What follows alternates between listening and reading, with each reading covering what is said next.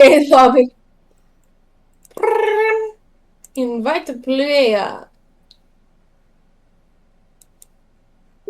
Yeah. Sweet.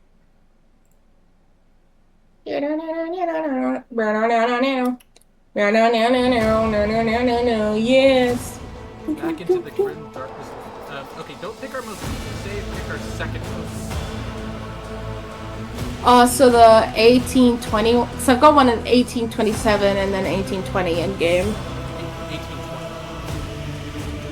Okay, cool.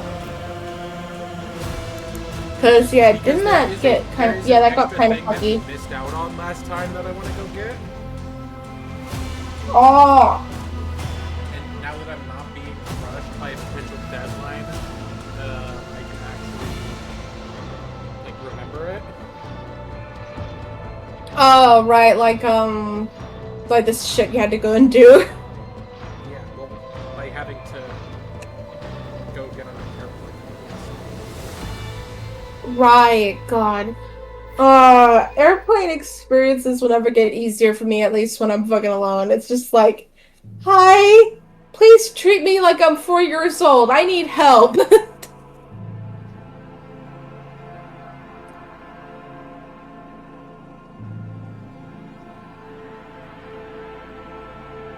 It's like, at least now that I've done it, also loading screen. Come on, dude. At least now that I'm like, I've done it, I've got. That was also part of my extreme shock and like kind of like cognitive dissonance going on when I actually got to America. Because I'm like, holy shit, this hasn't been one 30-hour long fever dream. That I'm actually in a different country and like, Alright, not illegally yet, magically. There we so, go. so let's see. Where are we? Apply. Yeah, here we are. Perfect. You see Meow. that door right in front of you? Yeah, the Yeah, oh, it just go actually through it. doesn't have anything when you hover. That just that one. Yeah. This one. Okay. Okay. Hey, let me try and remember Alright. my You gotta remember fucking what's in here. keybinds. Oh yeah. Health packs. Always good. Ah. What's up, guardsman?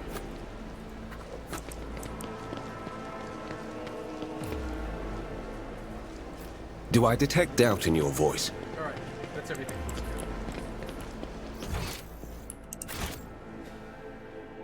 Alright, so Yes. we've got to be careful with the upcoming boss fight. Is a nasty fucker.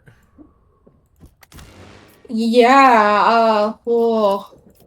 Fear.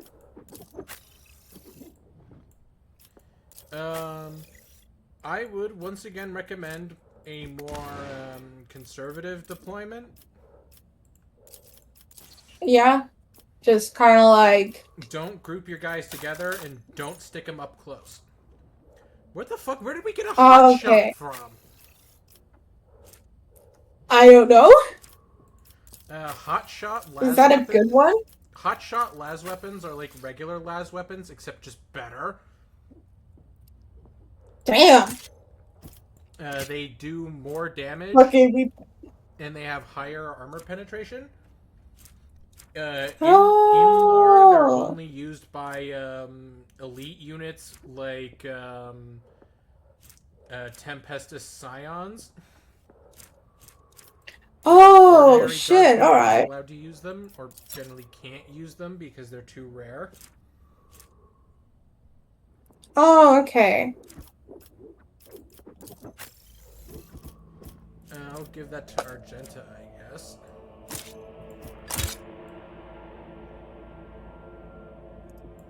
Also, like, it's like, hi guys. In the time that it took us to get back to this, I had a wisdom tooth removed. I keep biting my cheek because it's a bit swollen because of that. And I got possessed by a demon and spent What money on deeds await Project us? Sekai. Please fucking help. Local woman gets personally angry at Kanade Yoisaki. Whereas for my part, That's it. I went to a different state, then came back, and I didn't do much purpose. All I right. did light off fireworks, so there's that. Good old fireworks control holder. Also, I just remembered, Hey guys, my doctor wasn't in when I was supposed to go in, which I meant to go back in tomorrow, even though I have an appointment booked actually for the next week, so I'm gonna cancel that tomorrow.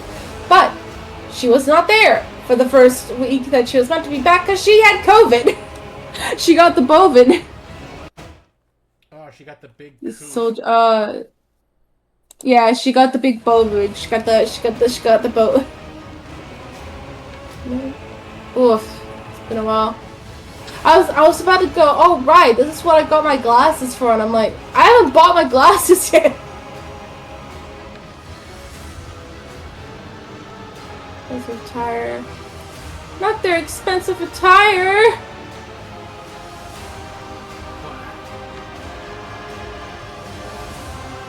Let's go, Stein.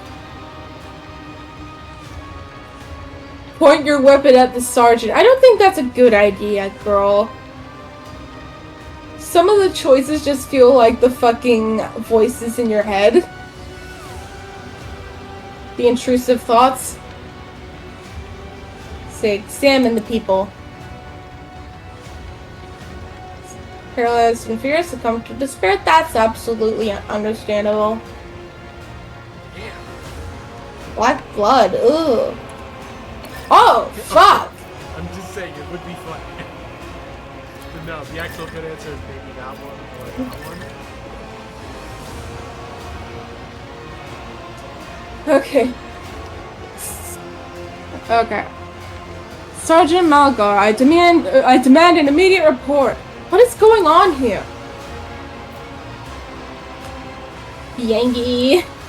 Our esteemed governor and his gang of cronies have been cowering behind us, and now, when things get rough, they thought they could scarp her and leave us here to die. We've shed blood for him and broken our backs for him, and after all this, you think that's fair, you piece of crotch shit? Oh damn, hit him with a baton. Grots are giant lizards that are used as like food stuff in the 41st millennium. Basically like, oh, you piece of cow shit. Basically, yeah. Oh. Damn. Damn. His head explodes? I guess he got shot.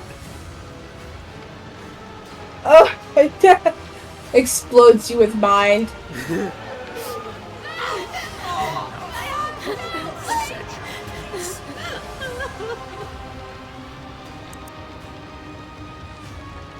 For generations upon generations, the nobles of this world cared for Raikar Minoris and ensured the prosperity of its inhabitants. And this is your gratitude, peasant? For killing a nobleman, you deserve to be executed where you stand! My mentor was right. The rabble truly have no honor. Get fucking angry, Disney princess. Go! I don't have time for this. I need to get to the shuttle now. Get to the chopper! Persuasion 100%? What the fuck? Dogmatic. What the fuck? I agree. Let us save your people and escape this place. Fuck the nobles. I knew you would understand. Fuck the nobles!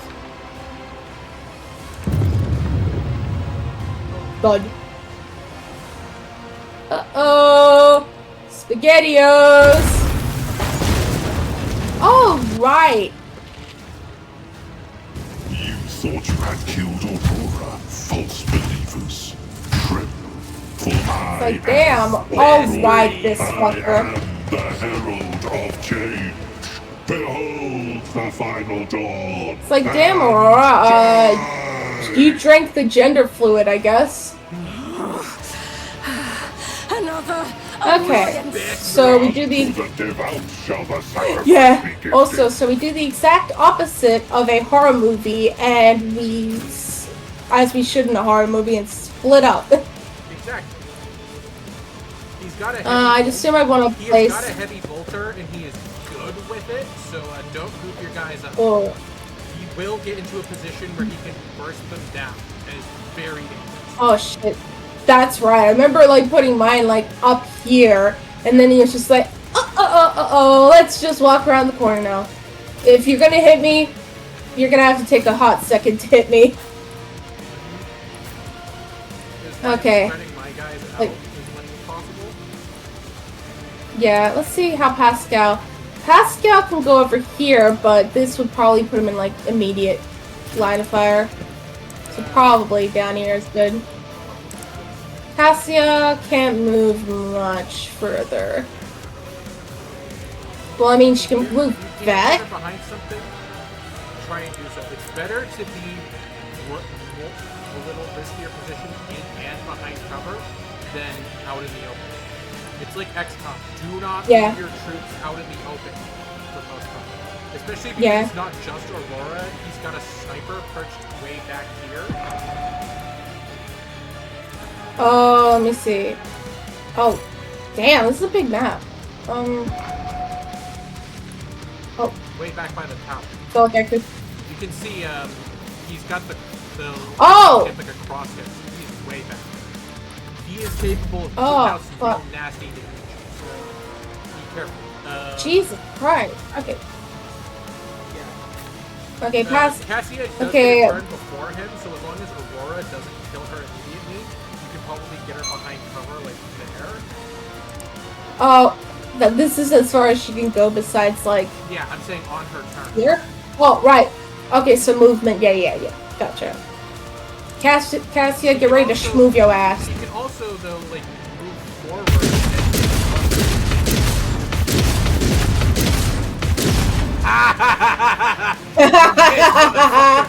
You idiot sons of war guard do nothing!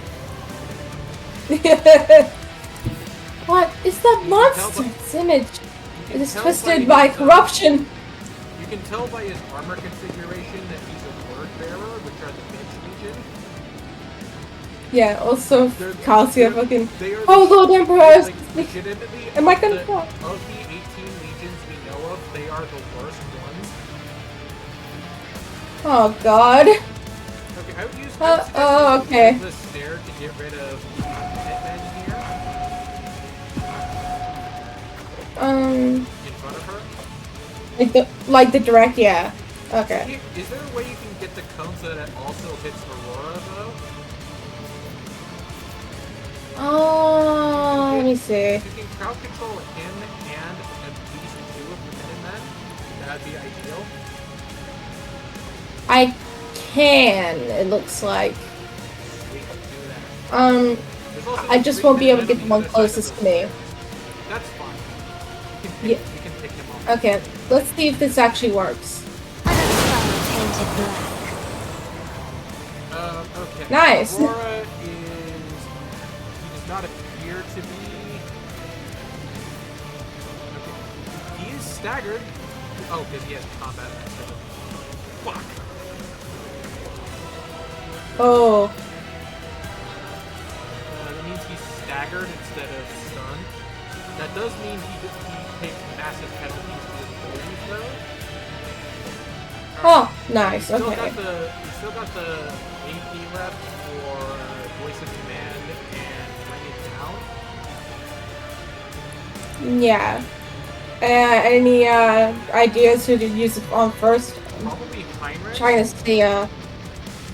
Yeah, he is like kind of in the front. So, my boy, for your bravery. Well, to me, there you go. Why is because he can start buffing. Yes, go my buffers.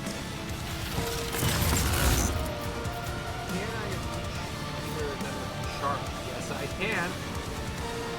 But of course, Lord Captain. It's risky, but your reckoning is due. Less little, like, annoying bitches in the way, at least. Oh, Cassia, that was quick. Give him glimpse of faith. Behold! Hopefully that dodge means that if the sniper goes for him, should be safe. Hopefully so. Yeah, okay. Let's make it quick!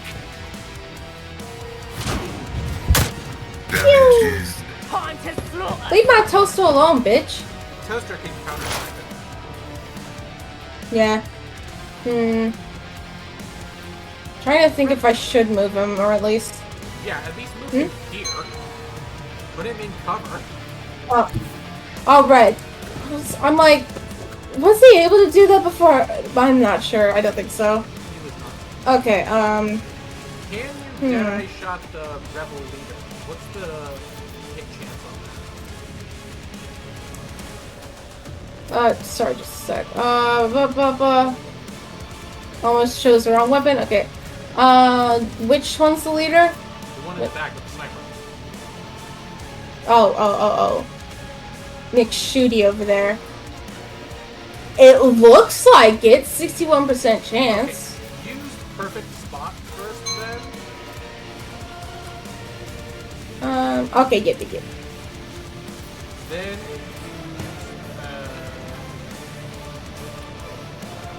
precise attack on, and then use Deadeye shot to try and hit the center. That should boost your chances to hit him quite a bit. Let's see when it just booms over there. Okay. 91! Let's go. Well, that hit him. He's still Okay. alive, but... Let's get to it. Yeah. Only a little bit.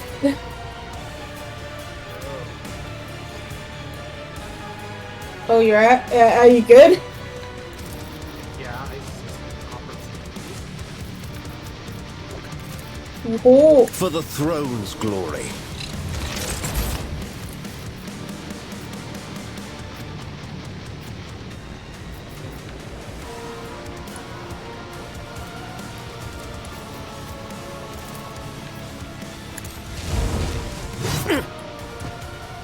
I'm done with this one.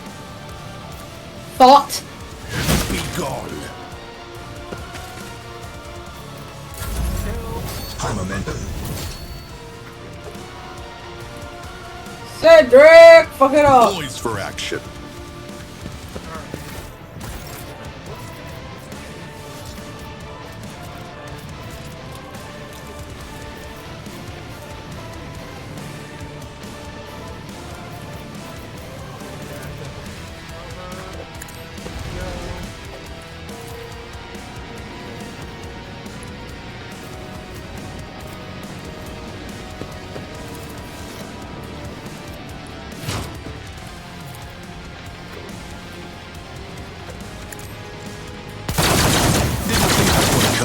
Did you? I know what to Your do. weakness. Oh! If I'm reading the fucking cue right of fucking turns, then your wife is up next. They won't expect this. I always thought it was like I was reading it the other way around. I'm like, oh, now this makes a lot more fucking sense. I will bathe this battlefield in righteous fury. So, I get that they're trying to hype up the fucking, like, battle villain guy, but, like, I feel like Argenta specifically should not be... Faith without deeds is worthless. Doubt is for the weak. Why I was chosen. Any other regular faction, actually? As the Emperor commands, yeah, that's kind of weird. Don't be so insecure, Argenta. You can beat rejoice his ass. in battle. Actually, one of the first... I'll do it. Battles, the systems of battle That is not the Emperor's will. what was called at the I time am the his Terran will Crusade, made and manifest. is now called the First Terran Crusade, because they did another one. Very different type later on. Faith without deeds is worthless. Basically, what happened was the guy who found the system of battle and lead the Doge Doubt is for the weak. As the Emperor commands, I act. Anyway, I'll do it. He had initiated a Faith without massive, deeds is worthless. purge of all humanity because it made his bureaucrats all tingle, I guess. Okay, so Oh, how close can you get? yeah, I could only like get. Like here, Whoops. maybe? Yep, I can get there. Right? Yeah, and I can get like 2 blocks further ahead, but it's like direct line of sight of fire. Yeah, I would just go there and stick to cover for now. Although Yeah. I guess you could use ward him. That's true. Should I? Yeah, I don't think you're gonna get any better chances for it, I guess. That could give us a Fair. chance to do something useful. Yeah. And time. We're gonna have to get you some movement. Yeah. Oh, Jesus! I'm enraged!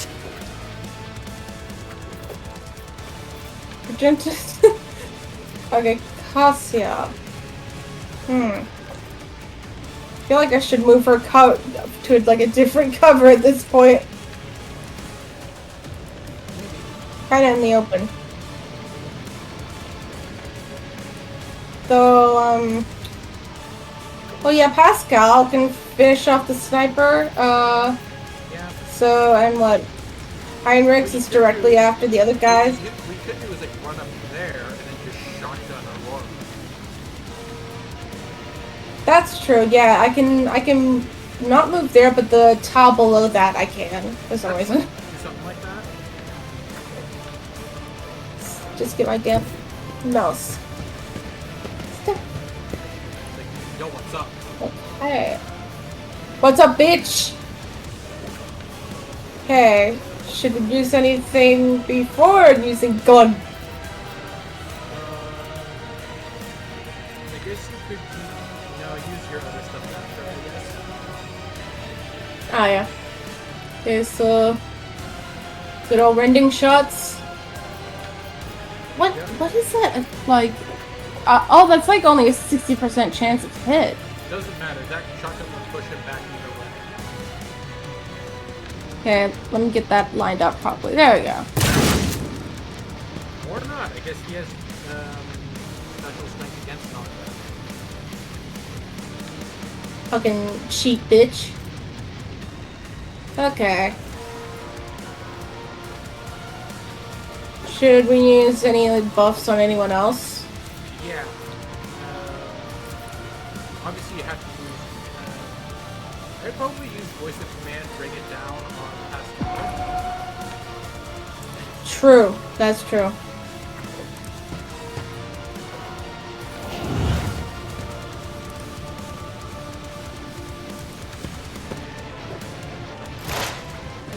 Also, do you think, because I was hearing her Lord Captain fucking thing, do you think they made it so even the women are called Lord Captain Rogue Trader-wise because they didn't want to have to do the persona thing and pay voice actors to say ladyship? Yes. I would use, Okay, I so... wouldn't take any shots. I would use analyze enemies and then expose weakness on Aurora. Yeah, that's fair. 5 exploits, which give him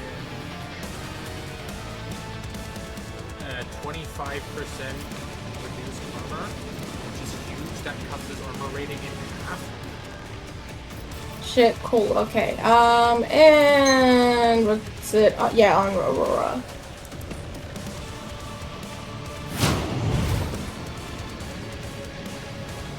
Alright.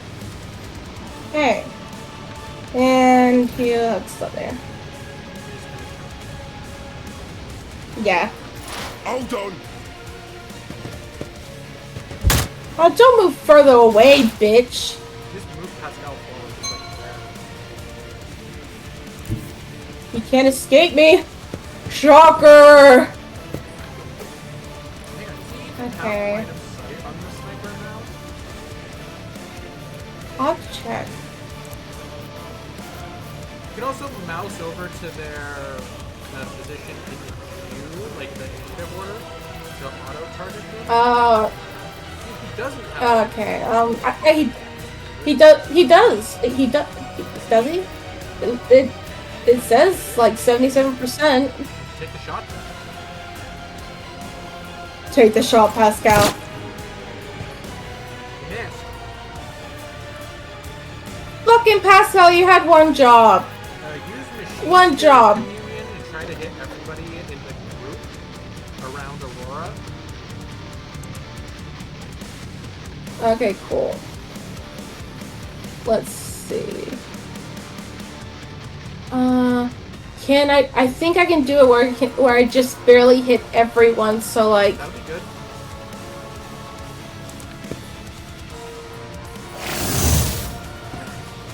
Alright. Good twister. Yeah. Good job doing that on a fucking blade dancer, idiot. We've already got that.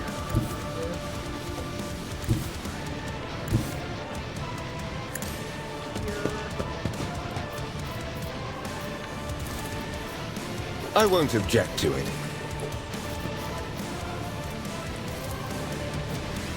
Let's see to it.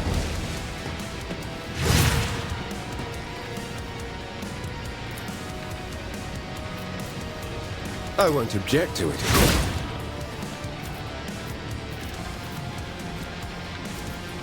Let's see to it. High momentum.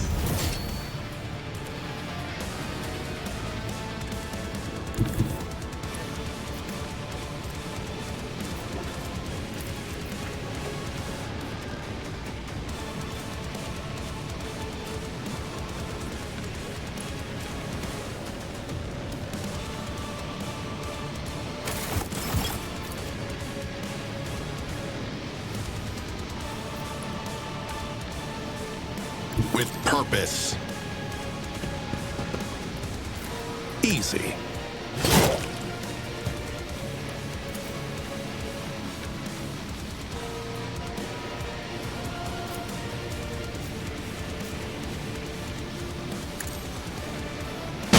Better not be intentional.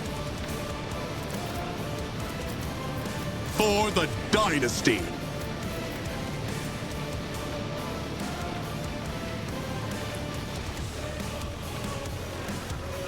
I know what to do. Apologies in advance for this. As said, so did. Oh. That worked. I don't know if it has to be. It missed both. Yeah. Oh. That could mean that you all have. Yes. Okay. You guys will all have an additional HP and 3 movement points. I know what to do. Nice. As said, so done. Really? Let's set this in motion. They won't expect this. Contemplate your weakness. 50% in a row. Hit the 4th. Okay. Hey, she's still prone for another turn? Fuck me. Oh, God. Shit, what do we do here?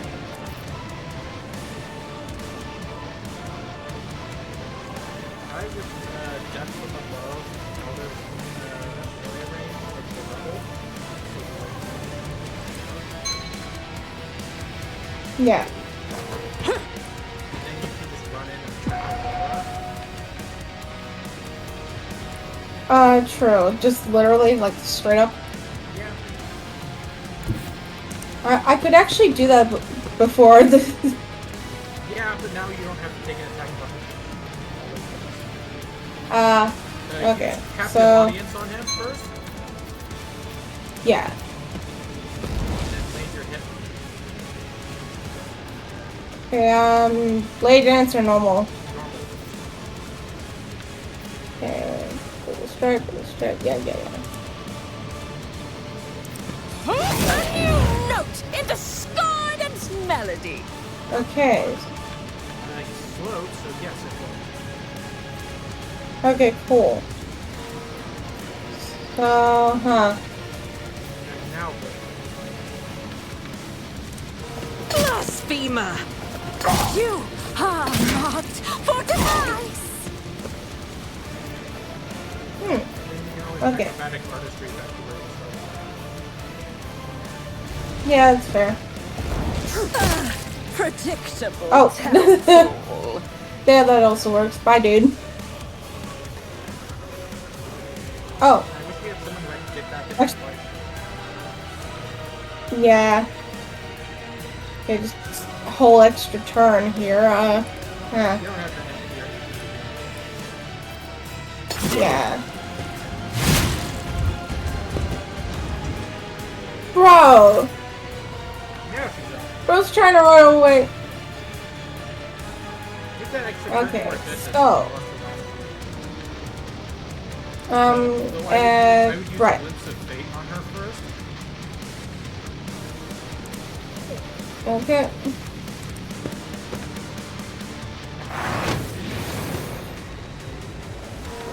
Okay, so, yeah,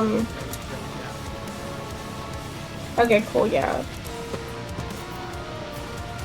Alright, fuck it. There you go, last girl. time. Not now. I'll do it. You're going to the glue factory, Aurora. Then Oh, try using there goes Golden Posse Rays. again. Let's see. Can't hit him. Doesn't look like it'll fish him off, but it'll do a good bit of damage. Try to die with grace, at least. Oh! Got him. Well, I stay corrected. That, Pascal, let's see. Pascal, can you hit him from this range? Let's see. Yeah, I can. Use analyze But enemies that's first, 52. Yeah. then use precise attack. Okay, cool. Which? Oh, yeah. And then use Deadeye Shot. Actually, wait, you have enough AP left to also use Perfect Spot? Oh. Shit, okay. Do I? Oh, yeah. Now use Deadeye. Cool, cool. Yeah. This is 91, so you better hit fucking Toaster. There you go. Pew pew! Pew pew pew pew pew pew. Alright, we got some heretic gear. Ha! Surviving an encounter with a heretic Astartes is not that rare. It's rare if you're like a regular ass guardsman, but Yeah. for a rogue trader's retinue, it's not that bizarre. My mind is focused.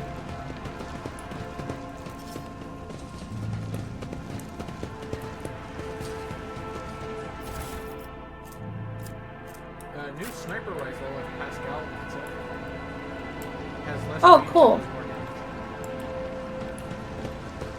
Oh. Hmm.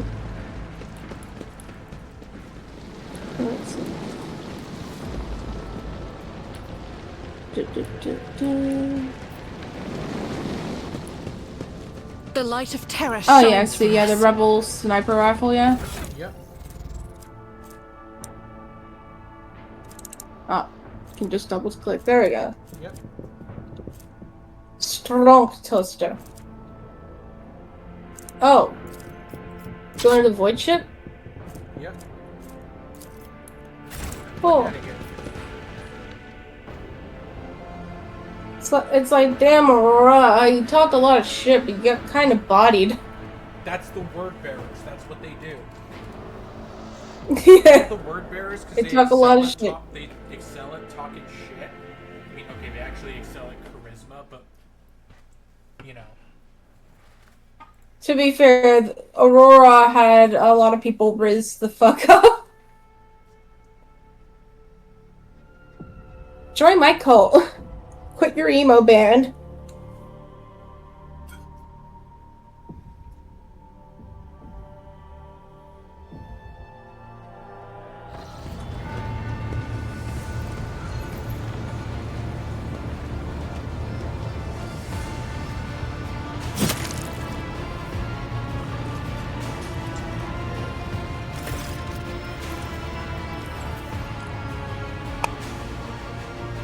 Oh, Bane's back.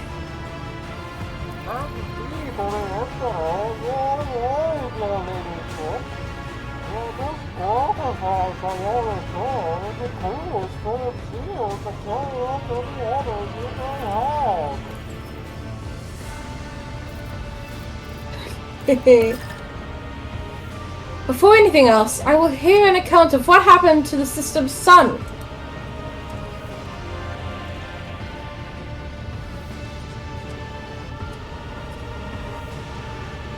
But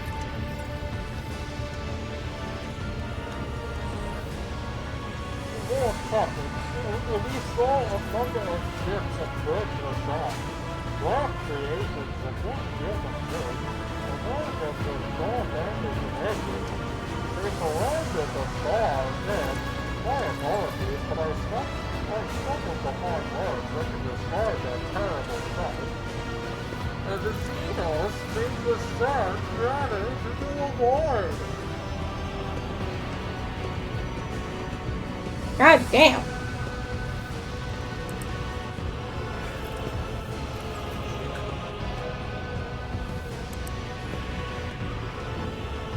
Oh, what, Avalor?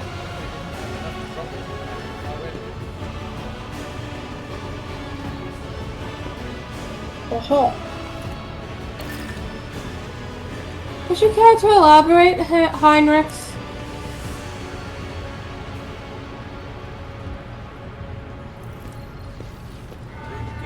I'm talking about Xenos. The Eldari, one of humanity's most ancient enemies. More specifically, the design of their ships matches the description provided by the monsters. Also, the entire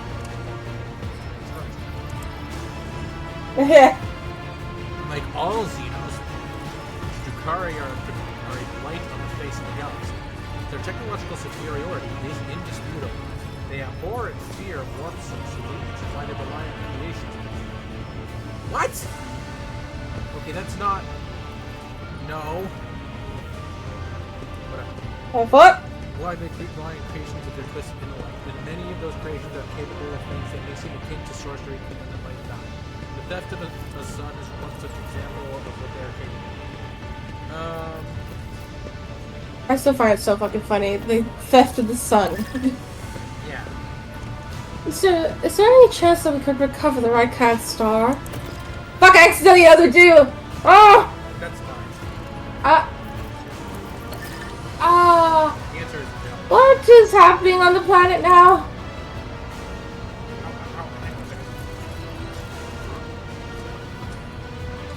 Psychic damage.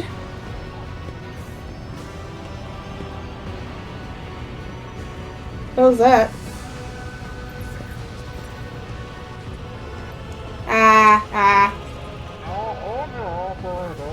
Reported numerous uprisings and other manifestations of the Archimed's powers at various locations on the planet. Based on the fact that some communications picked up by our box operator, there is practically no resistance being operated or being offered by the government sources. Millions of people are converting to the blasphemous final dawn cult and mass and assembling in prayer circles. Oh.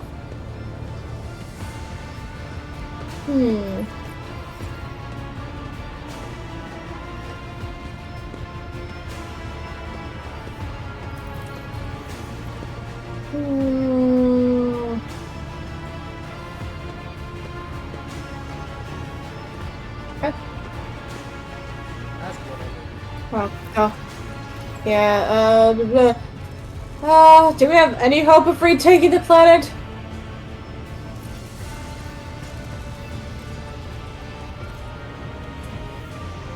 Oh shit. Yeah,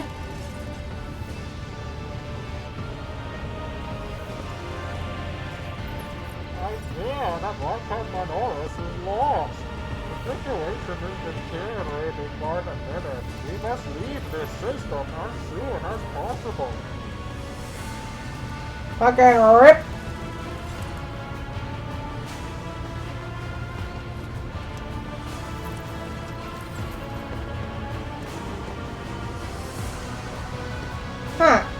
turtles.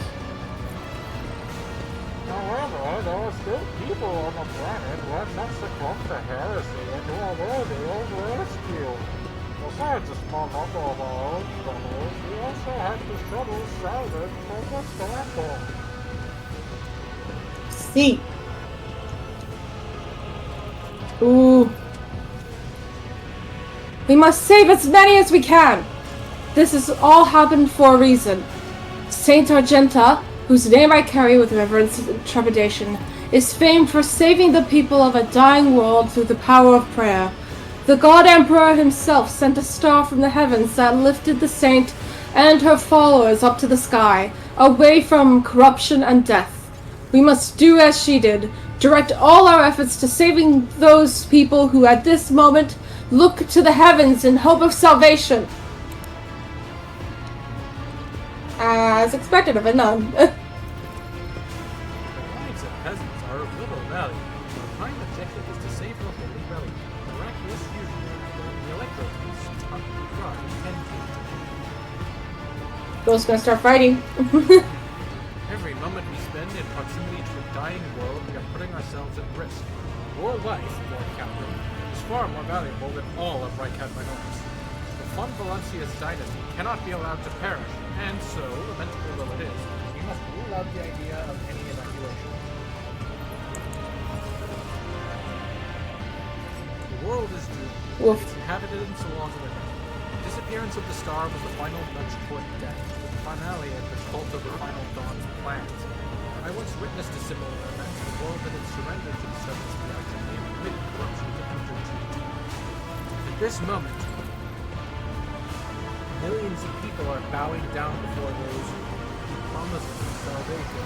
They are willingly giving their souls over to chaos, a sacrifice great enough to bring forth a demon. Our only hope of stopping this process is to retreat to a safe distance from the planet and conduct targeted bombing of the Electro Priest's monastery. If we blow up the reactor, a thermonuclear reaction will follow. The world's oxygen will evaporate, killing off the entire biosphere. In doing this, we will save millions of souls from a fate far worse than death. We will save Reichad Minoris from becoming an outpost of the Virgin. Jesus. Only death can rescue these people. The Undying One has reached out his hand to this world. It is time for him to reap his harvest. We must not reject his design, lest millions of names never reach him, and instead perish in the depths of the Empyrean. Death is a mercy. Domin bids reach here. Empyrean is another name. Whatever fate you choose for this world, I urge you to make with haste, Lord Captain. The planet is burning in raging flames of crimson and purple. I can see it even from orbit, as I do see that the storm is already upon us.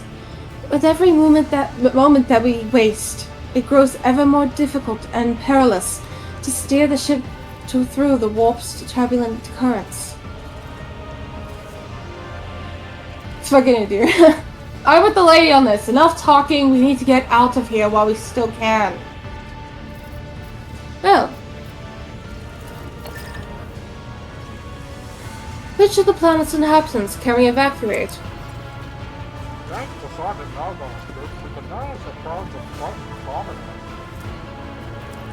Prevent them from overwhelming us probably.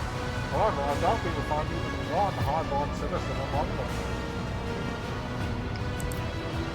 Thanks to you, we've salvaged many shuttles from the Starport we can now use. I would say... Yeah. The miraculous fusion reactor must be saved.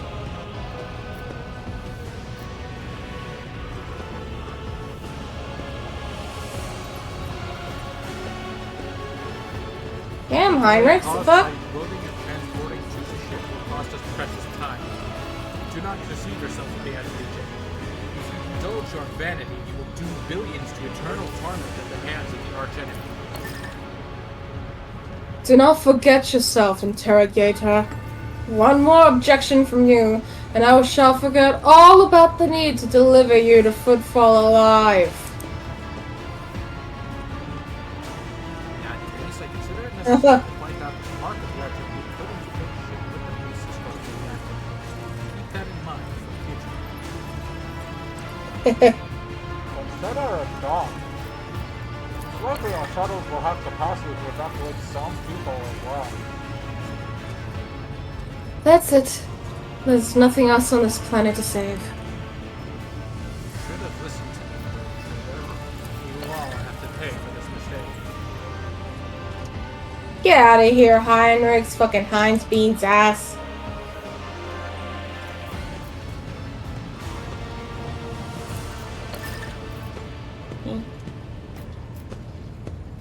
Magos, why don't you assume control of the Technomats?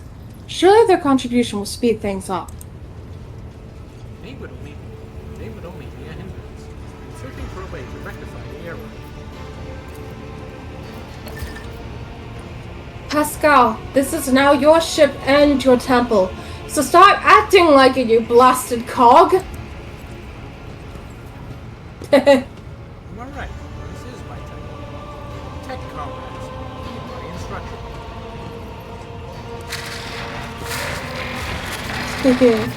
Actually, you know what?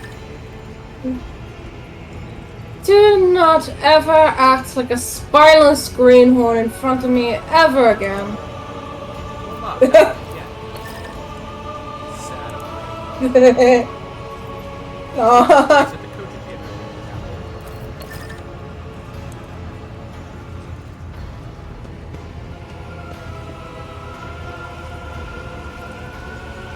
Filled with dozens of viv screens make your eyes water. Yeah, that's a general optometrist appointment, man. Get to the warrant chamber. Servants of the machine, heed my command. Acolytes, prepare the incense instrumentation for the liturgy of the machine steward. Initiation. Senior technomats recite the prayer to generate the current data. Operations will be hard-coded. Campanological protocol. Omnisire rejoice. Man, I would have fucking been stupid and ended up pronouncing it as propitation. I must inform you that, for the purposes of safety, complete reassembly of the warp segment and updating of its data strength lessons are required. If this is not done, at launch, volume aggregate calculation errors could result in the destruction of the data cores. We do not have 100 hours at our disposal. As we do not have 100 hours at our disposal, we must omit this procedure. Minor deviation from the right of operation for the sake of the spirit.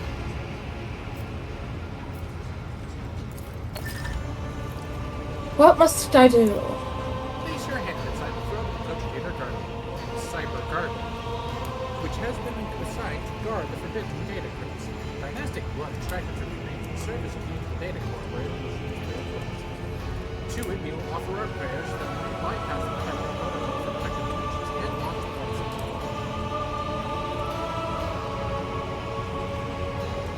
Warp sextant. Sex! Laws of the other side know no exceptions. So in this ritual, I will remain at your side to placate the wrath of the machine spirit whose will be broken and true. Follow my liturgy, Captain, and may you listen to this blessing. It's like, fuck. Might as well fucking...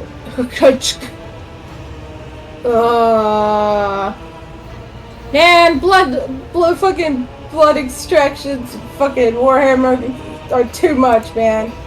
Blood tests are bad enough. Yeah. Blood tests would be horrible in this universe. Blood tests would just use regular.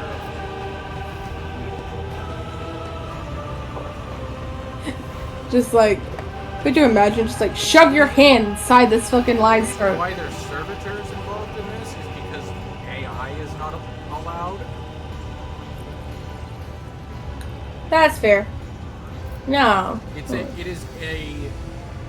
an ingenious and horrifying solution to an unbelievably stupid problem. Yeah.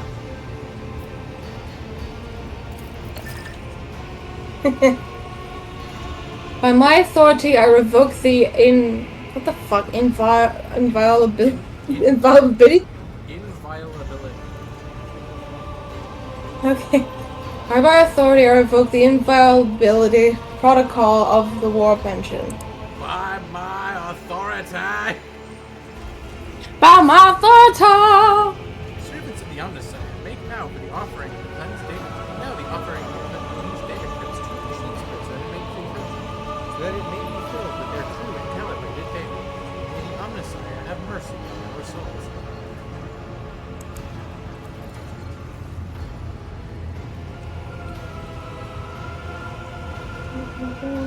I can spin. Yeah, that's fair. Damn. That bitch thirsty. This mechanism awakens renewed purity.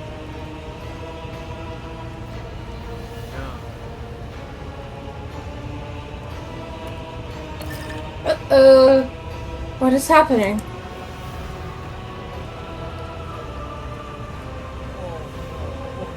Oh no! Oh no!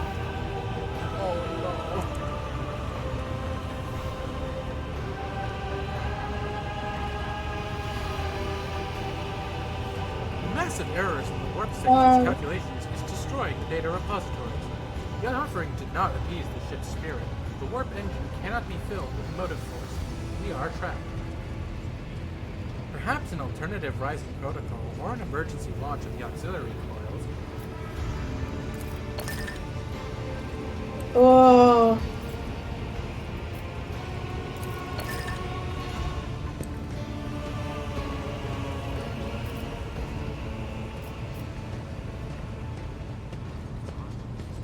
Huh.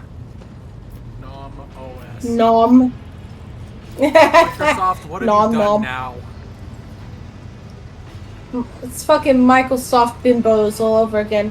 Machine Spirit, can you hear me?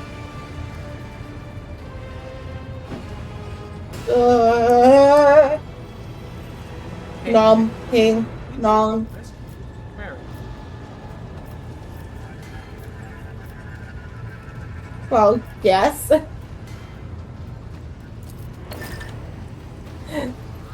Machine Spirit, this is the Lord Captain of this vessel.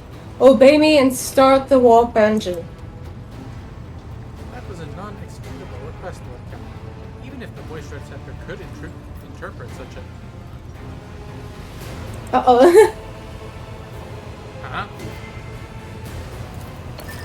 Pascal voice. What the fuck? This is an unexpected complication. Register. Warp sextant activated. Register. Data stream stabilized. Register. 0 data errors found. Reporting. The warp engine is ready for translation. It's like, I don't know how the fuck you did that, but good enough. I am also reporting evidence indicating a Category 3 miracle. Fulfilling the criterion, thou shalt witness the mechanism that toils in glorification of its function and in defiance of deactivation. Bitch, I'll be calling my fucking ability to spark fucking Kanade within 2 days of fucking Category 3 miracle. Lord Captain, Bravo here. The crew are Oh, almost he's finished carrying out back! the orders given earlier, and I just received confirmation from the engineering calls. I don't know what they did, but the warp engine's up and raring to go. We'll be ready to begin translation to the warp here, ladyship. Fuck out of here. The Lord Captain speaking. I give the order to commence translation to the warp. Waiting for you to ascend Lord Captain's throne, Lord Captain. May the Emperor protect us. Now let us get the fuck out of here before something blows up.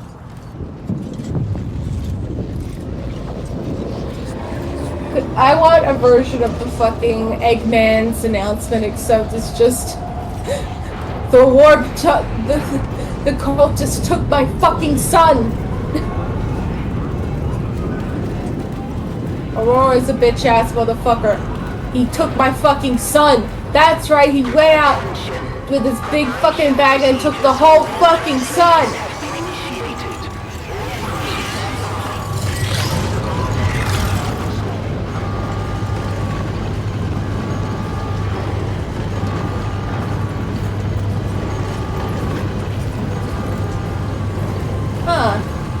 reminded that I never even figured out when this game actually came out.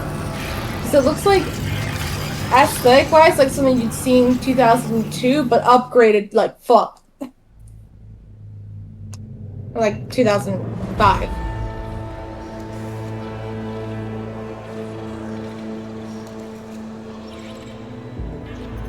The skull heads reminded me of Medusa from fucking Castlevania. As the void shift plunged deeper into the corona's Hey, expanse, Dira! the rogue trader's subjects bid a formal farewell to the late head of the dynasty, Magenta? Theodora von Valancius. Ah, yes. Having paid their last respects, the crew gathered their strength and braced themselves for whatever was to come next.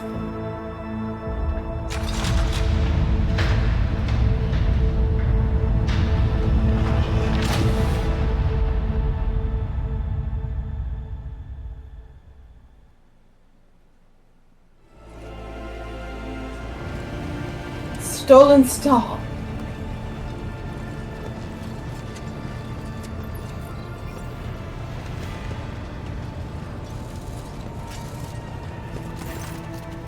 Lord Captain, allow me to report.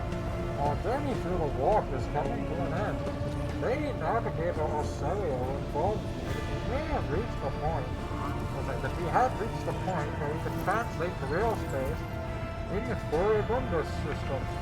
Lady Navigator and the pilots are awaiting our permission to begin the process. The Furibundus system is home to Footfall, the only Imperium outpost with a functioning warp in the Coronis expanse.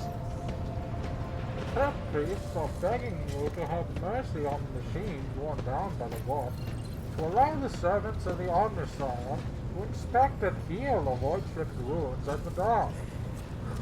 The prayers and rituals will take some time, which our ascopathic choir will use to establish a connection with the prime words of your protectorate, Daganus, Janus, and Kiava Gamma. I almost read Footfall as football. I'm so fucking... Master Zachary Wise has recovered an invitation previously adrift in the Imperium. The Legion of Football has humbly requested an audience with the rogue trader of the Von Valancius dynasty. According to Master Zachary, the message was tinted with shades of pleading. I quote, "The Perenina Legion is anxious to meet as soon as possible." Footfall. The place where filth and sanctity go hand in hand. Reverend Hieronymus, really, bro? Doloroso. He's named after... Doloroso. That's named after the Via Dolorosa, which is the route that Jesus Christ walked on the way to his crucifixion. God damn it, of course it'd be. Reverend Hieronymus Doloroso will most likely expect a visit from me. I imagine he will be interested in talking to you as well, Beatrice. You may also remember it from its cameo in the 14 Words. No, not that one. The one from JoJo's Bizarre Adventure. I will be leaving your void ship when we arrive on Footfall, Beatrice. Once that is done, consider the Lord Inquisitor's task complete. Okay. Your ladyship, young Yvain Winterscale, has asked me to convey his gratitude for your hospitality and for saving him from certain death. Not wishing to outstay his welcome, he plans to disembark on Footfall. Lord Yvain swears he will not forget his debt to you. Okay. I hereby inform the trader that during a comprehensive system inspection, this unit discovered data clusters within the captain's cogitator that are concealed from prying eyes by means of a personal cipher and a sacrament of algorithmic authorization. Unit Beatrice von Valancius has been added to the access list, and I assigned the identifier Keeper 2. The unit can access the data from the captain's cogitator provided that she possesses the decryption key. Dr. Anthor has asked me to inform you that he and his arbitrators will be disembarking on Footfall, so they might continue their investigation. We also wish to thank you once again for rescuing his squad and sends his assurances that the Marshal will hear of the invaluable assistance you provided. Let's go through these one by one. Yeah. Are you leaving us time, Rex? The arrangement between the Lord Inquisitor and your predecessor was that I be transported to Footfall and no farther. I dare not take advantage of your generosity and patience any more than I already have been, Jay. Number 3 is so fucking funny. Okay.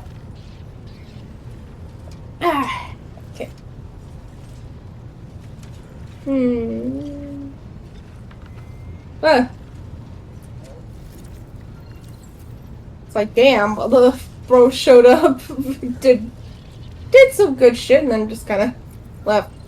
Well, I hope we meet again. True servants of the Emperor are always welcome aboard my ship. An interrogator of the Inquisition seldom gets to hear such words. Thank you for your hospitality, Beatrice. I will not forget it. No. Argenta, who is this Reverend Hieronymus? Hieronymus wants to talk to me. He's clearly named after He is the head. Yeah. Editor, he is the head of the Drusian. Just thwack. He is the head of the Drusian mission on Footfall and one of the most prominent clergymen in the sector. Paying him a visit is a good thing for any loyal servant of the Emperor to do. I assisted his mission before I joined Lady Theodora on her voyage. I need his blessing to accompany the new rogue trader of the von Valancius dynasty. If you wish to have me aboard your voyage ship, I request that we meet with Reverend Hieronymus. Hieronymus! Shed blood has washed away the taint from our bodies. It is only right that we now wash our souls with the blessings of the servant of the Undying One.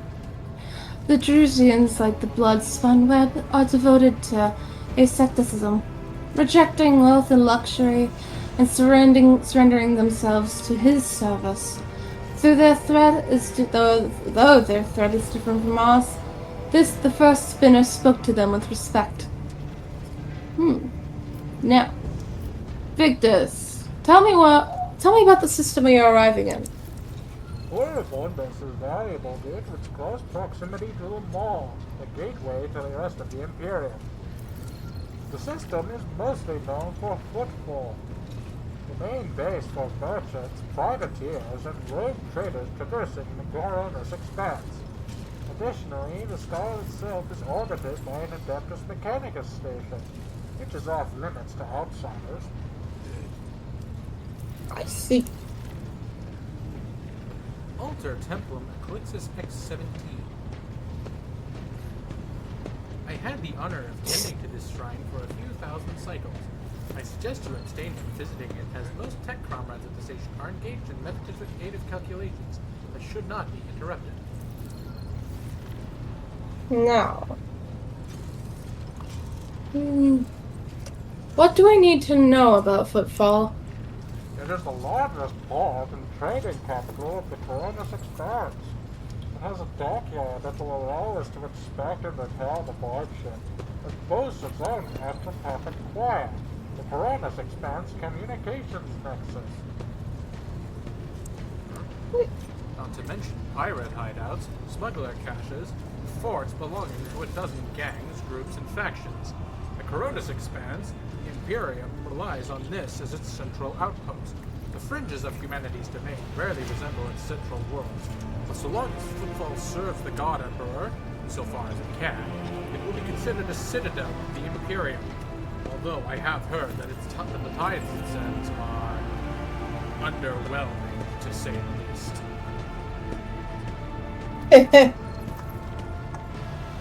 Due to Footfall's remoteness, it has developed its own rules and customs.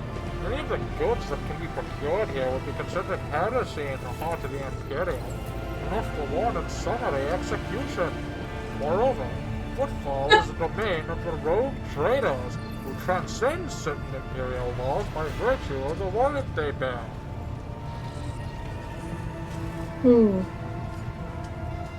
Abelard, do you know anything about the Liege of Footfall?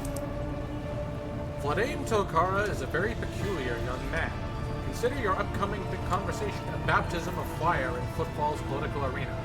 Such things are not spoken out loud, but Liege Tolkara is the appointee of the Cosmolica mission, the largest robber baron crime syndicate in the Calixis sector.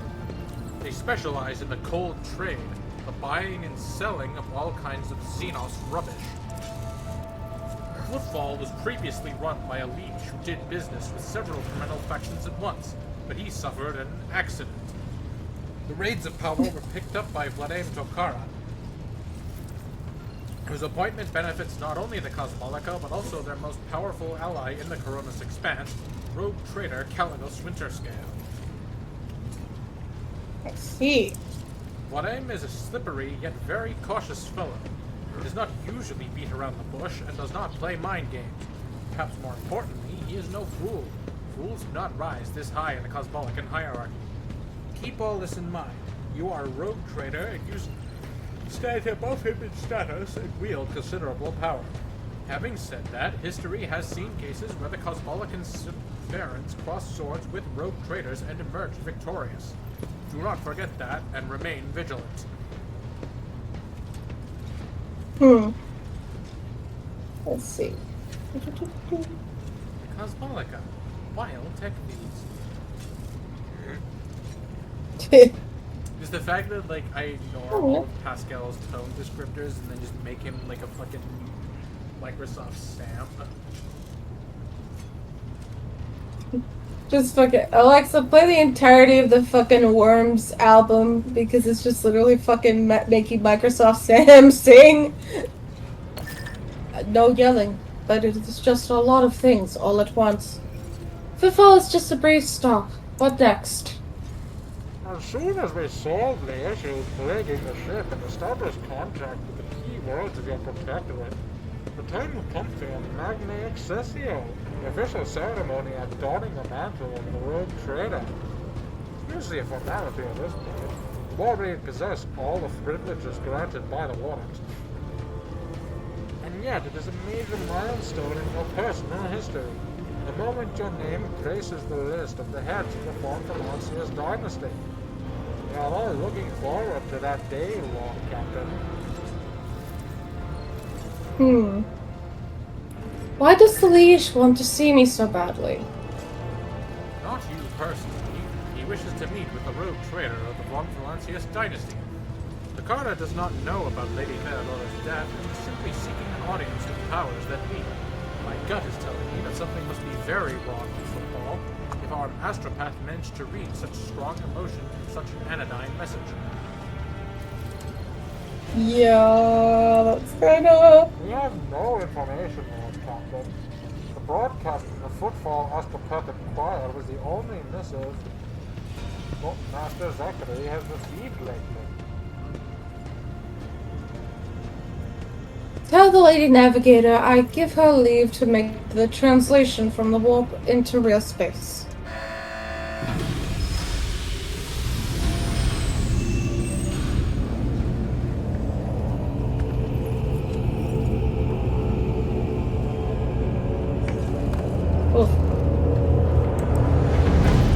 One more thing, Lord Captain. No one at the station knows about Lady Theodora's demise, and you inheriting the title. Liege Takara will be informed. It is required so we can use the dock. Besides, he is expecting a personal audience with the rogue trader. He will not meet with an unknown person of unclear standing. However, there is still the matter of announcing your arrival. You can either arrive in the station with the proper pomp and ceremony, or choose to visit it incognito. Tell me in detail how these choices will benefit me. According to Footfall's unwritten laws, rogue traders enjoy special privileges that exceed even the power of the League. However, they may choose not to exercise those privileges in certain situations. Arriving incognito will give you more room for maneuver, though an official visit will allow you to directly intervene in local affairs.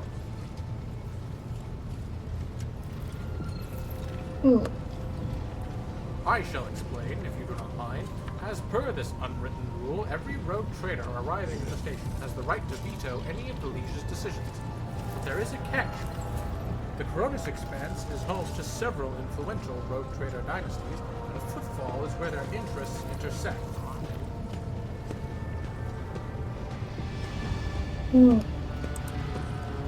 Of course, that does not prevent certain persons, namely Count Winterscale, from subtly pulling the strings on football. If you, as new rogue trader, start your career with an official landing and a parade in your honor, the other dynasties may see this gesture as the newcomer challenging the sphere of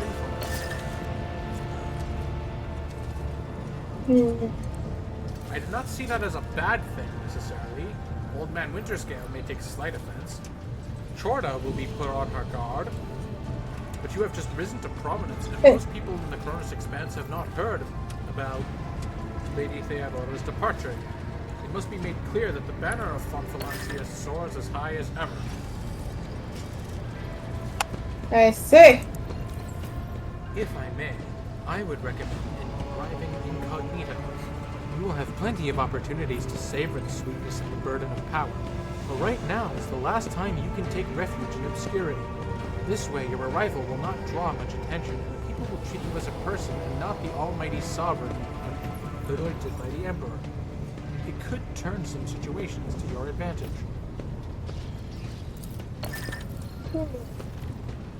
I've decided. Tell the Liege I will arrive officially as the rogue trader. It will be done, Lord Captain. With your gracious permission, I will return to my duties.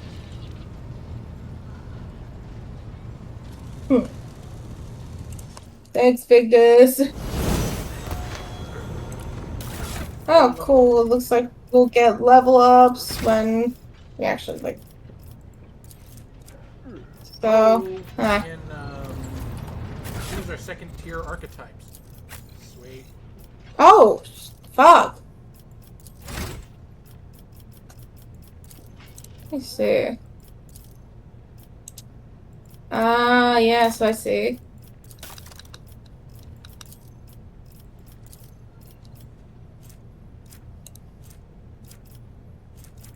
Ah, yes. Assassin, Master Tactician, Arch Militant, and Executioner. Okay, so there's a bunch of different things here. Assassin is fairly straightforward. It's about creating openings that you can use to hit for massive damage. Executioner is about stacking damage over time. Arch Militant is about giving yourself bonus turns to hit more and hit harder, and varying up which weapons you use to do so. It's the gun sword style. And then Master Tactician is about building stacks of tactical advantage, which is a unique resource that you can spend to give yourself major boosts. Yeah. I would recommend Assassin or Executioner. Yeah, let's see.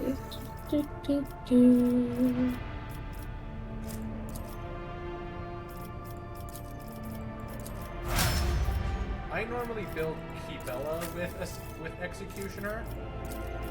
Same with Heinrichs. Yeah, that's fair. Might go for Executioner since I'll be probably throwing my ass out there. You can also do Assassin for that. Assassin's basically the single target pick one. So you just like you pick the target and then just hit them hard as possible. It's pretty fun. Yeah. So yeah, it depends how many units will be in future battles, because if it's a large amount, then Executioner feels like it'd be more endurance. You generally want a mix of single target elimination and crowd control guys. Yeah.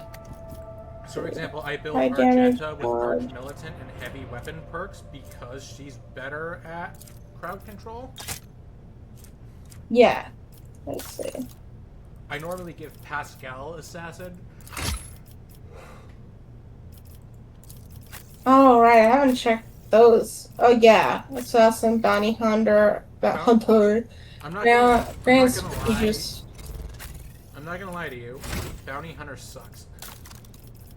Yeah, it sounds like it would. Like, it's a cool concept, but it just never really works well in my experience. Yeah, There's just that's something fair. I'm missing, but it's never really been particularly noteworthy. Pascal, Yeah, that Grand makes sense. Strategist also sounds interesting, though.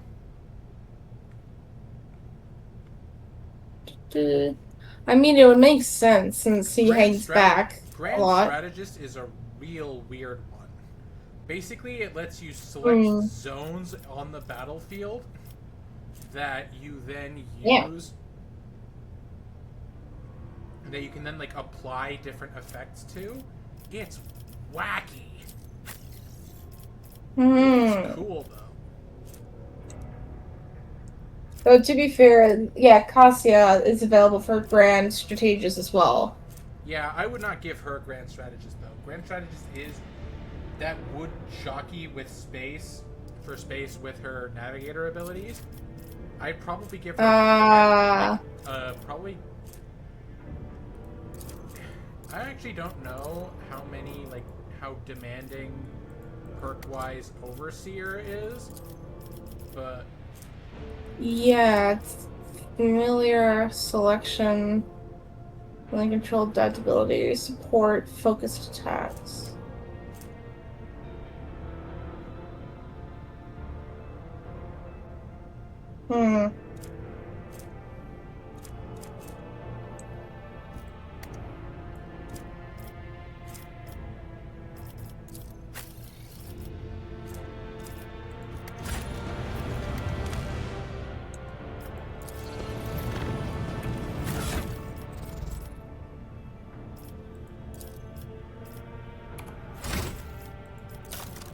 Okay, let's see. I would just say between Executioner and Assassin, you take one, Keepella takes the other. Easy way to split the difference. Yeah.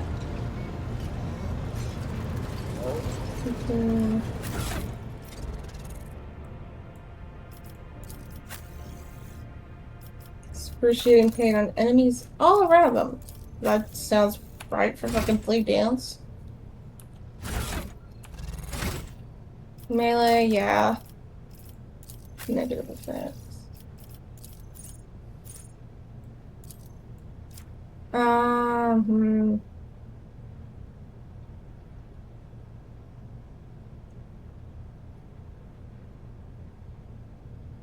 Okay, the dodge will pop. The dodge from Assassin might help actually more. So.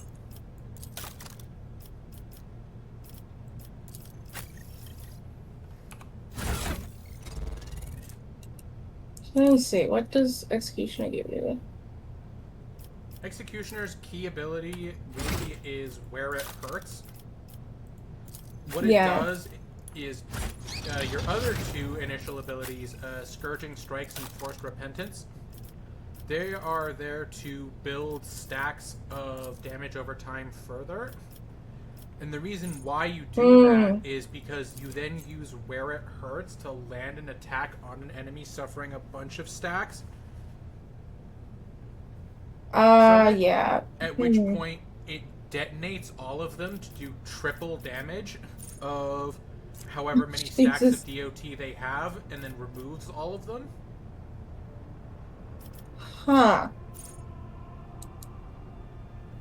It can do some disgusting amounts of damage late game. Especially for someone like Heinrich, since he gets the ability to do poison damage by default with his melee attacks. On top of caused by Forced Repentance. Yeah.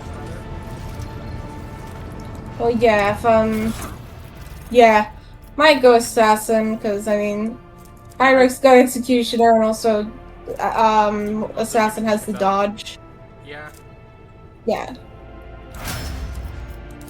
Bella. Oh, I haven't actually done all our ranks. Speaking of Bella, you should probably give her an extra sword and also that great sword.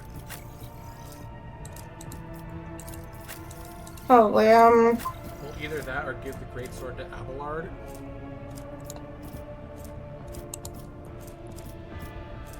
Either one.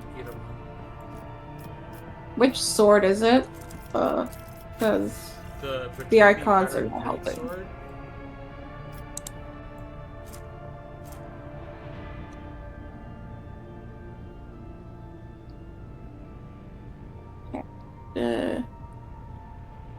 Yeah.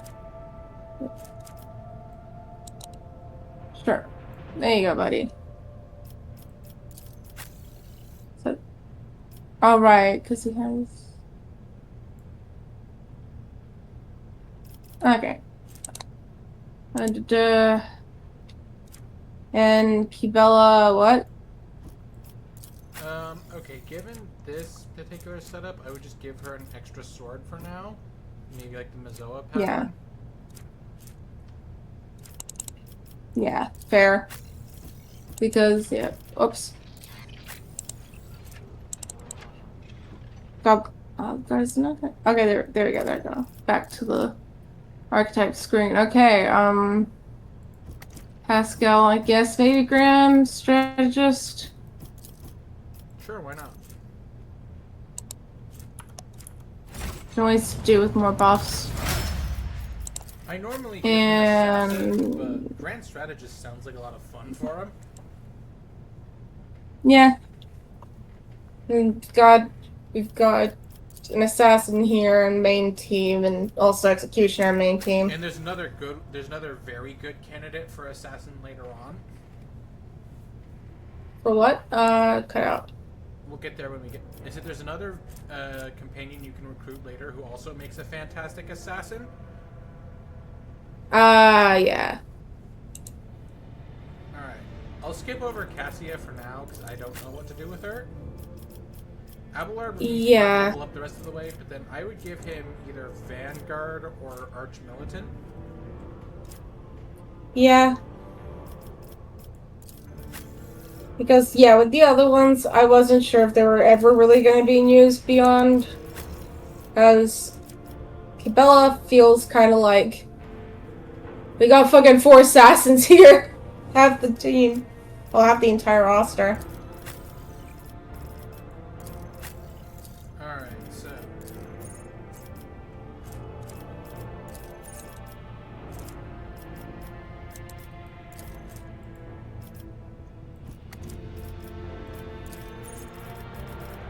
So, with Abelard, the available characteristics, skills, pick whatever. Okay. The talent next level after that.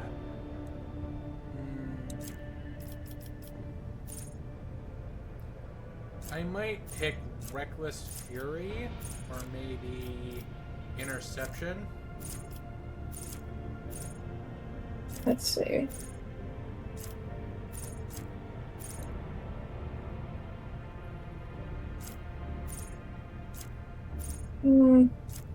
Reckless Fury sounds alright. Critical hit. And like skills, athletics, I guess. Characteristics again. Common talents.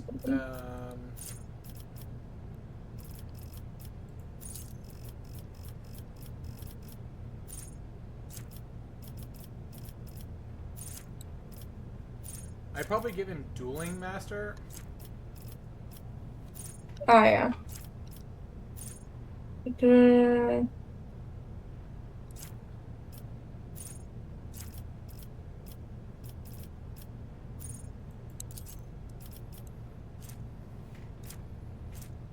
Then for Daring Breach... Wait, hold on. Do you mean Dueling Mastery? Yes. Okay, yeah. Okay, and Daring Breach, right, which one? I would go with upgrade 3. Ah, yeah. The priority targeting I don't give a shit about, but the bonus to parry and deflection is very good. Yeah. Hey, no.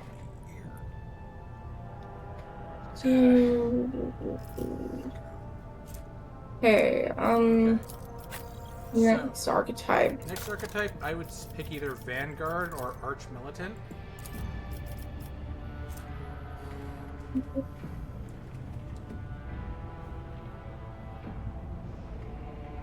Yeah, Vanguard, sure. Vanguard is making him tanky as fuck. Tanky as fuck, boy. Alright. Gira. Oh god. Yeah.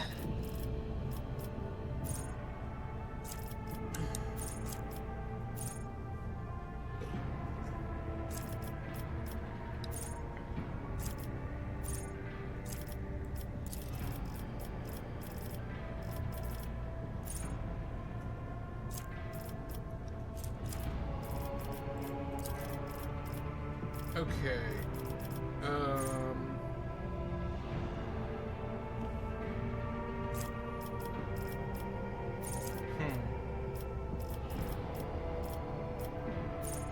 Yeah, I'm gonna be honest, I have no idea what to give her for this.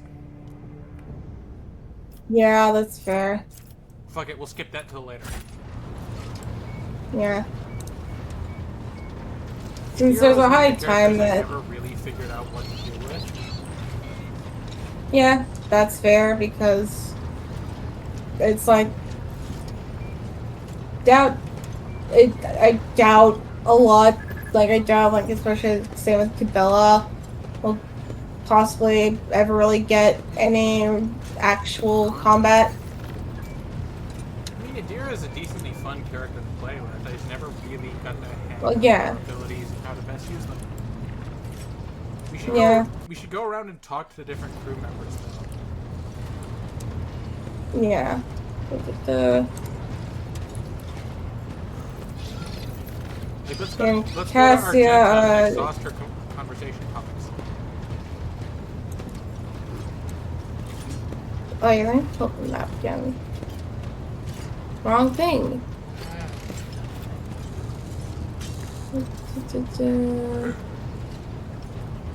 Map, right? Oh, yeah.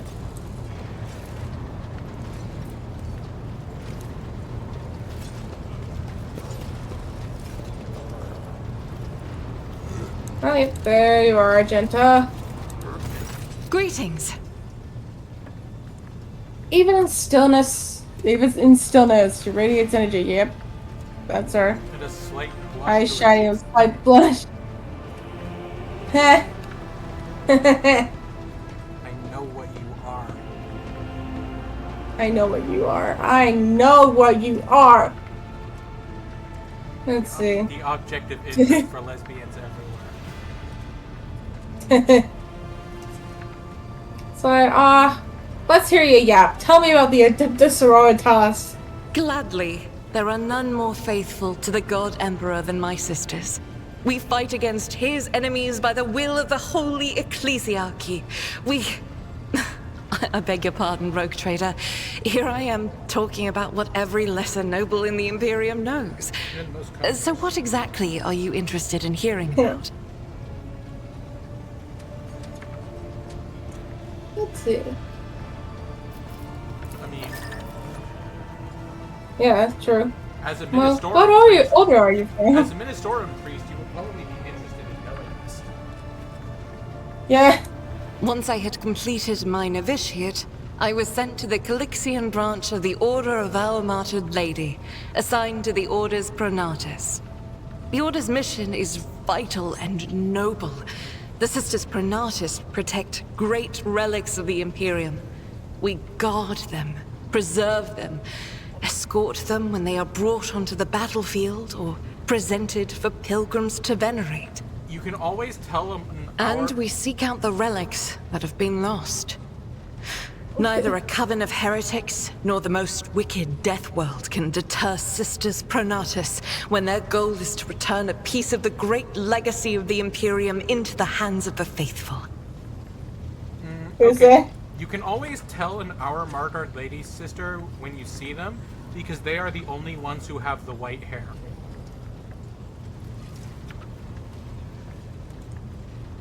That have the what? Because the white Discord hair. just cut you out. They're the only order Yeah. of sisters who Sure. do that. And it's because the martyr whom they are named after had a psychic vision that gave her white hair. Yeah. Lord Imperium. Even if that does make their minis end up looking a little bit like Ago Gablodian.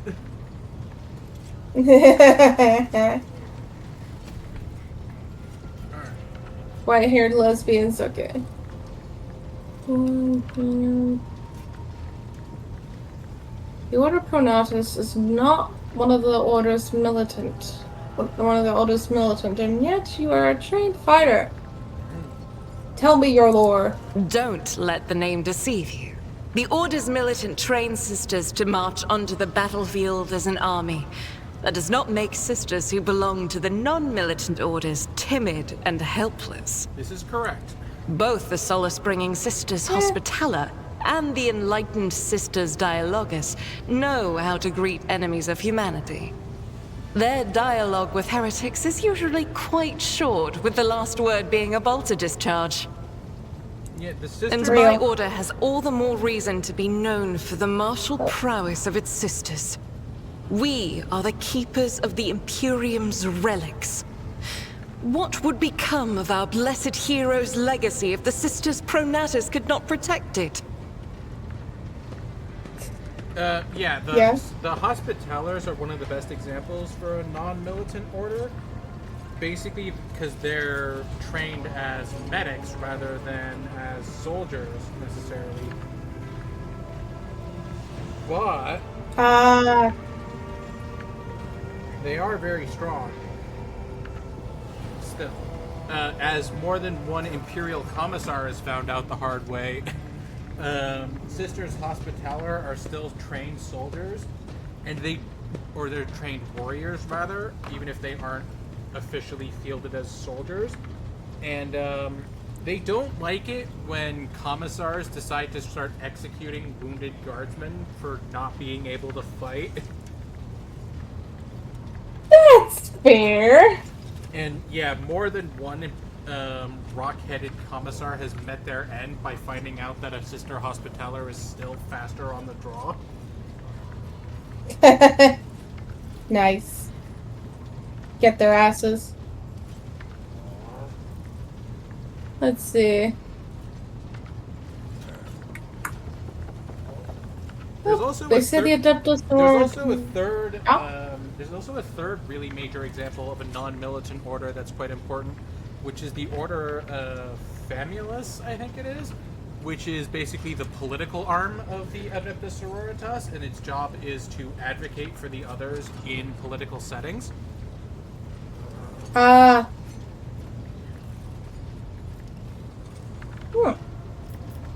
Hey.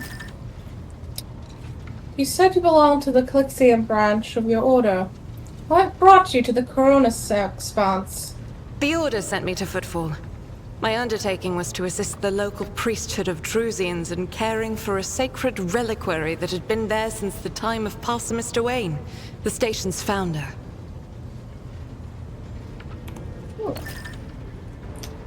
Are there any other members of the Adeptus Sororitas in the Coronis Expanse?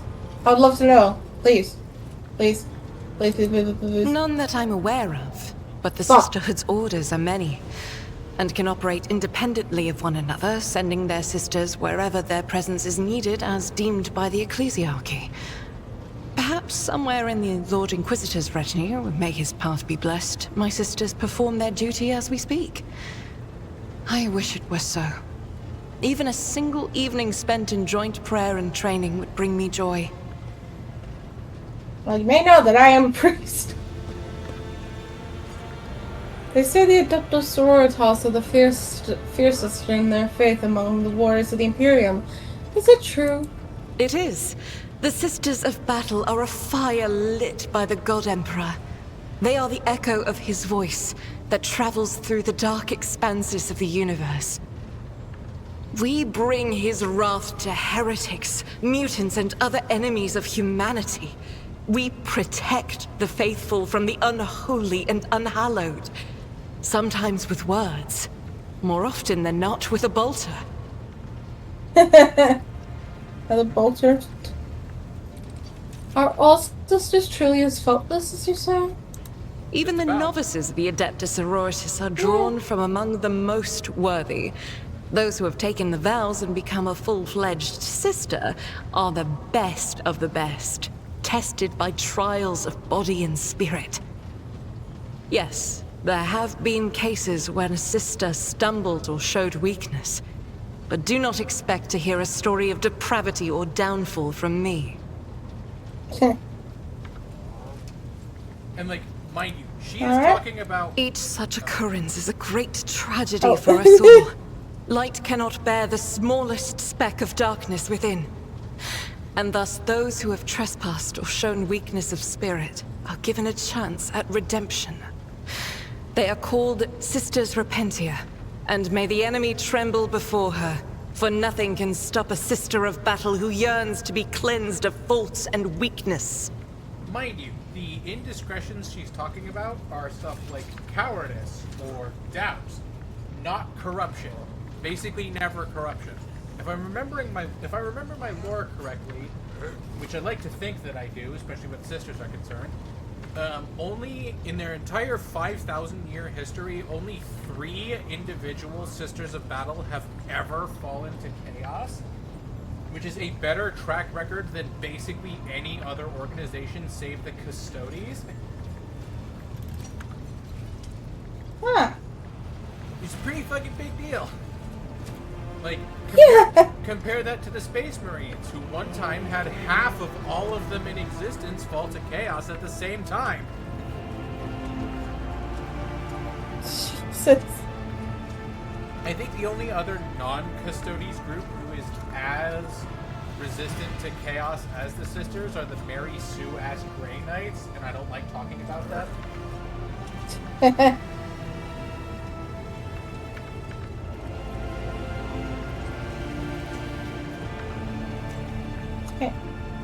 Wearing nothing but robes, no armor, eviscerator in hand, those sisters who have once faltered find repentance on the battlefield.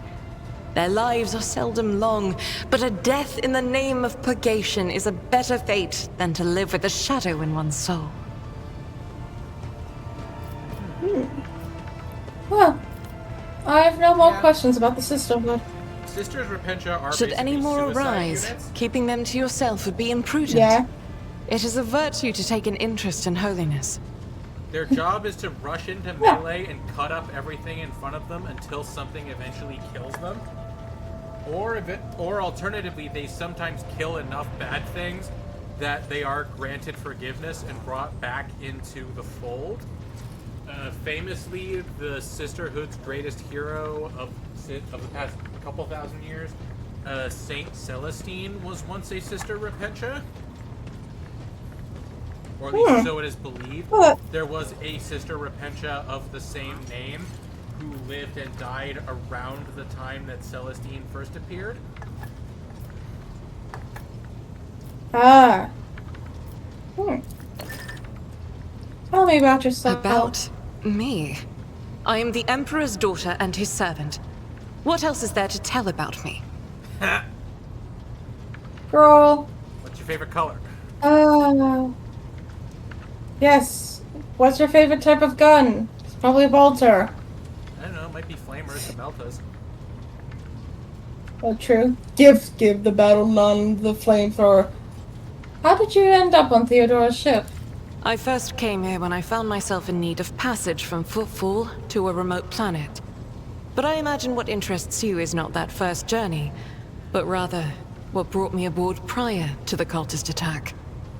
That story is complicated. It just so happened that Yes? Yeah? I made a mistake. In a moment of laxity, I was ambushed by the accursed followers of the archenemy. I was badly wounded. Lady Theodora came to my aid and brought me aboard her ship, where crew attended to me in my weakened state. It all happened not too long ago. I had barely recovered from my wounds when the cultists struck. Truly, the servants of evil know no rest. There is no place where we can be safe from their machinations. Damn. Where did this happen? On one of the recently discovered planets in the Expanse. No one suspected that it had already been tainted by the filth of heresy. Had I known it beforehand, of course I would have been on my guard.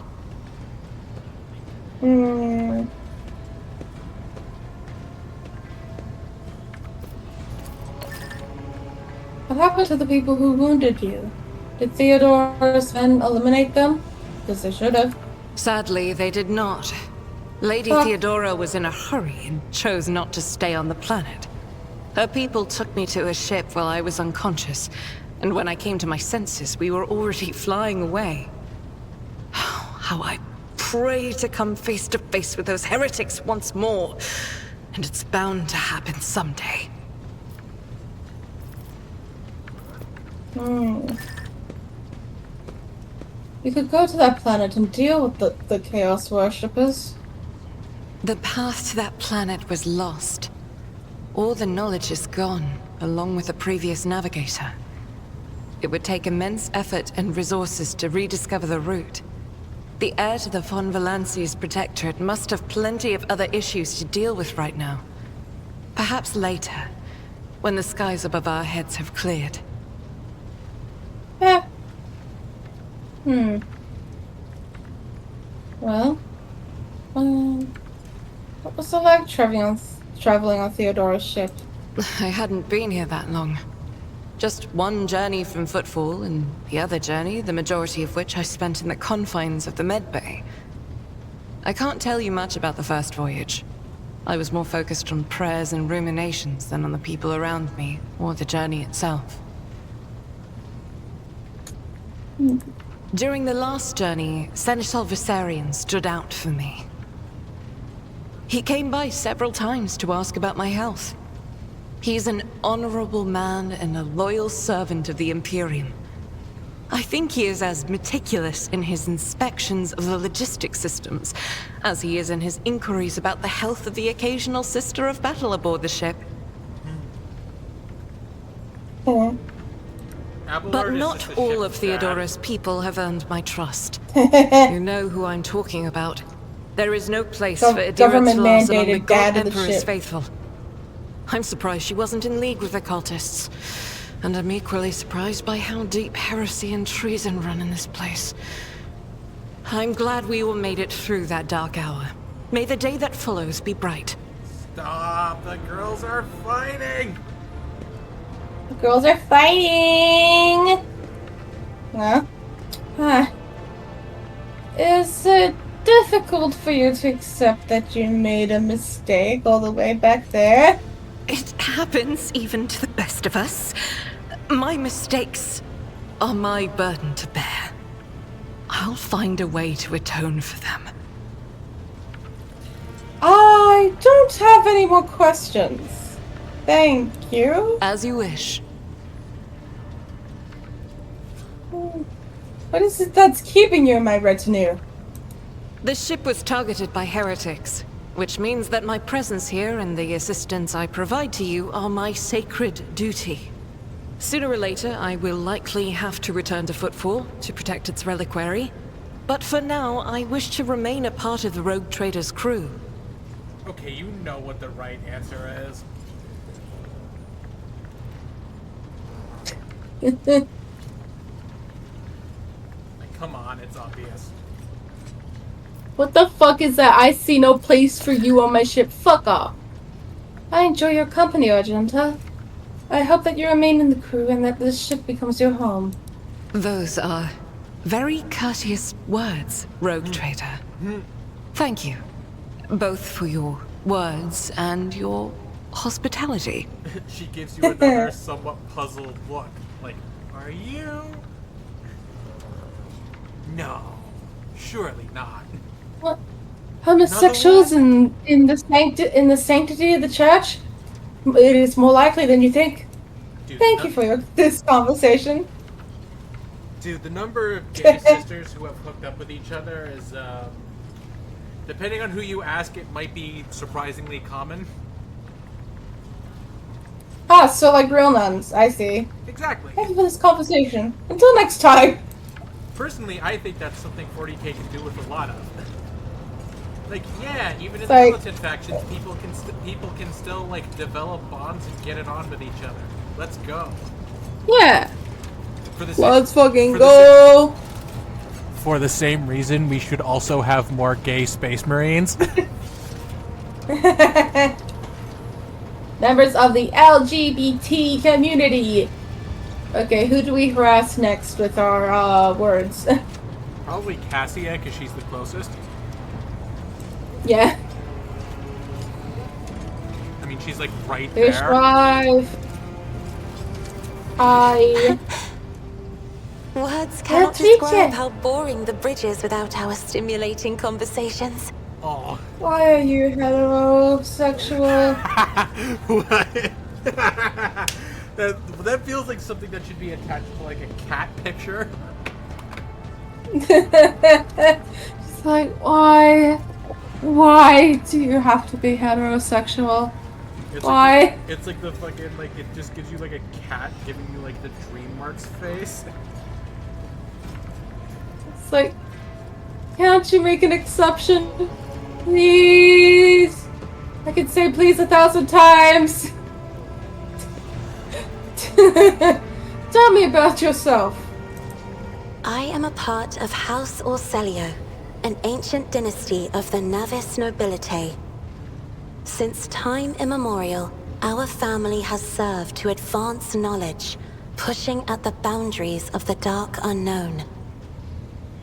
The Starway Atlas contains 2,843 routes that chart the sectors of the Segmentum Obscurus and reach all the way from the Coronis Expanse to Holy Terra. Yeah.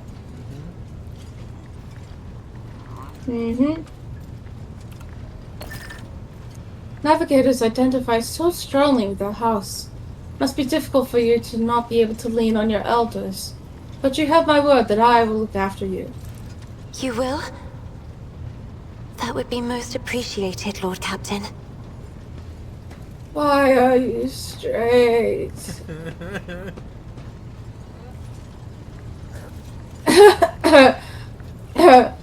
Tell me about your life on the station. Don't worry. My stay on the station was wholly dedicated to preparing me for my future duty.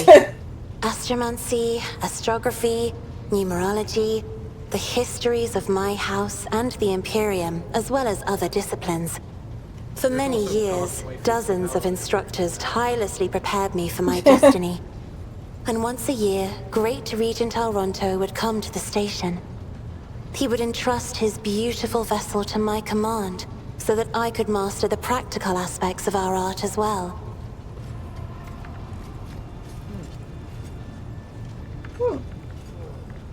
Fascinating. Yeah. Did you have friends? Someone you could turn in for a simple conversation, not a discussion of yet another lecture? The Regent gave me a bird from a sunlit planet once. I tried to befriend it and make it sing, but for some reason, it refused and died soon after. The instructors were too respectful of my duty to my house to waste precious time on idle chatter. Aside from them, there were only servants on the station, and you know they have their vocal cords removed, so they cannot break their vow of silence. Oh my god, she's Fiona. And Real. since the subject has been breached, Lord Captain, why do you not follow this honored tradition? Your decks are so garish. Apologies, I meant noisy. The rabble don't just chatter. Sometimes they shout and even sing. Why do you allow such a lack of restraint? Rogue traders are highborn, are they not?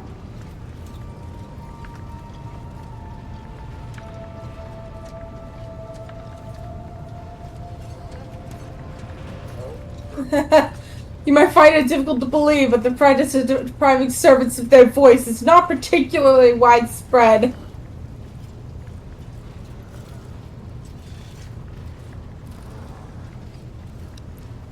A ruler cannot maim people just because it is in her power to do so. On the contrary, it is the duty of every ruler to look after her subjects. Your words sound amazingly blasphemous. Amazingly, If a ruler's amazingly. duty dictates the need for violence, would dispensing it not be their responsibility? I will contemplate your answer in solitude. It's the other way. It is actually quite the other way around. If the ruler's duty dictates that dispensing violence is their responsibility, then it is also their responsibility to ensure that it's only used when there is need of it, and not wantonly, lest it cause problems. Yeah. Indeed.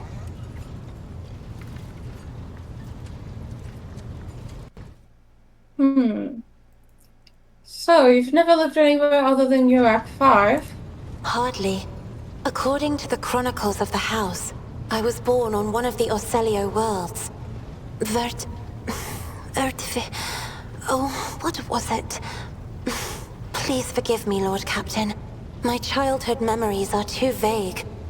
Sometimes I dream about the colorful birds that built their nests in the garden, or the servants dressed in purple livery, or the blue fog that rolled over the lowlands behind the palace. But everything is covered in a rosy haze. Perhaps it is my imagination, not my memory, that is painting these pictures.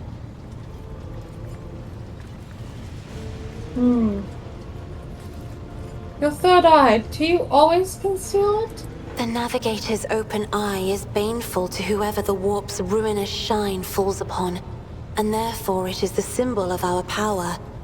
We are the guiding stars of humanity, found worthy of an uncommon gift, and one of the duties that we bear is to guard our eye, even from wayward glances that may bear evil. Translation: if she opens her eye, anyone who looks at it dies. Besides, Reduce the treatment. I am aware that lesser servants of the Imperium may find our appearance repulsive.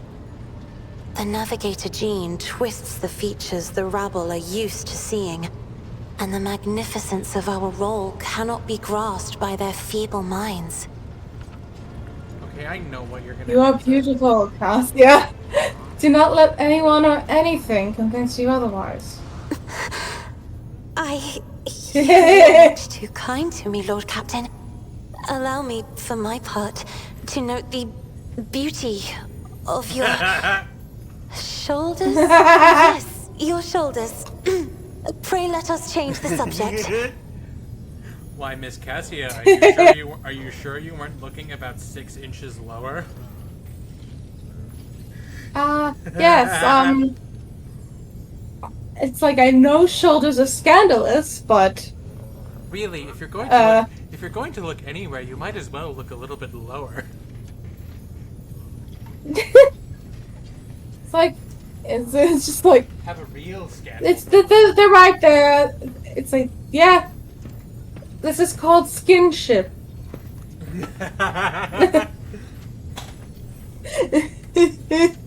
What does it feel like to guide a vessel through the war? But let's ignore our homosexual conversation. It may be difficult to describe. You see, every navigator perceives the warp differently. My mentor, Great Regent Elronto, always described his travels through the Immaterium as a journey through a vast wood with countless paths. And I, assisting him in the first voyages, futilely tried to follow his example. But the wood would not reveal itself to me. But everything changed when I found my own key to this mystery. You see, I've always brightened up my rare moments of leisure time by painting. You may recall there was a workshop in my chambers. As soon as I imagined the warp as a blank canvas, an indescribable feeling came over me. I moved the brush, going deeper and deeper into my own painting. Visions were hidden within the vibrant colors of my palette, and something inside me knew which should be brought out and which should be left behind. I woke up several days later, after the voyage was safely complete. I noticed that your love of painting is reflected in your speech as well. You associate so many images with hues and colors. The Emperor graced me with a gift. I can see inner life in addition to the mundane. You cannot know that a fruit has rotten from the inside until a blade slices it in two. I can see the rot from far away. It roils like swamp mud, oozing through the bright peel. Anger and boredom, sadness and joy. Everything that people shut away inside themselves is revealed to me like colors on the canvas of my world. That's cool. God damn, girl. I mean, Why don't we talk about something else? It's like I know people talk about developing artists' eyes, but Damn. I wouldn't have thought it so. You will hear no objection from me, Lord Captain. Tell me about whole House of Celia. I almost said horse. As the only voice of our family on this vessel, it is an honor. As long as your questions are courteous, I will answer every one of them. Yep. Is the Orcella prophecy system named after your ancestor? You are shrewd indeed. My ancestor charted that route while fleeing the enemies of humanity. They say the Emperor himself was his guide, because the warp expelled their vessel without a single loss. Unfortunately, the lips of those who relate this tale seep with disgusting green hubris. I think Kalain Orcelio was simply a skilled navigator.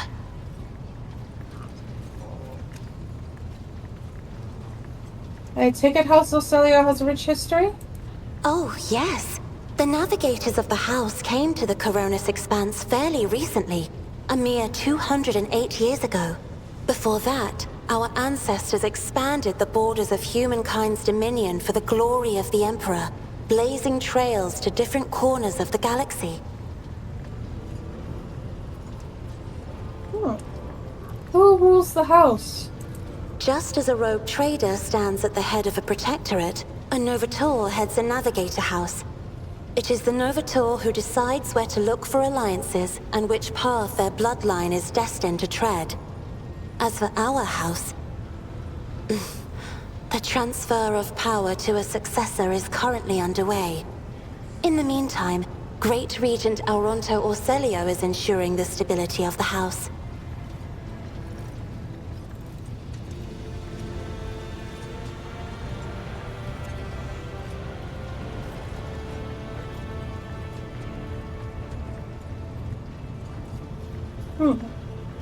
You lived in seclusion on a closed station until Phallic committed his sabotage. So then you must be the...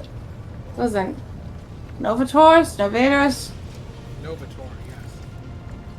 Yeah, okay. So then you must be the Novator successor. So says Regent Auronto. Nothing is decided yet.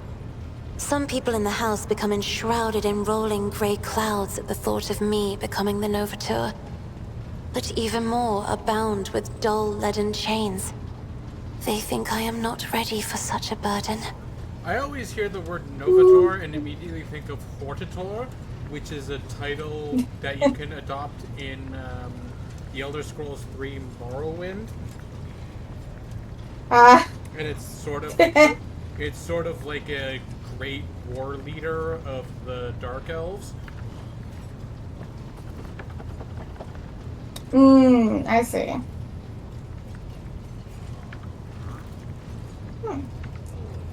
with your permission, I would like to talk about something else. By all means. What does your special sight reveal?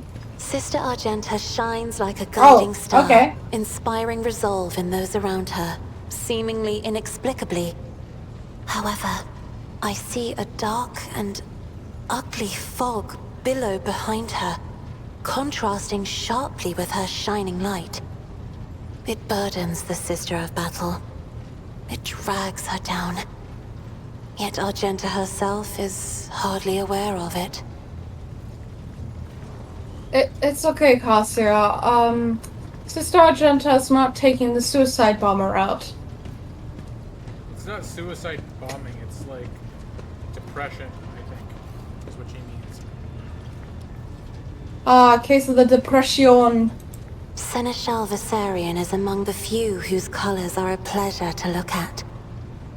Whenever the Seneschal speaks, heavenly crystal clarity spreads around him. And whenever he is angered, dark blue clouds condense over him. And in his rare moments of joy, a pure gleam of sunset pink caresses the souls of those near him. Out of your entire retinue, Lord Captain, he is the only one I would trust with my life. Very fair. The esteemed Magos Hanema is shattered. Ship Dad, like a beautiful Abelard. stained glass window into a mosaic of colors. His bright, beckoning hues are mixed together in complete disarray. I must confess it perplexes me. Normally, scarlet and steel are all that fills the heart of a servant of the Omnissiah. Behind the cobalt steel of his thoughts, behind the cold, faded gray of his emotions, an ember, the color of amber, glows in Master Van Calox's soul. So bright and warm, one is tempted to touch it. It is sad that the interrogator seeks to drown it with his own hands in the bottomless blue of duty. Sad indeed, but I can relate. Real shit. For real, for real. It's really... Indira's emotions are like a maelstrom. Bright, unbridled, enveloping her form like a wondrous kaleidoscope of colors. And as dangerous as a twisting warp storm. The riot of colors hides the truth from my eyes. What exactly is driving this woman? Is it her own will, or is it the Immaterium, Lord Captain? Yeah, It's you were actually saying? it is actually really funny, like, the degree to which, like, spoilery, I guess, even though you could probably guess this immediately, the degree to which Cassia is just describing who each character is and what's going on under the hood with them.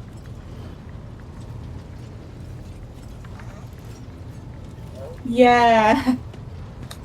And like the more you look at Bella them, it is gets bathed in crimson as bright as say. fresh blood, and its sight Yeah. is all the more striking in the embrace of impenetrable darkness.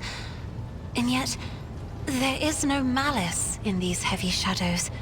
They are impartial, morose, uncompromising, and ever consuming what weak flashes of other colors there may appear. This is where I must beg my leave. I have Well, enjoyed your that's- company. Thank you for the Like, conversation. let's look at like the substance of what she says here, right? Like, because all of what she says is Yeah. metaphorical, but it is very straightforward to interpret. Yeah. Argenta shines very brightly as like a hopeful figure, but she's also tainted by some negative emotion that drags her down. Could be grief, could be regret, could be guilt, could be depression. Who knows? Abelard is a very pleasant figure in general, with a decently upbeat attitude, it would seem. He's always surrounded by clarity of purpose. When he's mad, he's fucking pissed. So he is very straightforward and trustworthy. The Pascal's a weird one who I am not going to talk about because I know exactly what she's referring to, and I'll just leave it at that. Heinrichs is very straightforward, that he is trying to be a better man or that he is at his core a better man than what the Inquisition wishes him to be, and so he's trying to drown out that part of him and just be what an Inquisitor is expected to be, even if that's not really who he is. Yeah, that makes sense. Idira, very, emotional, controlled by her emotions, but also by the influence of the warmth, because Sire. Yeah. Then Kibella is devoted to her cultist thing, almost to a fault, so it would seem, drowning out her other emotions in the single color of her monotone duty. Yeah. So, yeah, all pretty straightforward stuff. Yeah. Damn. She got those special eyes. Now. Who else is on the harassment list? Next up, probably be Abelard or Heinrichs, because they're relatively close. Yeah. Yeah. Hey, Lord Abelard. Okay. Let's see. I'd like to know more about my seneschal. As you wish, Lord Captain. What would you like to know? Tell me about yourself. What were you before you became Theodorus Seneschal? I used to be an officer in the Navis Imperialis. No, a used to be is not quite right. It was not simply a job. It was my calling, the essence of my life. I was proud to serve Lord Captain Theodora, but in my heart and mind, I'm still an officer of the Imperium.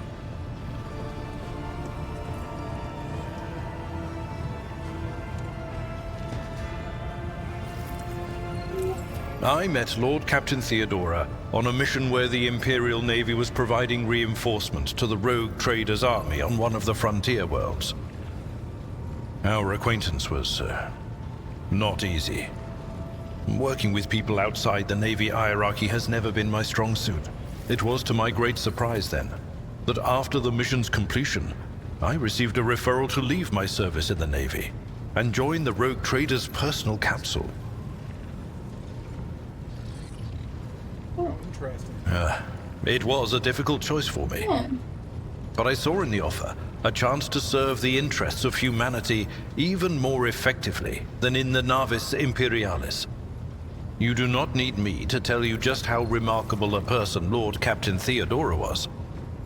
I recognized her at once as a true leader and formidable creative force. One who had built a protectorate amidst the dangers and wildness of the expanse. Leaving the Imperial Navy is far from easy. Why were you permitted to quit your post? You could say there was no one among the naval command who was willing to impede the wishes of the rogue trader. To do so would be to risk their own position and their relationship with Theodora. The Lord Captain possessed certain contacts in the Imperial Navy. Contacts which she used to request help during the conflict on the border world. And which enabled her to make me an offer that resulted in my joining her retinue. The Navis Imperialis is an ancient institution with its own mandates and muster lists. On occasion, in the heat of an official briefing, or an informal discussion, I violated those rules, determined to press my point. It is challenging to choose the words to accurately express my opinion on a situation or the actions of others that do not sound overly scathing or confrontational. Many in command were inclined to view my manner of speaking as unbefitting a person of my rank. The way... Yeah, the way you talk about Theodora, I'm beginning to think you are in love with her. What? Lord Captain, any allegations of improper feelings or unsanctioned relations are utterly baseless and bordering on the insulting. Utterly baseless. I'm not judging. Sure. I'm not judging. I'm not heterophobic. Do you have a family? I am a widower. I am a father of 4. And if my information is not outdated, a grandfather of 11. My family lives on Dargonus. None of my children express any eagerness or aptitude for serving aboard ship. And I would hardly have insisted that they follow in my footsteps.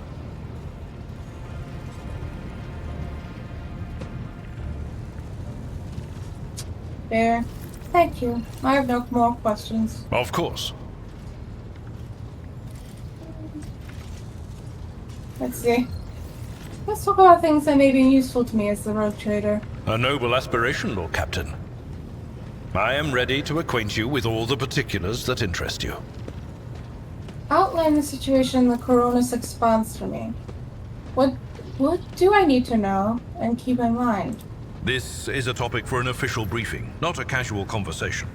But I will try to answer succinctly. And if you permit, in my own words... I wouldn't want it any other way. The Coronis Expanse is considerably removed from the heart of the Imperium. This means that local warp routes become useless within months. Established pathways are regularly subject to attacks from all kinds of rabble. And in the only major port, the Imperium's frigates find themselves moored alongside pirate vessels.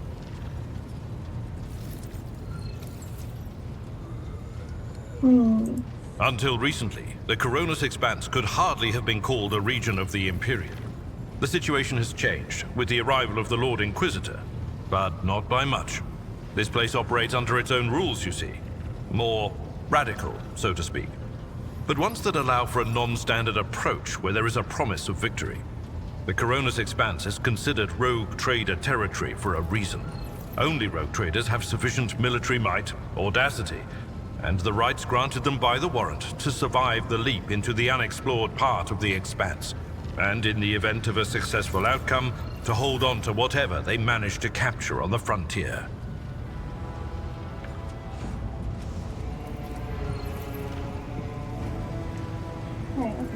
Who are the main players I need to be aware of in the Coronis Expanse?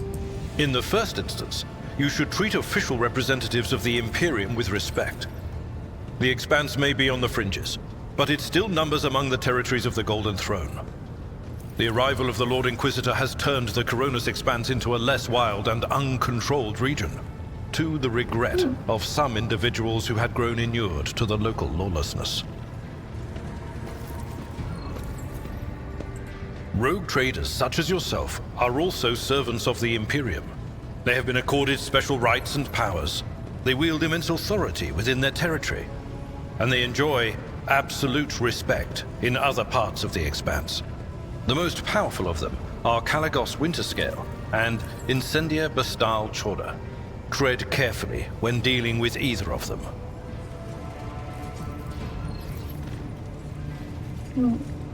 If we are to speak of unclaimed territory, which is what Footfall is, among the scum that dwells on that handful of asteroids, there are 3 factions that wield considerable influence in the sector. The first is the Kazbala Commission, organized crime in its most primitive form. It holds sway over the Liege of Footfall, and has links to rogue trader Winterscale. The second faction is an offshoot of our shining ecclesiarchy, followers of St. Drusus. They are actively building their forces, and hold influence over rogue trader Chorda. And finally, the third faction, the Explorators, a wing of the Adeptus Mechanicus. They are willing to die and kill for the secrets of the ancient technological heresies that are hidden among the stars of the Coronis Expanse.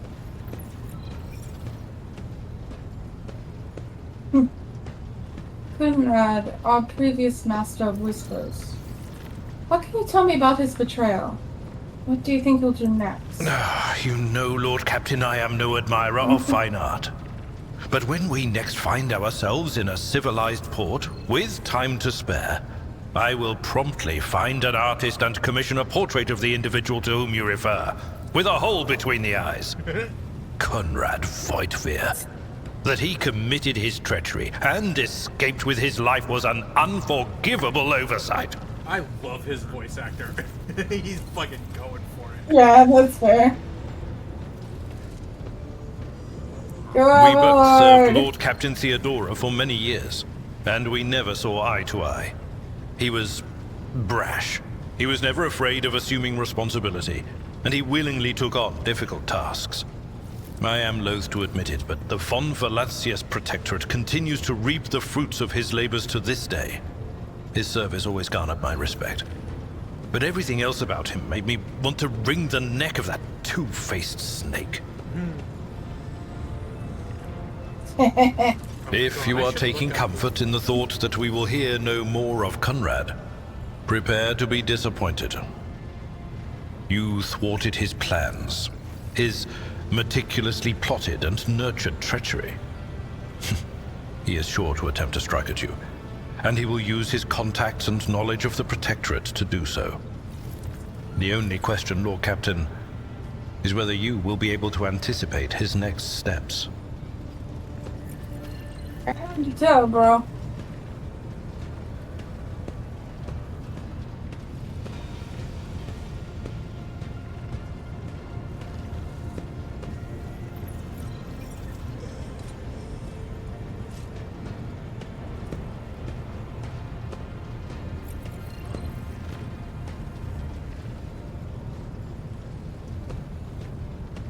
Oh my god.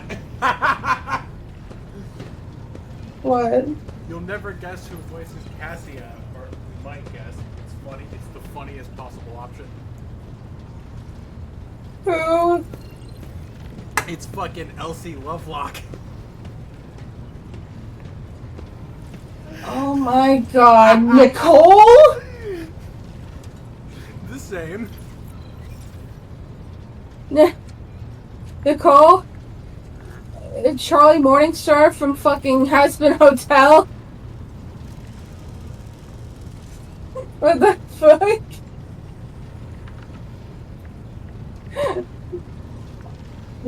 I can't fucking escape this bitch. I can't fucking escape Nicole.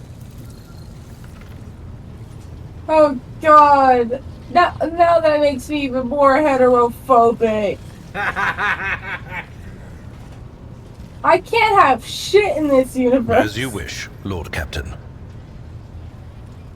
Also, my lord, you may call me by my first name if you wish. I thank you for the honor, but I must decline. As a former military officer, I believe in the importance of order in all things, including the chain of command. You are the Lord Captain, my direct superior. I am not prepared to address you in any way other than as regulation dictates. Well then, I must take my leave. Until next time, Seneschal. Lord Captain. Regulation salute. Okay, now... Fucking Heinrichs is like fucking 2 meters away. Okay, dude. What the fuck is up? I know nothing about your Heinrichs. Can you tell me a little about yourself? I'm usually the one interested in the pasts of those around me, not the reverse. I come from a night world, Guizorn 3. I belong to a branch of one of the noble houses until my exceptional abilities were discovered.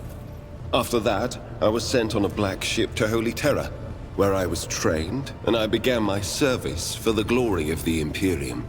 So night worlds are basically like worlds where it's the techno Middle Ages. You know, with knights and castles and shit. Except the knights in question are big fuck-off robots. I'm talking like 20 to 40 foot tall fuck-off robots. Nice. Which you can play on the tabletop as their own faction. Give GW your money. Yeah, I bet you could probably fucking play as a... You could probably fucking play as a character's fucking faction that gets entirely wiped out in 2 seconds because money. Do you remember your home planet? I mean, I guess it depends. Like, if we're talking about their lore perspective, then yes, such a faction exists. It's called the Craft World Eldar because GW writers fucking hate them. My god. But yeah, knights do get some I of do, the coolest but I models have on no the ties tabletop. to my homeworld now. Even if you None don't like except my robots. first name. I left Guizorn 3 when I was still a child. My family disowned me, stripping me of my family name. I was given a new one by those who trained me. Even for a noble, being branded a psyker is a mark of eternal shame. I experienced that firsthand before I was put on the Black Ship.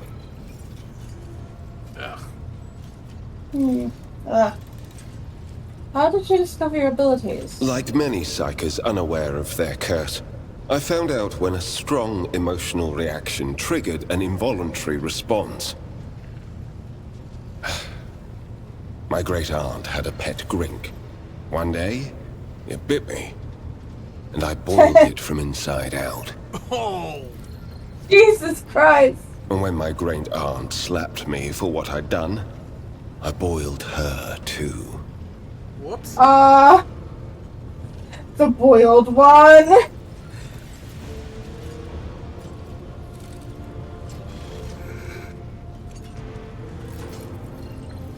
Okay. Sorcerer's powers are truly dangerous. I hope you have mastered your abilities since then. I have no idea what a grink is. I have to assume it's Yeah. like a lizard. I don't know what I'm most surprised by. The absurdity of the story, the fact you're capable of such of emotion. When I arrived on Holy Terra and was tested, I was found to be suitable material for becoming a sanctioned psyker, able to bend his curse to his own will. I can assure you that the adepts of the Astra Telepathica were right in their assessment. Yeah, if you end up on the black ships, you have a couple of different things that can end up happening to you. If you're lucky, you end up going through horrifying trials to become a sanctioned psyker. If you're not lucky, you get your soul munched on by the Emperor in what is apparently one of the most painful and horrifying things you can possibly undergo in this galaxy. Jesus! I mean, it is literally getting your soul eaten to sustain a rotting corpse that's necessary for the continued interstellar travel of humanity. It's fucked, man. Fucking freaky! Tell me about the black ship. Picture a vast prison ship, filled with frightened, angry psychers who can't control their abilities and who have just lost their homes and their families. Some of them were children and adolescents like I was. Some were monstrous creatures who no longer had the right to be called human, or psychopaths who reveled in their impure powers.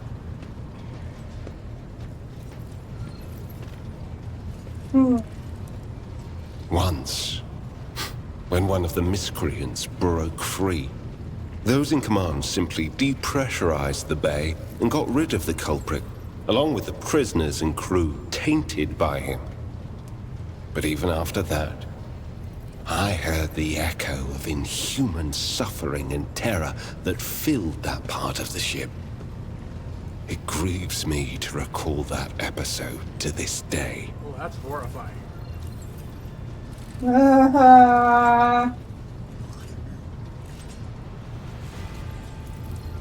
are sent to the Inquisition straight after training?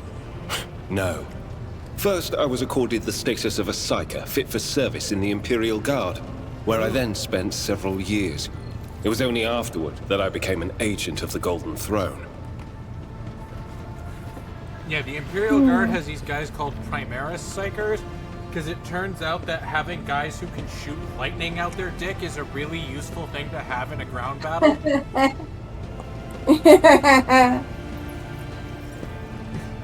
Like, fucking hit them with that low tier god special. If you're getting like attacked by some super heavily armored thing, like say a Chaos Space Marine, if you can just have like your local psyker just fucking pelvic thrust and blast warp lightning at them, that's usually one of your most effective ways of dealing with them as an armored opponent. So 10th edition psychers. Can't have shit in this house. We're not gonna talk about that.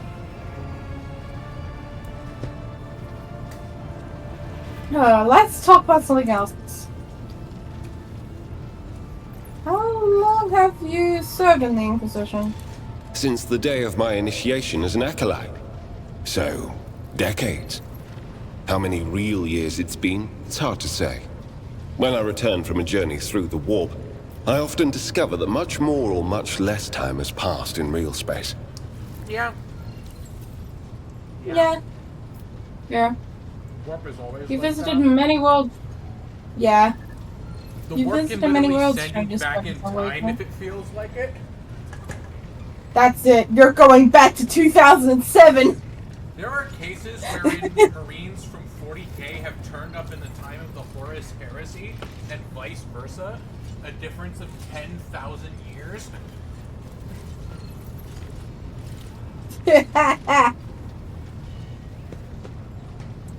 Indeed. I have visited many of the places brought to the Emperor's light, and those sullied by the filth of the archenemy.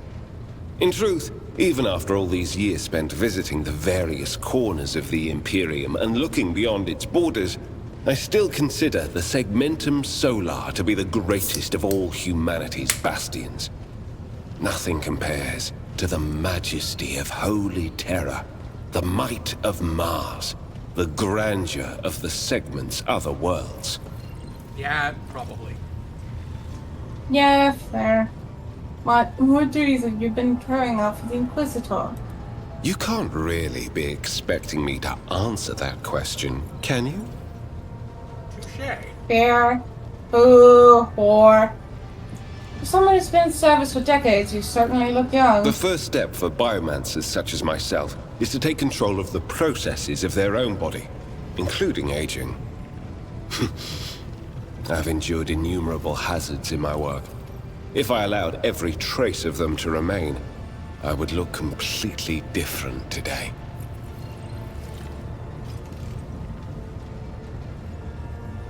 Let's change the Gladly. subject. Now the Inquisitor's only acolyte, correct? Of course not. The Lord Inquisitor's entourage comprises dozens of people. The best of the best. Experts in various fields and disciplines. Some of them I know personally. Others I've never met. Homeboy out here playing Dark Heresy. Yeah.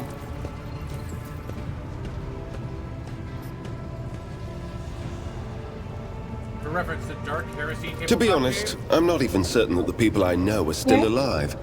I used to work with other acolytes of the Lord Inquisitor, but in the Coronis Expanse, I have been working alone. As I was saying, basically the Dark Heresy tabletop game is similar in concept to Rogue Trader, except instead of being a Rogue Trader, you're working for the Inquisition instead.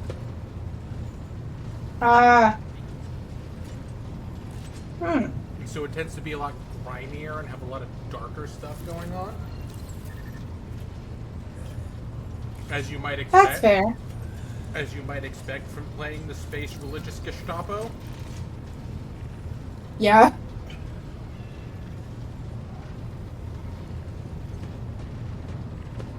Let's see. Wandering among the stars without family or friends. Don't you get lonely? I had never even considered such a thing before you asked. Perhaps I do. Sometimes. Sometimes. On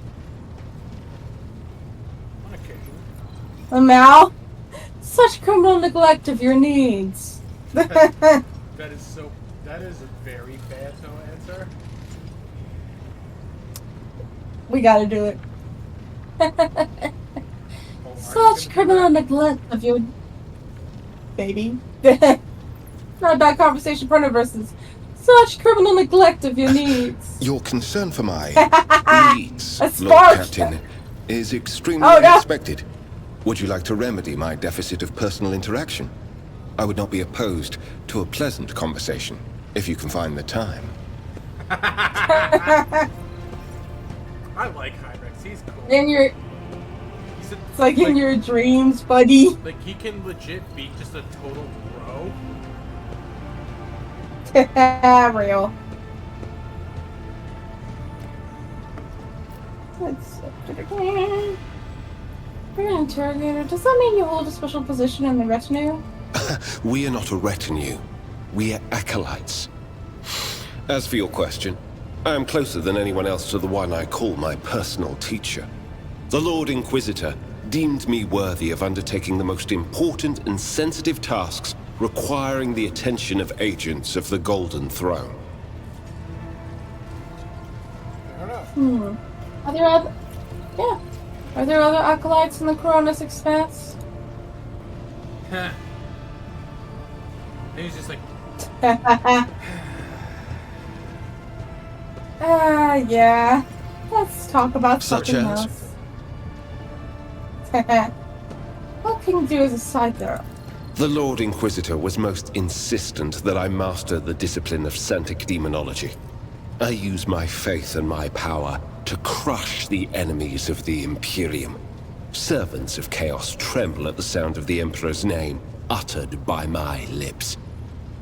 I am also a skilled biomancer. I can manipulate bodily processes.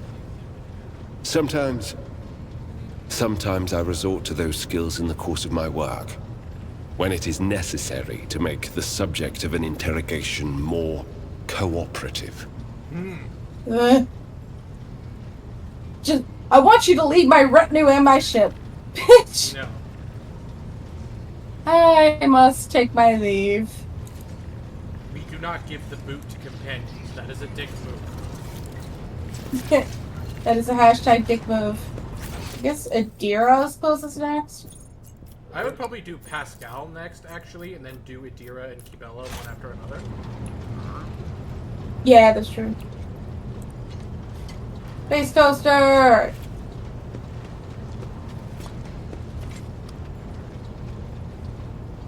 Then find you. Oh, if I He's, could fucking look at. he's downstairs. Let me move this motherfucking camera. Oh, great. It's decided to just zoom into the wall. That's good. What the fuck? Kibella, why are you cutting yourself? Kibella, what the fuck? I was just trying to find the mighty fucking Space Toaster. What the fuck are you doing? He's over on the other side.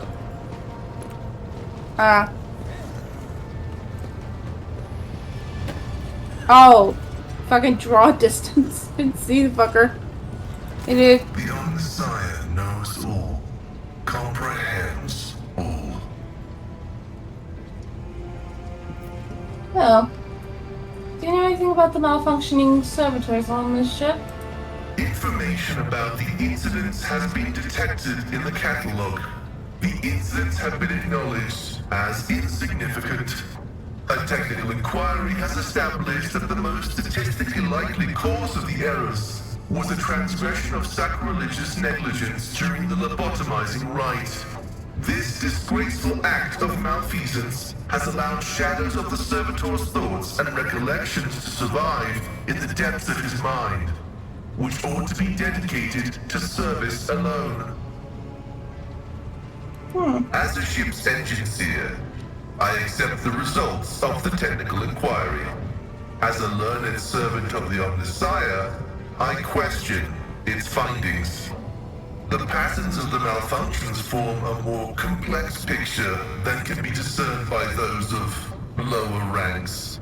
For this reason, instructions have been issued across the ship to report any new incidents to me personally.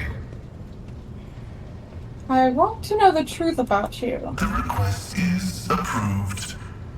I did conceal certain information. I was a student of Archmagos Amanat, but I committed an act of betrayal after he deviated from sacred dogma. Okay, what did Amarnet do, bro? He fell into schism and challenged the sacred boundaries of knowledge. The blessed Amanat claimed the limits of what is permitted must be expanded, because by refusing to explore certain law, we find ourselves in contempt of the seventh universal law. Comprehension is the key to all things. My mentor put forth a thesis claiming that we have stagnated, that ritual is now nothing but a cage for souls and false worship of the Omnissiah. He sought to break the cycle of mindless repetition because he saw the inevitable demise of our faith and all humanity at the end of it. Actually, Seems like a theological argument, not a political one. Even those who have ascended to the Omnissiah's wisdom still bear the seed of imperfection born of their flesh. But the ambitions of individuals mean little when we discuss ritual and belief. Knowledge is divine, and any argument as to how it must be reached is an argument of ritual and belief. that makes me think of like the Father Ted joke, where there is nothing that there's no question a priest can ask you that can't be answered by one of two answers. Either A, that would be an ecumenical matter, or B, yes. Real.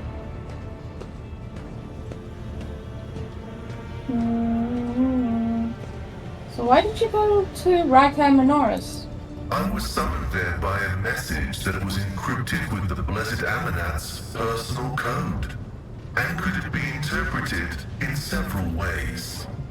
One thing was certain: we were in danger, and I had to go to Raikai Minoris.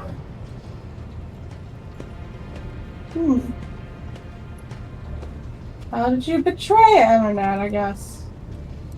The teachings of the Blessed Amanat spread, and word of it reached the conclave of the Cognizance Fleet. They recognized his teachings as tech heresy. Many tech priests suddenly vanished or were subjected to servo penance for minor transgressions. The students of Amanat, whose number included many enlightened and respected tech priests, resisted. My prognosis showed that our most likely future was a schism and a fratricidal war that would destroy the Cognizance Fleet. That was when I headed to the Conclave. Let's see. I confessed and handed the information about my mentor's research over to the Conclave. Brazen anthematic studies of the Forbidden Law. The Conclave could use that data to summon Archmagos Amanat to stand trial and compel him to repent on pain of excommunicate traitoris. His subsequent fate is unknown to me. Excommunicate traitoris is exactly what it sounds like. They deem you a traitor and give you the boot. Yeah. I suppose you acted as a loyal son of the Imperium should. These other options do not seem to go well for me. I pray that the Omnissiah grants us wisdom to overcome the dialectic differences that divide us. The tech priest named Abel. Who is he? Assessing his personality is difficult. The spirit of Brother Abel is different from that of most people. Tech comrades of the Cog call such persons quiet ones. He possesses significant intellect, but shuns communication. So far, I have not been able to determine why Abel summoned me to Rykad Minoris, how he is related to the Blessed Amanat, or why he bears the same name as me.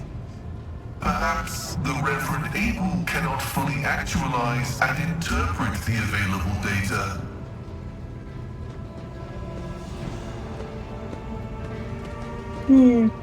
What are you going to do next? I was wrong when I assumed it was the Blessed Archmagos Amanat, who assumed the guise of Abel Haneman. But there is a connection between him and the Reverend Abel, and I intend to uncover the nature of this link.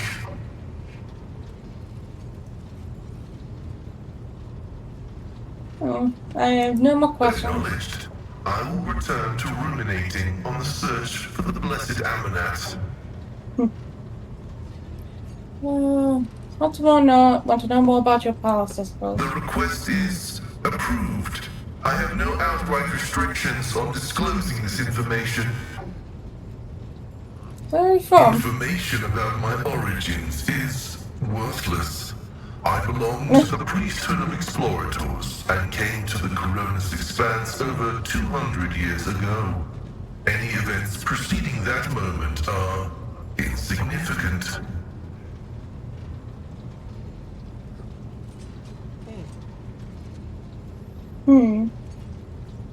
How did you end up in the Coronis Expanse? I was honored to become a member of the Explorator Cognizance Fleet.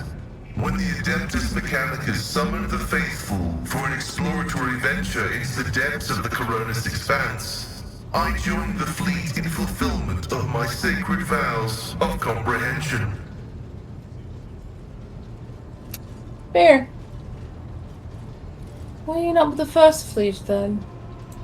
After I betrayed Archmagos Amanat, the fleet conclave directed me to the orbital station Altar Templum Calixis X-17 for penance.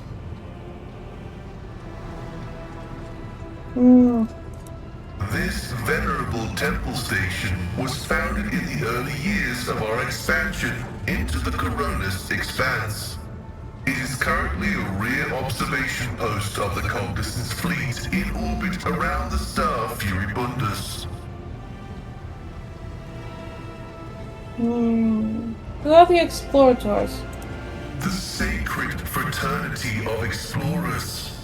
The cult Mechanica sent us out to the frontiers of the known sectors as researchers and conquerors. We are the warriors of the Code, who return to the lost worlds and devote themselves to recovering the lost ancient knowledge. Explorators are granted the privilege of being more independent than many of our tech comrades. However, it has earned us a reputation as unstable and poorly controlled troublemakers whose unorthodox views are dangerously close to apostasy. Tell me about your megadendrites. They are my younger brothers and guides on the way to the Omnissiah. Their machine spirits are directly bound to my neocortex and pick up impulses from my subconscious. Sometimes they act ahead of my thoughts. This is how the Omnissiah leads me to comprehension.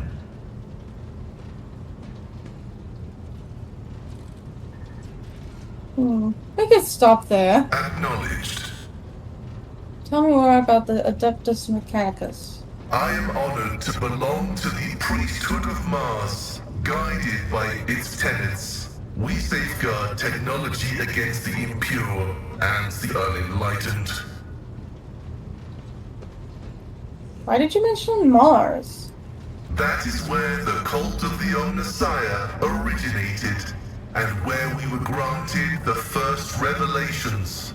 Many millennia ago, we made an alliance with the Emperor of Terra, and have served the Imperium ever since, paying a tribute of machinery, weapons, and void ships.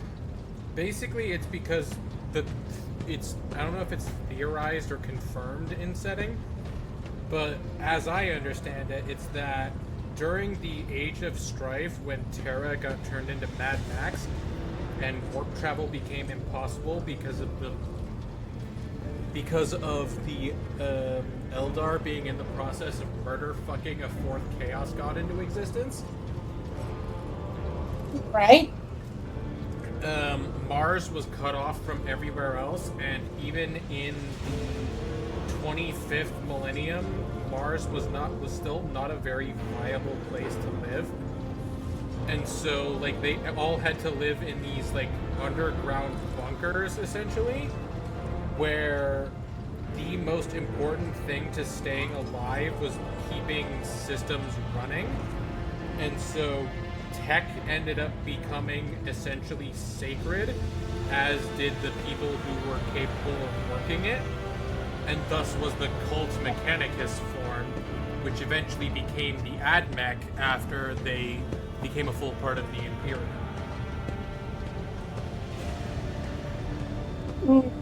I see. Huh. Everything that bears the blessed seal of machinery comes from our hands, and it is we who make sure the operating rituals are performed as they were meant to. We are everywhere. We are the Mars-forged steel bars that give the Imperium strength. What do you mean, guarded? It's not buried treasure, it's not a secret. It is both a treasure and a secret. Technology is how the divinity of the Omnissiah manifests itself in this world.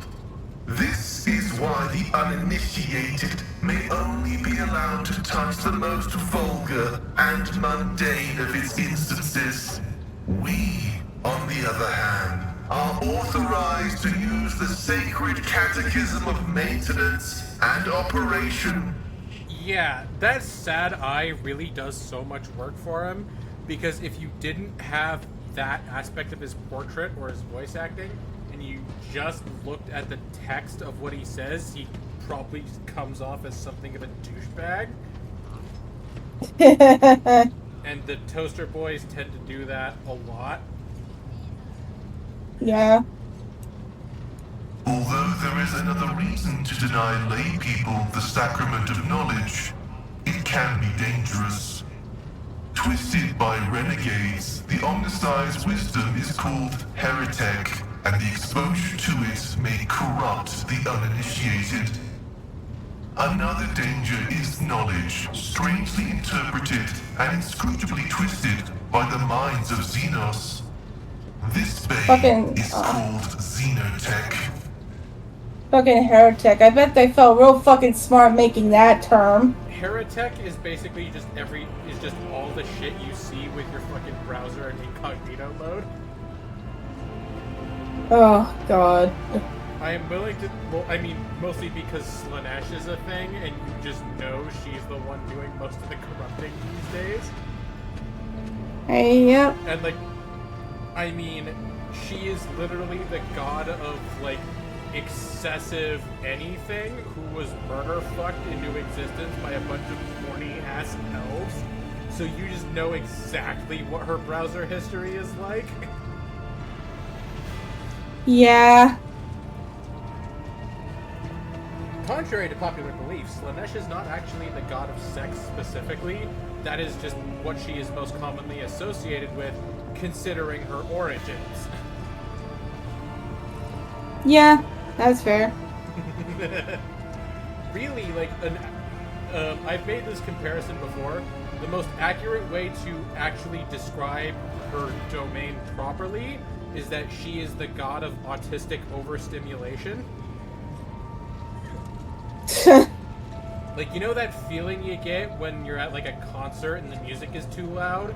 Or like, you know, you're having a bad day and you're feeling much more sensitive than usual, and some jackass next to you is talking way too loud? That is the essence of what Slaanesh is. Yeah, that'd do it.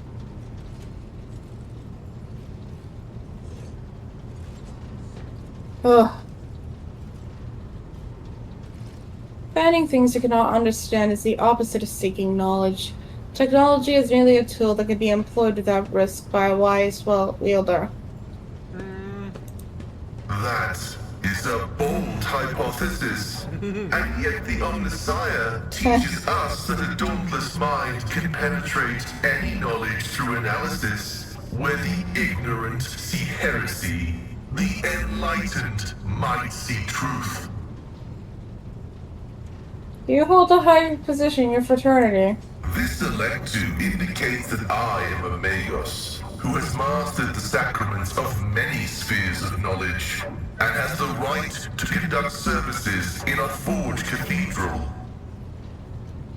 So answer, yes, that is very high. Yeah. What is behind the Adeptus Mechanicus' enthusiasm for replacing flesh with augmentations? Organic tissue is an imperfect replica of the machine, transient and vulnerable. Metal is more stable, more effective, and more durable. Flesh speak is flawed next to binaric language. Meat begets weakness, it softens the mind and undermines discipline. But you can replace metal when it wears down.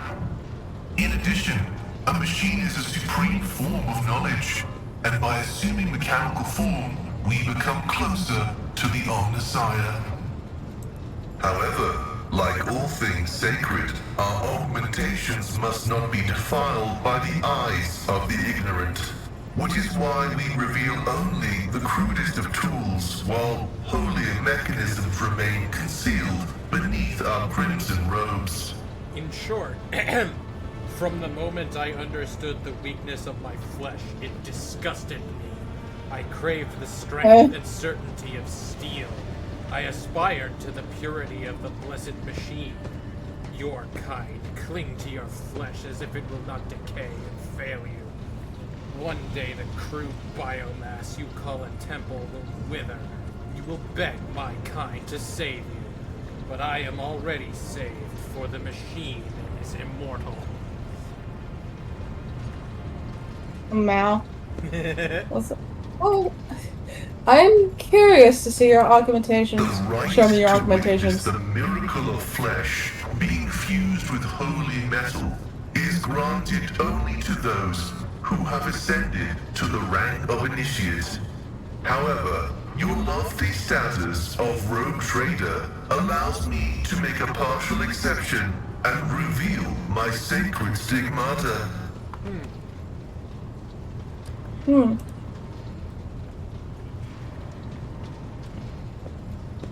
Wow. Damn. Ugh. Yeah, the advent has lots and lots of body horror. Tech use test failed. Rip.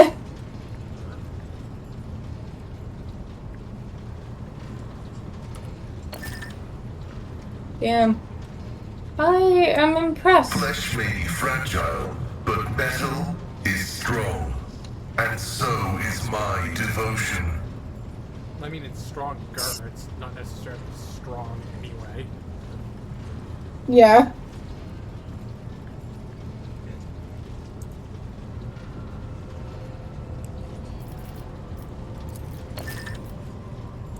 He is the divine mechanism, the maker of technology. The universe was made to resemble a mechanical marvel because the Omnissiah rules over it. Knowledge is the highest form that he uses to manifest in the world.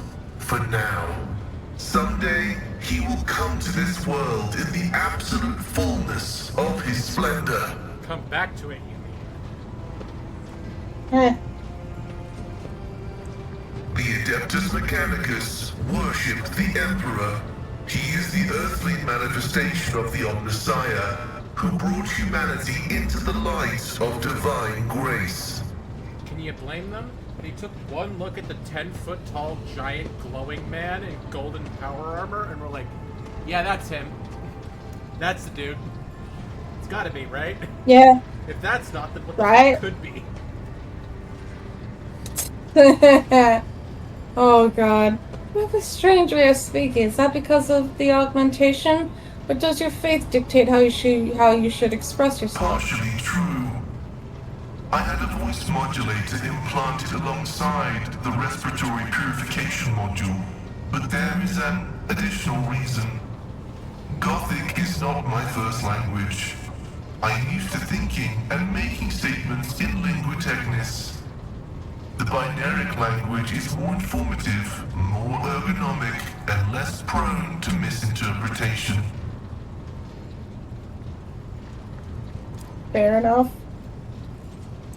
Acknowledged. Yeah, they talk in fax machine noises to each other, essentially. I must take my leave. May your labors be effective and fruitful. Okay. Now we have to deal with the fucking... Wait. Where the fuck did you go? Other side. Hmm. Can you talk to Abel as well, actually? Is that an option? Yeah. Sweet. The Omnissiah knows all, comprehends all. How are you feeling, Abel? The running of the binaric, the protocols, was bogged down and dissolved in false commands. The filter has separated the correct signals from the incorrect. The running has been restored to its swiftness. Tech Brother Abel has passed the diagnostics. The pernicious influence of sacrilegious procedures has been completely eliminated. Statistically, most survivors of schismaticalist infestation are left with severe cognitive impairments. However, Tech Brother Abel's mind, being holistic in nature, has not been damaged to so great a degree.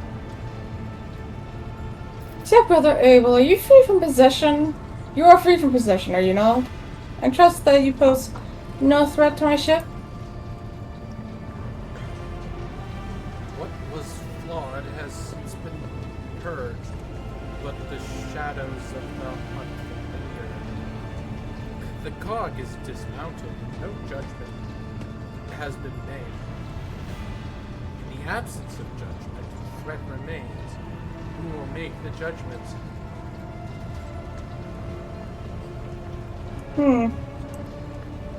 I will. Oh. I will. I will make the judgment that will avert the threat. There is no need to frighten him. What troubles him so?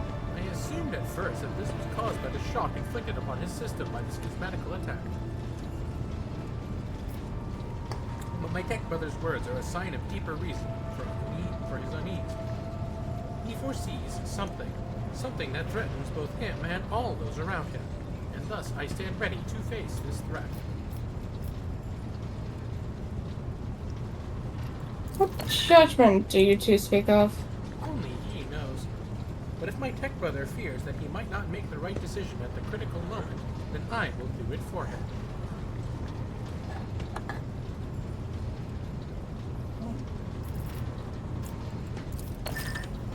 You care for him as if he were truly your younger brother. Tech Brother Abel is harmonious, and harmony is beauty.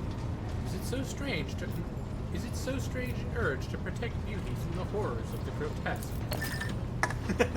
Damn! I will try not to give Abel any undue stress for dread. Fucking barely concealed jabs there. Jesus, dude. What are you working on? We catch the soul of the light in the solar wind. We look for the footsteps the Omnissiah left when he walked the desert. This is the... oh god. This is the oniromantic computation procedure. The depersonalized minds of these machine servants are in a data dream, processing enormous arrays of assorted data and aggregating them. Aggravating. Weird. Virtually all results of such synthesis are scrap data, but occasionally we have noted coincidences whose exactness defied logic. It is an extremely rare and venerated form of statistical ordering, but check whether Abel is adept at this form, or is adept at this form of appealing to the Deus Mechanicus.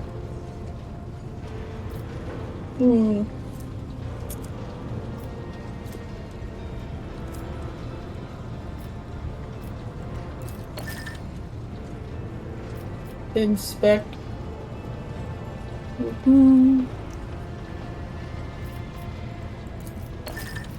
Ugh.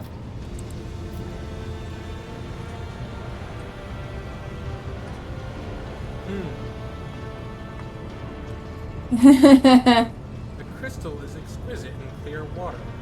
Deviation from the cycle's trajectory has been increased, as was Emmernacht's wish.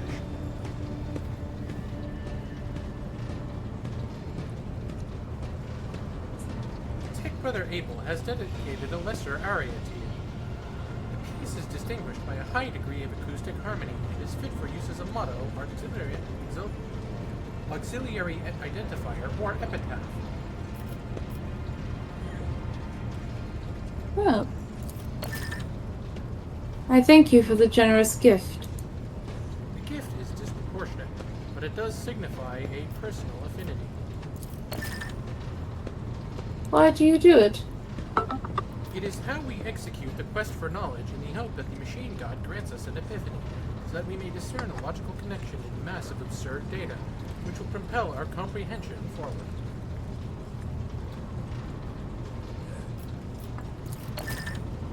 My interest in this subject has been exhausted. So Abel in specific seems kind of autism-coded to me. Just like in the specifics of how he speaks and especially how his body language is described.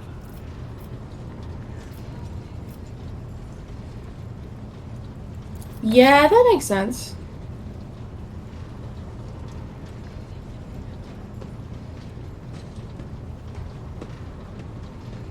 Did you hear what Abel said?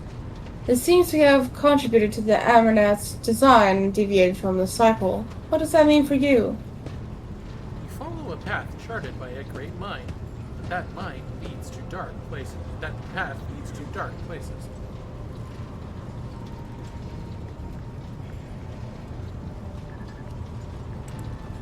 The cycle has the advantage of predictability.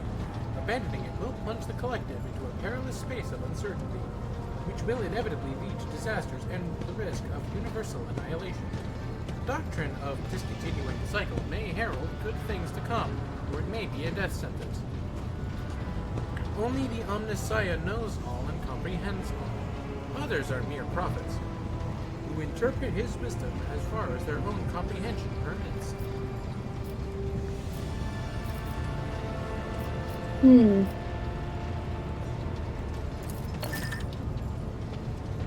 It is better to meet the challenger of change and perish in failure than to rot alive. This statement is true. This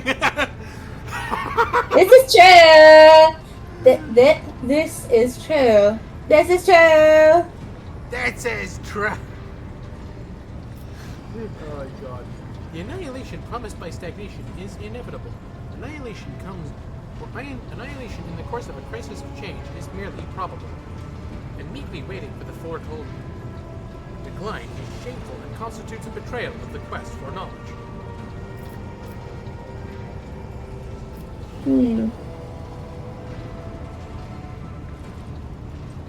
Yeah. Why do you and Pascal have the same name? The naming of the names is not an index to the text. The naming of the names is the text. I see. Abel's answers can be enigmatic. His mind works differently from ours. Oh my god. Oh, I see. He thinks in harmonic imagery and notices the symmetries and proportional relationships in the world around him. Poetry would be the closest analogy to how he perceives and interacts with reality. I know what you are. I imagine there could be poets among the tech priests. Why not?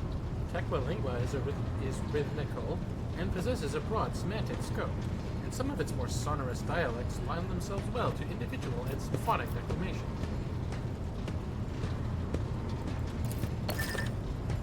Pascal, do you understand what Abel is referring to? Negative. However, I will hypothesize. Tech Brother Abel is seeking to convey the idea that our matching identifiers are not the key to some vital data. They are, in and of themselves, the vital data point. At this stage in my analysis, I can draw no useful conclusions from this proposition. However, the very fact that Tech Brother Abel is trying to hint at something points to him either being better informed than I am, or having conducted a more in-depth analysis of the situation. That is useful information. Are we overthinking it? It doesn't matter why your names are the same. What matters is that... What matters is that they are the same? Is that what you mean? Doesn't matter? At this point in time, the cycle has been broken and reshaped into a rising spiral, as Emerald envisioned.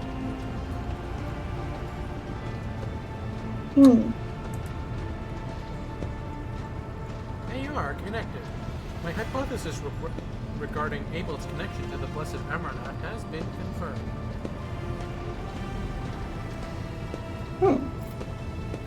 I must take my leave. I am glad to see you. Okay, Pascal, my dude. Okay, Pascal is more than a little bit of a douchebag, but Abel must be protected. He's a good boy. Yes. Real shit. Alright, let's talk to you. Is she further away then? Did I just not catch her? Adira's in the other direction. She's over here. Oh, Back by the stairs. Here we go. She's a middle-aged woman? I have to assume that means like late 30s. Yeah. Dara, about your abilities. I could believe she's like 38. Yeah. What are you talking about, Lord Maybe Captain? 40 if we're like early 40s if we're pushing it. Yeah. You are a cycler. Cyclers are only granted the right to live with the Emperor's blessing. Let's not broach that. No. No. Actually, all of these are huge faux pas. Let's Yeah. Let's not. Never mind. Right you are, Lord Captain. And enough worrying about me, alright? Okay. You seem to have a very strong reaction to what Argenta said by the broken lens. It was just my nerves playing up. Something about our little saint doesn't sit right with me, and I trust my gut. Oh sure, she seems straight as an arrow and as predictable as a hangover after drinking. But when I look at her, something about her makes my brain itch. Why are you Jamaican? Why are you Jamaican? After that conversation, I tried to listen to what was being said about her. Beyond the door, what I heard was strange. Blood in her past, twilight in her present, and something like a star leading her. But where is it leading her? I saw several roads, and all of them frightened me. How interesting. Blood in her past, twilight in her present, and something like a star leading her. Write that down, write that down. Yeah. What does it all mean? If I knew, I would have told you. Hearing things clearly requires cooperation from the other person, you know. But that cobra just hisses and spits its venom at me. I don't trust her one bit. She can be a little mean, perhaps, but... Yeah, do you think I should keep an eye on her? It certainly wouldn't hurt. I'll keep a watch on her too. If only I knew what it meant. Maybe it means danger for her. Or maybe danger coming from her. Well, the Sororitas are as blunt as a brick in a tumble dryer, so if there was danger coming from her, you would know it already. That's true. They aren't really the type to ever stab you in the back. They will just shoot you in the face. After usually announcing themselves with blaring trumpets and pipe organ sounds. They'll fucking play all of like toccata and fugue in D minor before like attaching the pipe organ to a list of guns that primarily then blast you out of existence. Oh.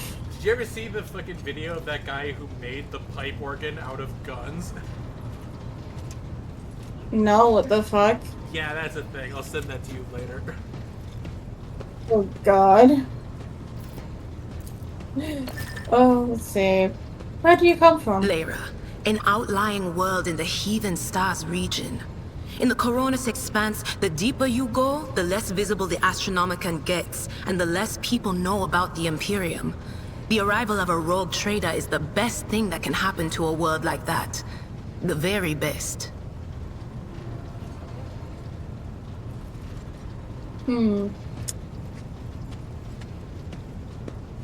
Tell me about Lyra. It's an out-of-the-way planetoid between two faint stars. On Lyra, a dozen local tyrants fight over 5 measly continents. But they use everything they can to win. From poison to psychers. I haven't been there in many years, but there's nothing for me to miss. Trust me. But here on the ship is a different story altogether. I saw more wonders in my first year serving Lady von Valancius than I'd seen in my whole life on Lyra. Like my first journey through the warp, I was in bed for 3 days. I felt like supernovas were exploding in my head. I only found out later that I'd gotten off easy.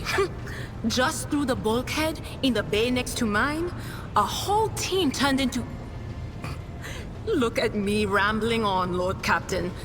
Pay no attention. You never finished a story about your first time crossing the wall. It wasn't like it was a very fun trip, Lord Captain. But look, if you want to be entertained, I'm the woman for the job. I'll entertain you with one of the stories from my collection, no problem. But if you want to hear about the time I melted everyone in the bay next door, well, I just don't really want to go into the details on that one, all right? Oh my. Yeah, that's a bit, I mean, it could have been justified. We don't know. We don't know. I mean, it's probably accidental, to be honest. Psychers tend to have that problem. Yeah, fair enough. I'm fairly sure oops is in the top 10 words ever uttered by most psychers, especially the unsanctioned ones. Top 10 words said before someone suffers a near fatal or fatal injury via psyker. It's like, oh shit, oh fuck, oops, oh god. Oh god. Okay. What did you do before you came to be on the ship? Well, besides... Oh, I embroidered wall hangings in honor of our national heroes.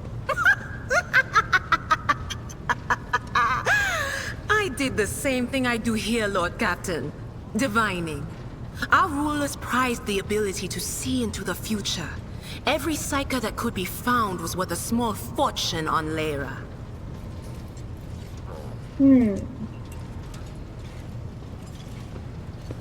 Oh, whoops. There's no such thing as a peaceful life on Lyra.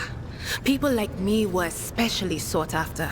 They'd pick psychers up wherever they found them, buy kids off their parents, even just abduct them.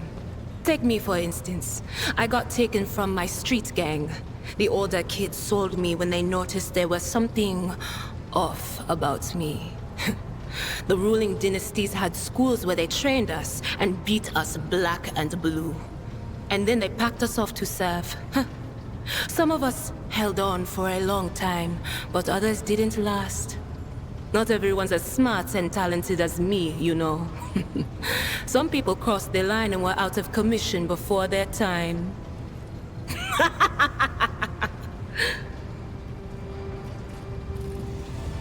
Yeah. How did you end up in the Rogue Trader service? Theodora von Valancius paid a visit to the ruler I was serving at the time. I don't know what the visit was for, and it's no business of mine anyway. I can still remember the way the voices in my head changed when I looked at her. They were practically screaming. She had so much behind her, and plenty ahead of her too.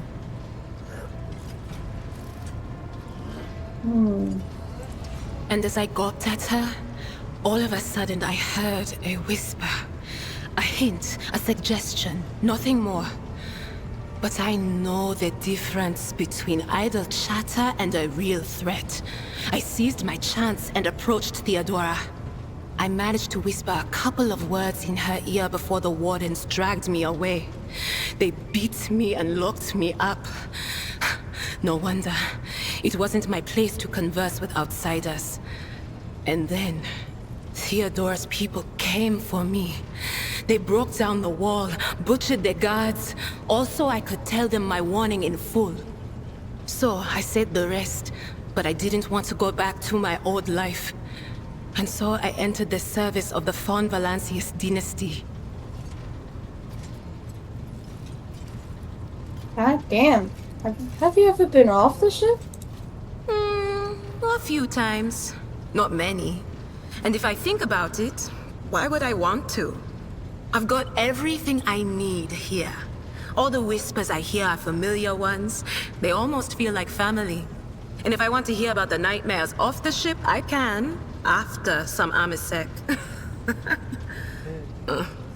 But don't go getting the wrong idea. If I have to, I'll follow you to the edge of the galaxy. Real shit. Let's talk about something else. Of course, Lord Captain. Yeah.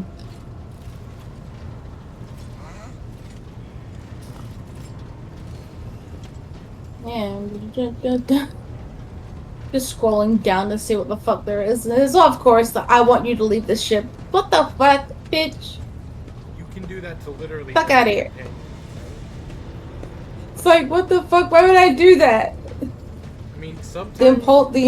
I mean, I guess if you don't... The intrusive... Well, if you don't vibe with a companion, and you can tell them to go away. Fair enough, I guess, but jeez. Got any new story for me, Adira? You bet I do, Lord Captain. Okay, so we went to Footfall once. Well, I mean, Lord Captain Theodora went to Footfall a lot. But on that occasion, she took me with her for some reason. My day had gotten off to a bad start. My head had been yammering since I woke up, but there was nothing else for it. I had to go. We arrived at the place, and what a place! All the gentlemen and ladies dressed to kill, showing off their encrusted implants, all clustered around little tables. Well, turned out it was a gaming den. And not just any gaming den, but one run by somebody with deep pockets for people with just as much cash to splash. You should have seen it. People gambling away planets in a game of regicide. Anyway, so the Lord Captain wanted me to help her beat some guy. So I tell her, the chips won't land in your favor. You'll get a bad hand. Don't sit down at that table, your ladyship. But did she listen? Of course she didn't. If there's one thing she never lacked, it's stubbornness.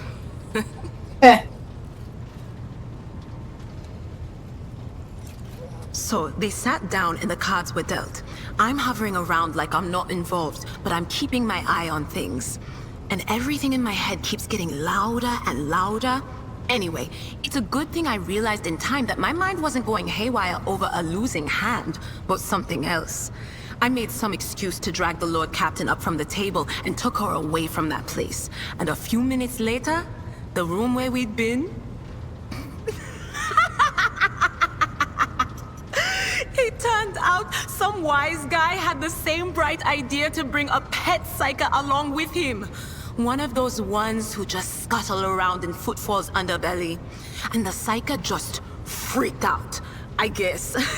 After all the commotion, people went to see what happened in the room.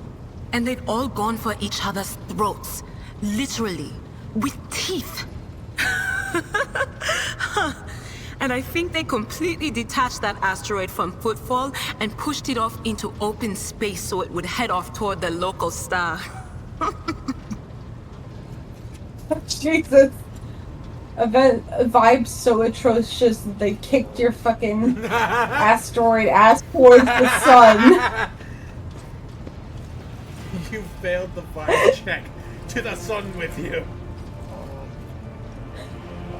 Everyone, all your kin, to the sun. You've heard of the My Little Pony fucking... Yeah. You've heard of My Little Pony fucking to the moon. You're going to the moon. Bitch, you're going to the sun. I would have gone for the... Oh, God. If we're doing that kind of joke, I'd have gone for the regular show version instead, where they fucking send the guy to the moon. I was gonna send him to the... I said send him to his room, not send him to the moon.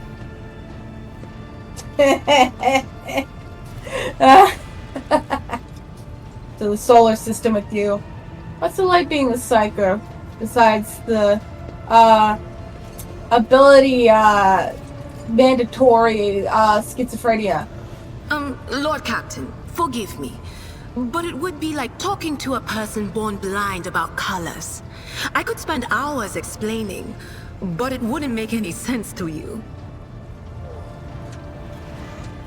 Fair enough. Every psyker feels their connection with the warp in their own way. One person might see spots and shadows out of the corner of their eye. Another feels fingers running down their spine. As for me, I've got a door in my head. One that's open just a crack. There's no way to close it, no matter how hard I try.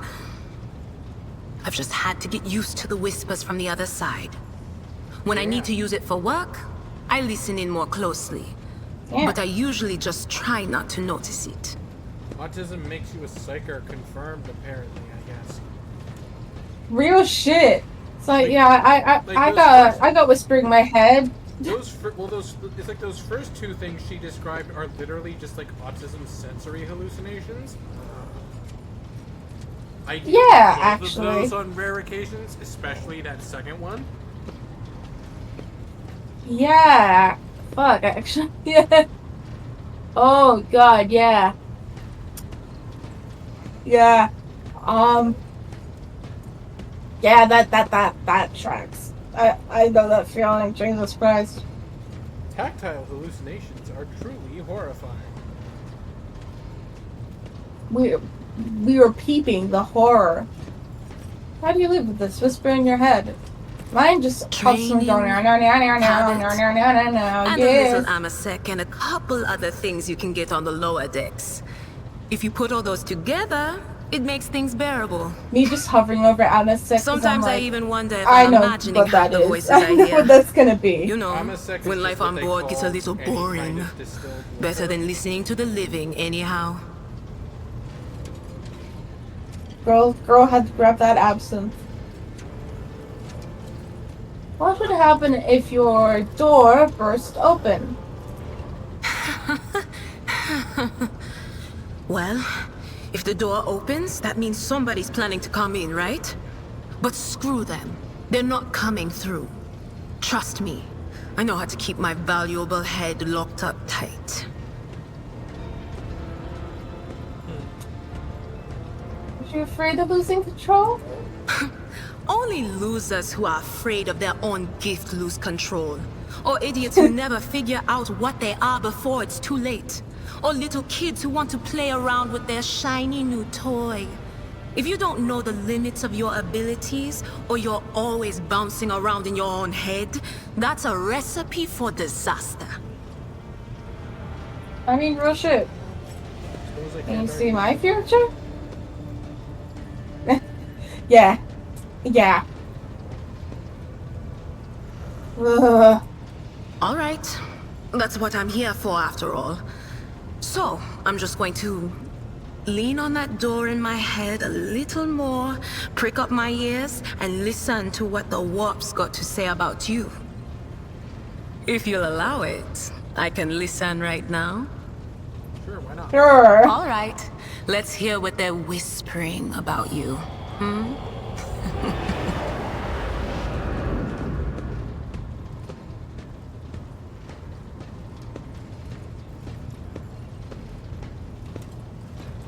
Oh, Another damn. road. The road begins at the threshold of the expanse and leads to the bowels of the emerging world.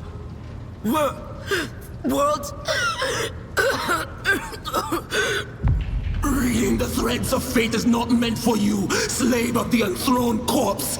Step into the embrace of doom, for thus was it preordained by the architect of fates. Oh, Jesus. Well, that's not good.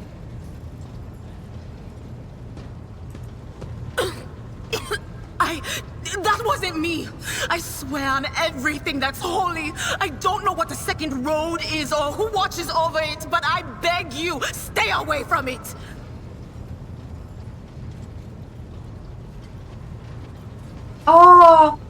Let's switch subject. I know exactly. You know, yeah. The fact that I can tell immediately from how she framed that, or from how she phrased that, exactly what she was referring to.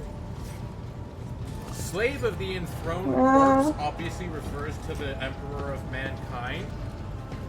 You know, he is the master of a million worlds by the might of his inexhaustible... he is the master of mankind by the will of the gods, and of a million worlds by the might of his inexhaustible armies. He is a rotting corpse entombed upon the golden throne of Terra, writhing with power from the dark age of technology. So goes the iconic intro blurb. Yeah. The Architect of Fates is one of many, many, many nicknames for the Chaos God Siege. Also known as the Changer of Ways is his most famous nickname. Yeah. He is the Chaos God of knowledge, change, fate, and a couple other things. Damn. Hey, And he's also... So, Adira. He's also on levels of just as planned that would make Light Yagami blush.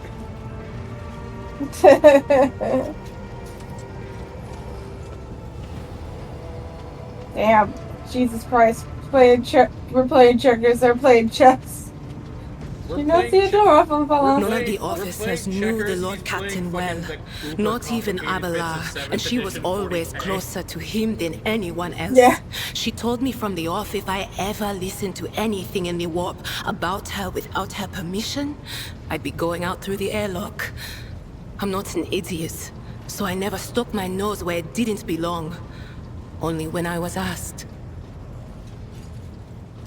Also, though, with Siege specifically, a lot of people tend to think that, probably not without merit if I'm being honest, that he's one of those assholes who, like, whatever happens, regardless of what it is, he always just goes just as planned and pretends that he planned the whole thing, even though he almost certainly didn't.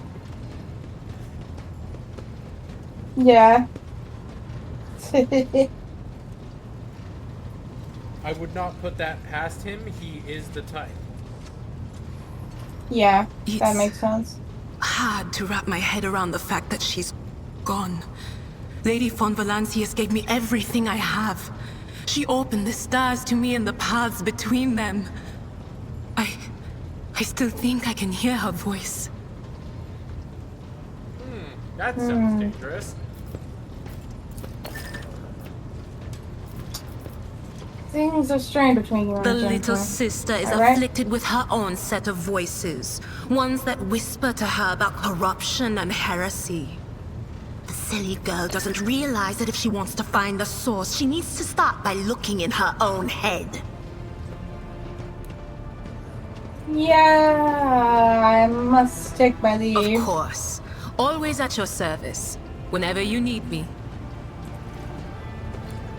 Now time for the merry Time for the self-harmer. load up the Evanescence soundtrack. Domin. Can you see it too? What the fuck? You torture your own flesh? What is the meaning of this ritual? Torture? I bear the sacred marks of the Undying One's service.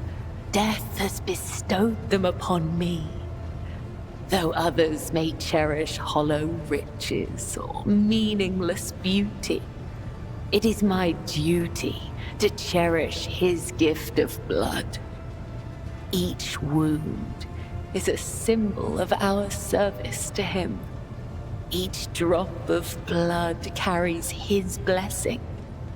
To renounce these scars is to renounce the Undying One himself.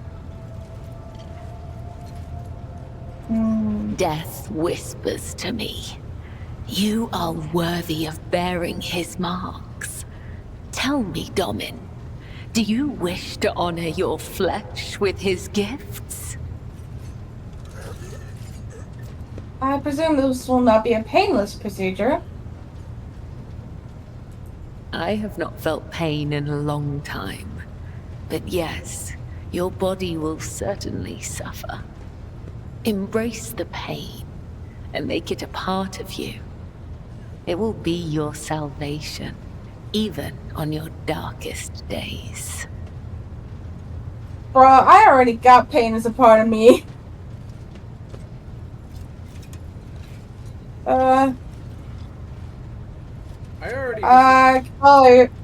You're scattering the hose. I already listen to enough goth rock on a daily basis. I do not need any more.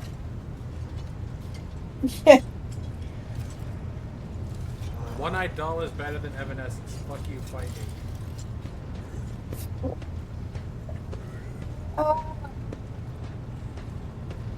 me. In order to bear the mark of the Undying One. Let it be so. Ow. Treasure his gift, Domin. Inscribe it anew each time you pray. May his blessing find you. Oh boy. I am surprised that you went with it. I felt pressured. I like know about the sacred mysteries of the death cult. The Vizier taught us that there are many like us throughout the Imperium who spill blood in his name. Death cultists, as they call us. He said that no two death cults are the same, just as there are no two identical stars in the void. I will tell you about the blood-spun web, but I cannot speak on behalf of all death cults. It's hilarious the degree to which the term death cult has taken on a new meaning in the future. Yeah. Because in modern day, it just refers to a bunch of people trying to kill themselves and usually everyone else with them. Yeah. How long has the blood-spun web been in existence? Spinners carved the chronicles of our history on the stones of our temple long ago. But fate and time have erased our past.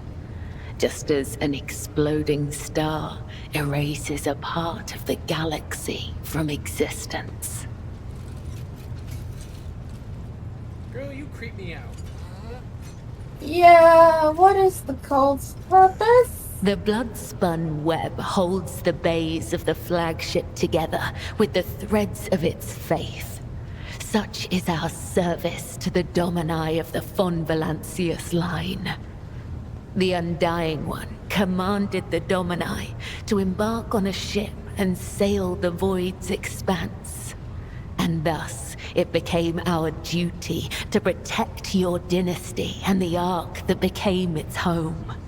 This great relic of blood and adamantine. I see.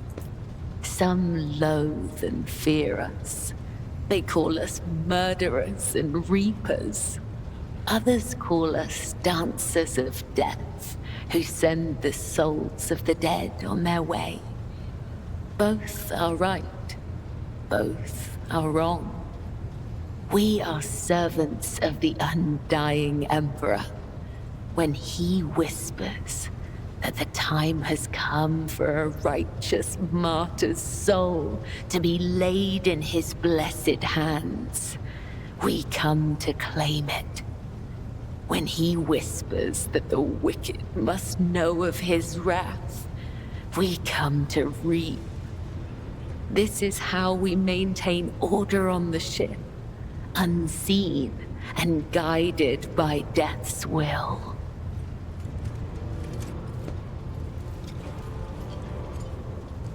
You hear a whisper in your mind telling you to kill someone, you obey?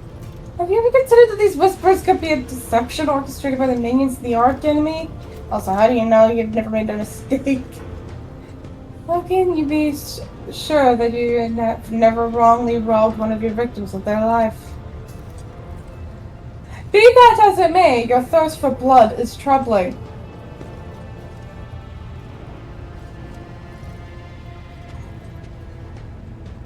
We are carried along by a current of blood in the great river of fate. Life is not given or taken away by chance. If I see an enemy of humanity, my blade will sever the thread of their existence. I will not wait for a sign of his divine bidding. I am his will, and I do what must be done. Nothing ominous to read into there. Yeah, you hear a whisper in your mind telling you to kill someone, and you obey? You ever considered these whispers could be a deception orchestrated by the minions of the Arch Enemy? Death's whisper is unmistakable. It is not like the murmur of stars or the hiss of corruption. It is truthful, pure, unyielding. Only the most eminent of us, the High Spinners, can hear the whisper of the Undying One and give voice to his will. They must hone their senses and temper their body and soul for years before his call can reach them.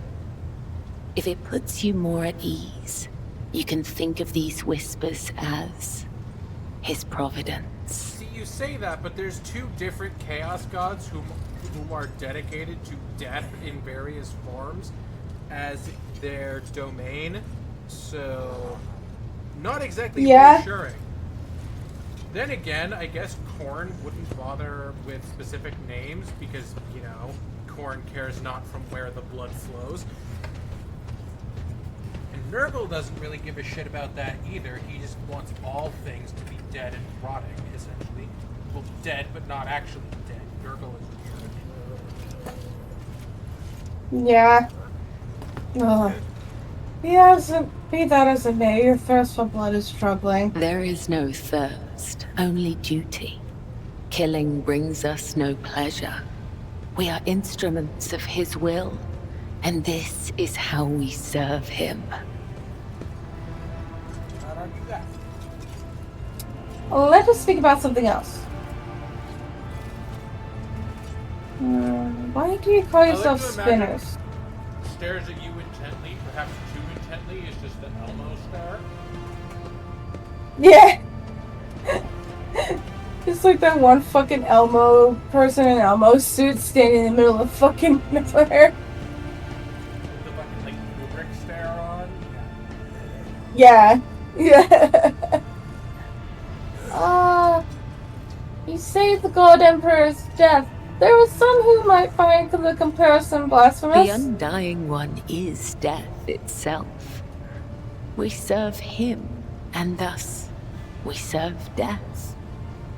This is not a comparison, attribution, or preference. It is the truth, and nothing can change it.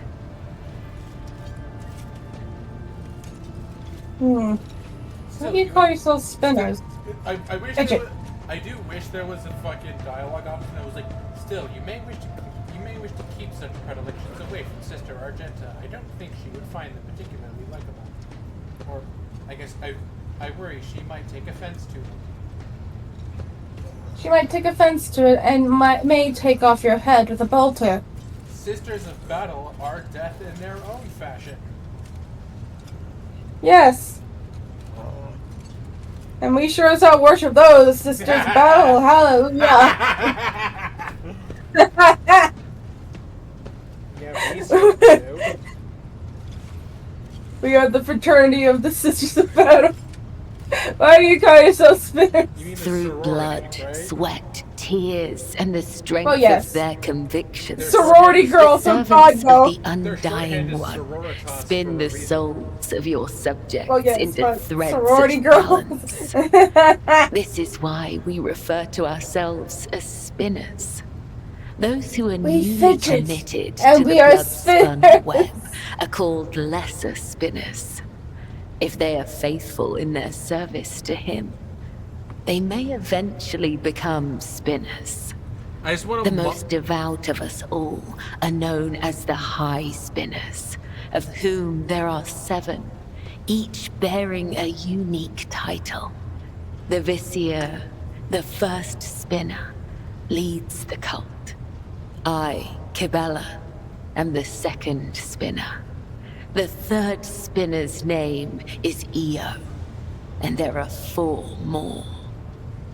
I just want a mod now that replaces the, like, flower in the background on the stained glass window with a fucking fidget spinner.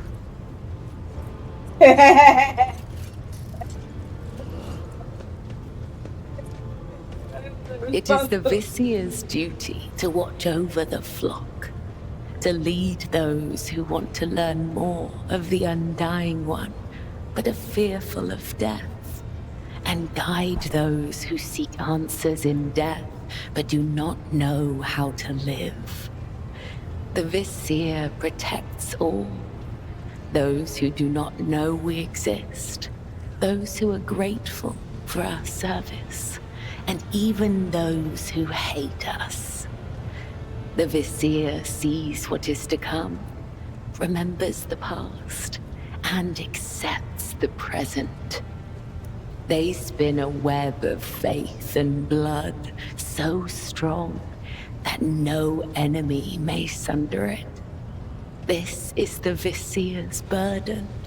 This is the legacy of the matriarch spider. Who was the matriarch spider? It is said that she was one of many, born in the void, the Domin's subject. She honored death instead of life, and for this, she was persecuted. It is said that when the arch-enemy's forces invaded the flagship during a warp jump, she gathered the Undying One's servants around her and saved the ship from ruin. Together, they spun the first threads of the web to ensure that such devastation would never happen again. It is said that she was strong and indomitable, but as the years passed, her heart became as stone, and thus, the Undying One whispered her name to the one who would become the first Vizier of the blood-spun web. You have satisfied my curiosity. For now. How positively ominous. Yeah, anyone else hear those ominous bells tolling?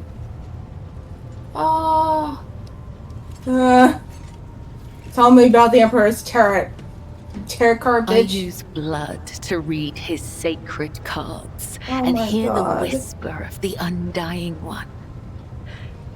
His tarot is not an answer, but a question I ask. You get your orders universe, to kill through tarot cards? And the universe answers with questions of its own. In this sacred communion, I perceive hundreds of possible outcomes. It reminds me They of are another all fucking, true, and yet they are only visions, I know what will come to pass, and yet I do not.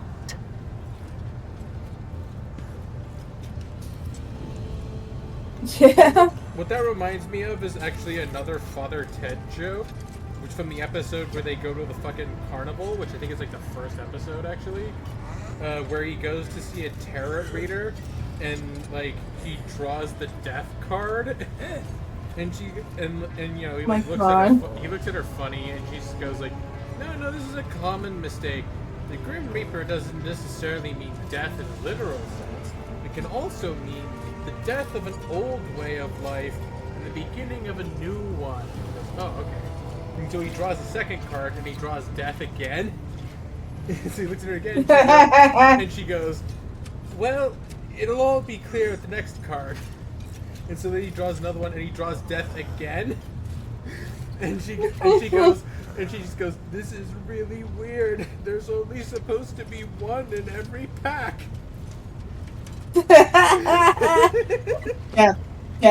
Death.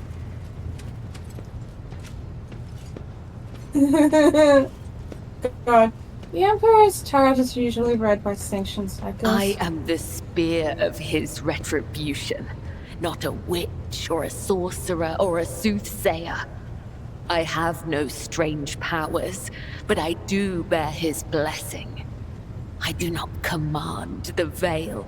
I am guided by his whisper and led by my faith, by the tenets.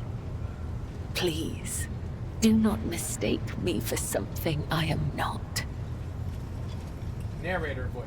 She is totally a psyker who just doesn't know it.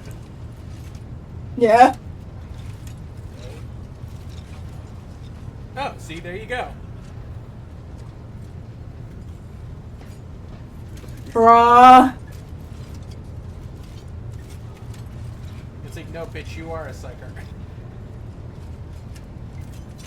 Just like, let's speak about something else. Too intently. Yeah, I'm telling you, man, it's the Kubrick stick. The Undying One whispers my name. Will you carry out his will? Lords and wretches are equal before death. If such is the Undying One's will, I will guide you to him, Domin. I will kill you. Enough about killing other people. Tell me about yourself. I am the second spinner of the blood-spun web. A spear in the hand of the Undying Emperor. I am your shield and shadow. Your blade.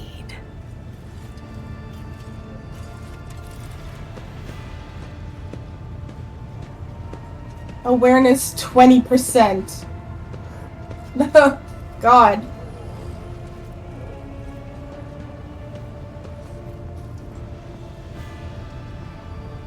I'm not gonna gamble at that. Tell me about your past. I remember nothing of my childhood.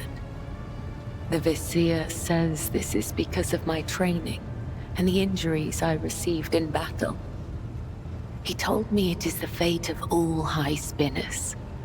The only memories I have are of the blood-spun web and the brothers and sisters who serve the cult alongside me. That sounds pretty fucked. Yeah. Well, hey, look at that. We've got actual cult behavior. Yeah.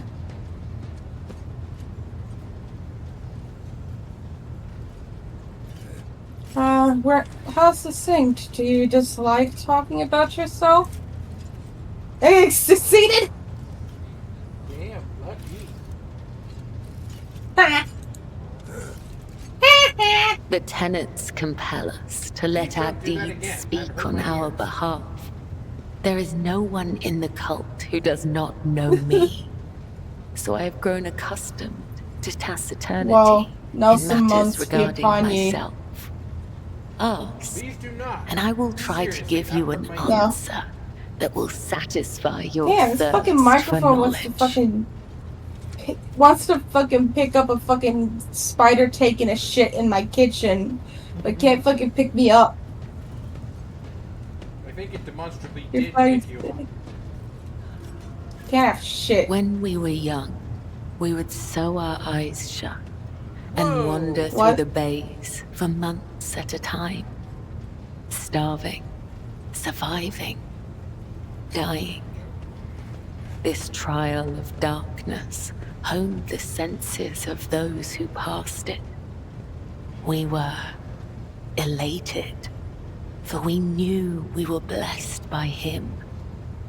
When we grew older, we learned to wield our weapons, and our mentors tested us with pain, poison, and the weight of deceitful words. In time, our bodies no longer felt pain. Our blood became resistant to toxins, and our focus could not be shaken. We were at peace, for we had shed everything that could encumber our faithful service to him.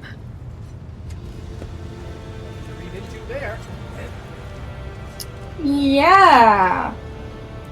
When we came of age, we faced a great trial. A year-long vigil spent in unceasing prayer to the Undying One. When hunger and other base sensations faded away, we attained true comprehension of ourselves and our place in the world. Our place between life and death. We were proud, for on that day, he truly accepted us, and we accepted him. Narrator voice. If the Emperor knew about any of this shit, he would be screaming. Yeah.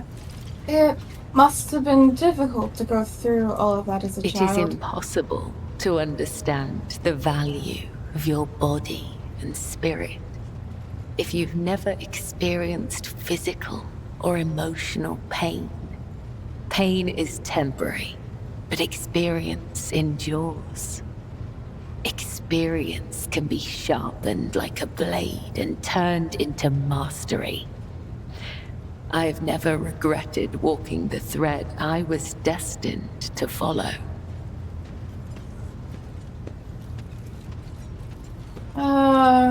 Your parents, your family, you never mentioned them. When we join the cult, we relinquish our past. The blood-spun web becomes our new family. Oh, would you look at that? More actual I have seen cult the behavior. pain, terror, Yeah. and doubt in the eyes of those who hear the Undying One whisper the names of their kin. For some, the blessing of oblivion is a gift not unlike death. Oh.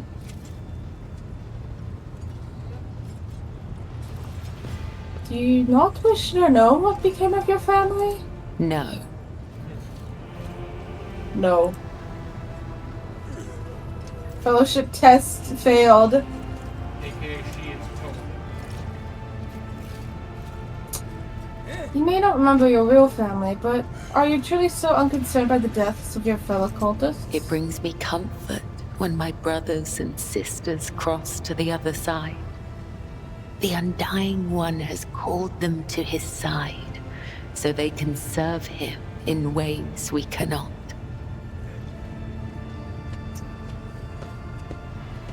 Again, like the fucking joke in TTS where the Emperor found out about, like, not even this kind of cult, just a regular ecclesiarchy, and just like his immediate response was, "Are you serious? Damn it, I knew this would happen." Then he starts slapping himself, is exactly how he would react.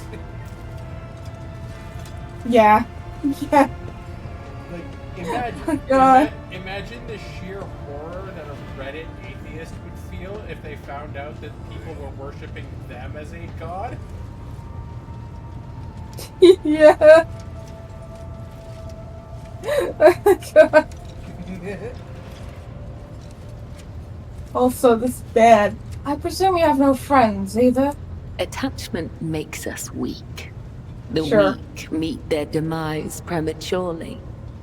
But such death does not please the Undying One. For a soul must not be claimed before their time has come. It is true that spinners occasionally cross paths with those outside the cult. But such paths always diverge in the end. We may walk the same road together, but we are nothing more than temporary traveling companions. It is similar for those of your retinue. Our threads may intertwine for a time, but all will go their separate ways, as is inevitable. She just felt like, again, translation. What have I become? My sweetest friend. Everyone I know goes away in the end. But not you and I, Domin. Our threads cannot be unwoven, and only the Undying One will end my service to you. Yeah, girl, you fucking scary. I understand you better know now. Your enemy I wish I did not. And prevail in battle. Know your ally and prevail in war.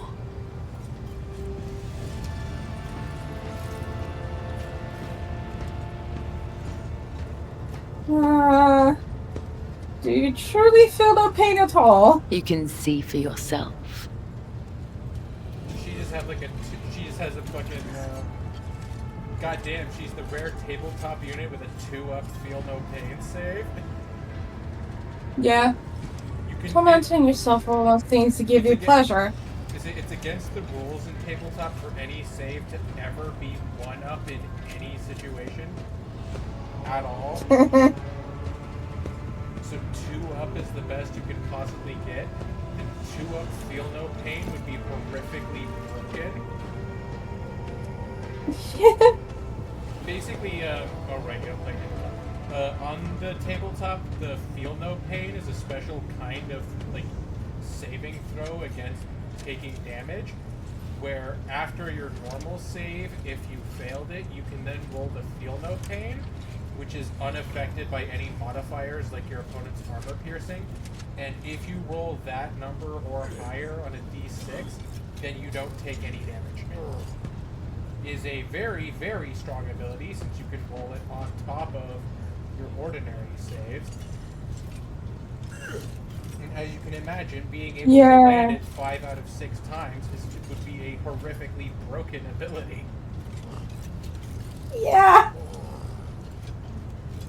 Is it possible to experience pleasure if one feels nothing? Oh, it's BDSM. I don't know. You honor me by taking me at my word. Thank It is you not difficult for to speak the sharing truth. with me.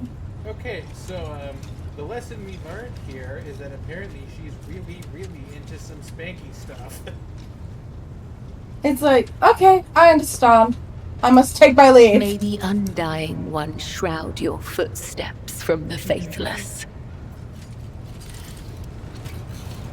Just like runs back to Argenta, I had the most horrible experience of my fucking life. You're just like, by the way, you're not in. You're just like fucking like you return to Argenta and like in the middle of your next conversation, you're just like, by the way, you're not into knife play, are you? And it's just like, what? He's like, sorry, that was a strange thing to ask. Yeah, sorry, I just had to make sure. Because, that at least makes... I've been running into that problem a lot lately. Yeah. Or at least more than I would have liked. Yes. I've seen too much. Now we gotta fling ourselves in the fucking space after harassing everyone.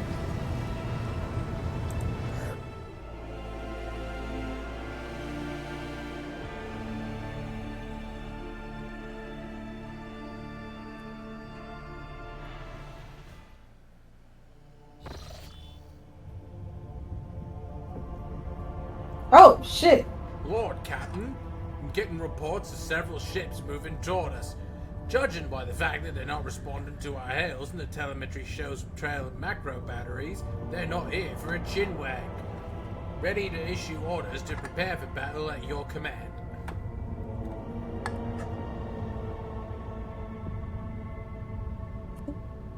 Where did they come from?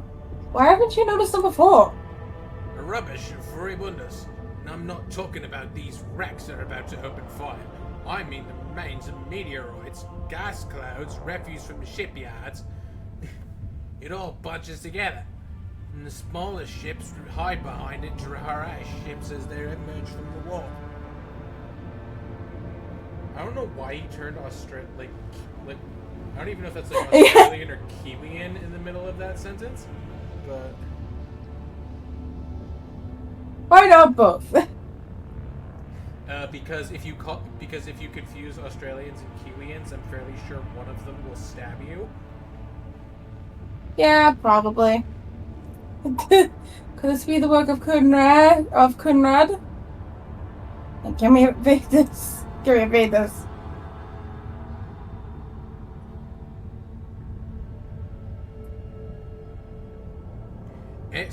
It's possible. Yeah. He could have hired some scum, or maybe it's just a pirate who saw the state of our ship and decided to push his luck. Can we evade this combat? I don't think so, Captain. There'd be no reason to. It'd be easier to blast these scum to smithereens than to evade them. We'll warn footfall we're coming with a few macro salvos. On my order, all stations get ready for void combat. Alright, ship battles. Yay! Counter collision.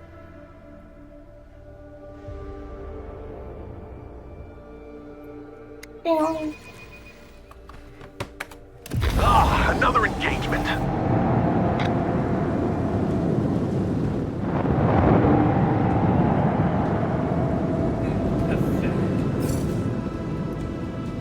Disgusting. Oh damn! I'm in control of the ship. Nice. Oh, I see. Because I have Supreme Commander. All right, I am pretty good at the ship combat in this game, so let me handle this. It's a fucking goal! Battlefield! Pew pew! Alright, we'll launch an initial attack on that. Engage the last batteries! Man, my voice is so American. Fire at will! We're finally back to being, not insane Australian/British. For a setting as direct our course. 40K, having an American voice. Macro cannons! Volley! Wrong. Adjust heading. Initiate the barrage!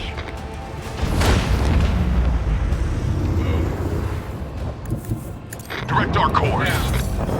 And boom! Where to go? Ow! Jerk.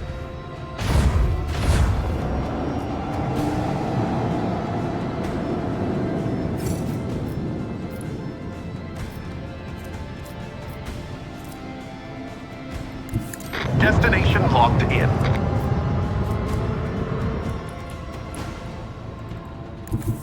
Helmsman, follow my command. Ah, out of range. Damn. I can't wait till we can get our hands on some upgraded gear. Yeah.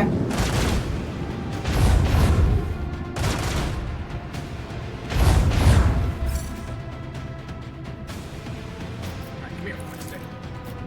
Macro cannon, volley! Commence left fire.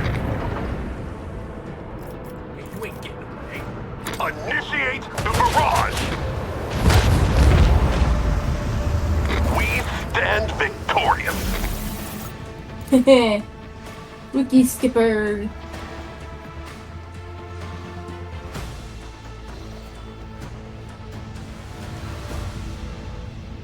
Okay. How do you like Now that, you void pirate fuckboys? Yeah. Give up. Okay. Let's go, gamers.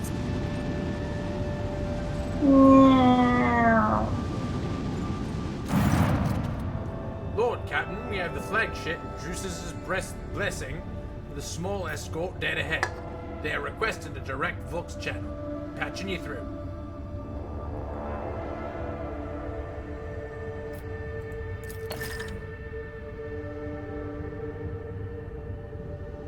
Wait, you gonna... Oh, whoops. We'll go. There we go. Greetings, Lord Captain. I am honored to speak with the rogue trader of House von Valancius. May your name be known through the ages. Chartist Captain Oster... What an unfortunate name.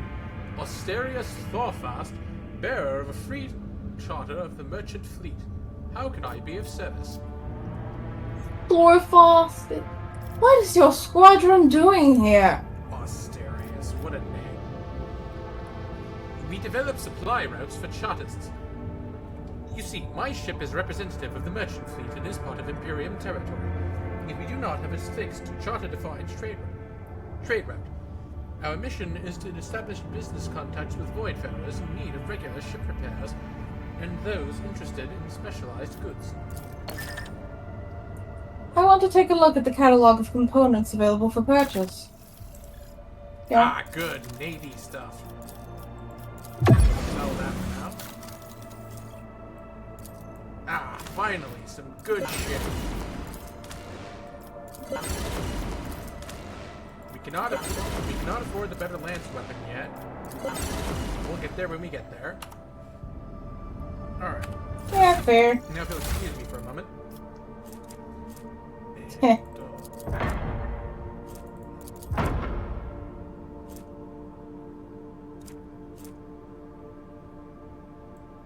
Then grab the torpedo tubes.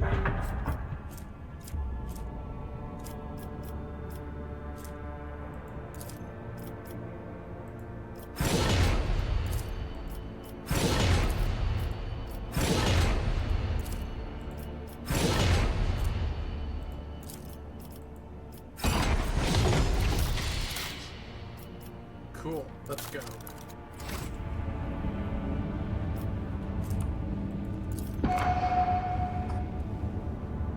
Okay, cool. The Earth world. Might as well scan Yeah. Yeah. Nothing, that's fair. Cool. To football then. Whee!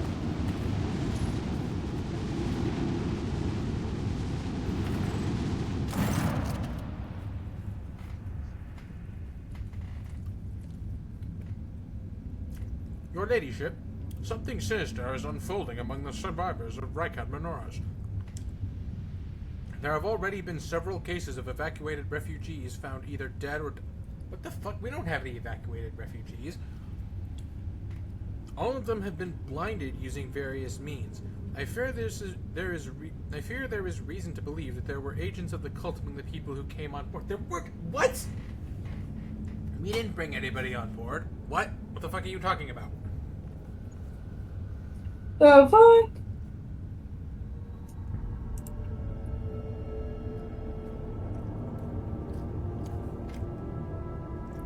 Oh, I know what the fuck is the anathema? Anathema. Ugh. I knew the anathema would not fully release its hold on those doleful souls just yet. I'm pretty sure. Then let us mark and drive it away. I'm pretty sure that terminology is wrong. I'm pretty sure the anathema is what the chaos gods call the emperor.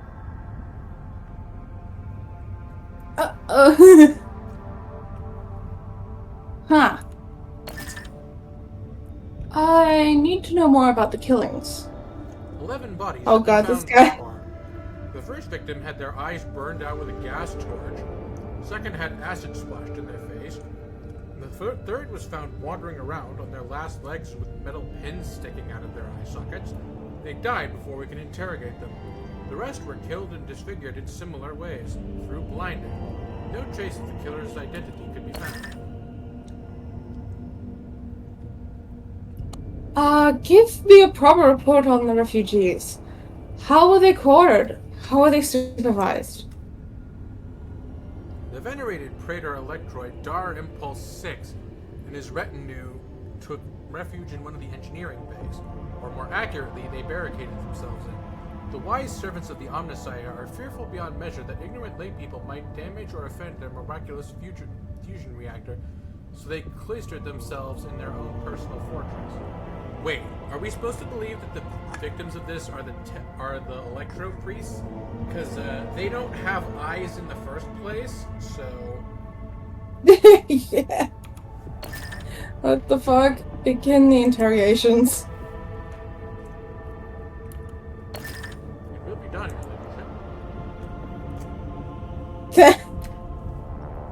I will a jump scare. If I may interject, there is no need. The interrogations have already been conducted. I put the enforcers on alert as soon as the first body was discovered, though I decided not to disturb your ladyship until I had the results. Well, now I do.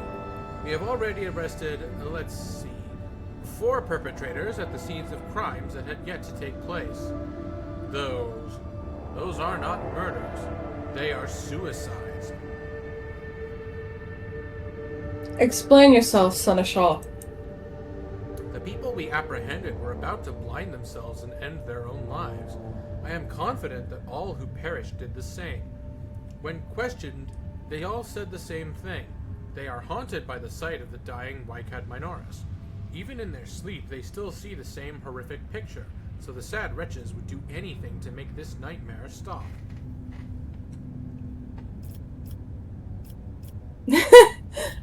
The triple dose of sedatives to the rations of all Rycadians. I feel like as a priest, come on. Yeah. Yeah. Perform cleansing liturgies on the decks housing the refugees. We shall banish this blight with the strength of our faith. Hallelujah! Certainly, Lord Captain. Except, I am afraid, it is not just the refugees. 3 out of the 4 people we arrested were members of the crew. They watched Rycad Minoris die, and it left their minds scarred.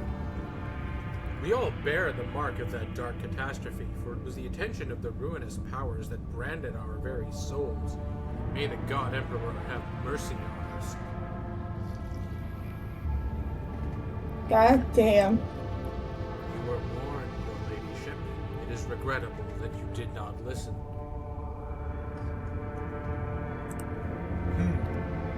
Bro! The fuck wrong with you? He's not wrong, but like... I know. Fuck you. So now you have a permanent -5 penalty to your willpower?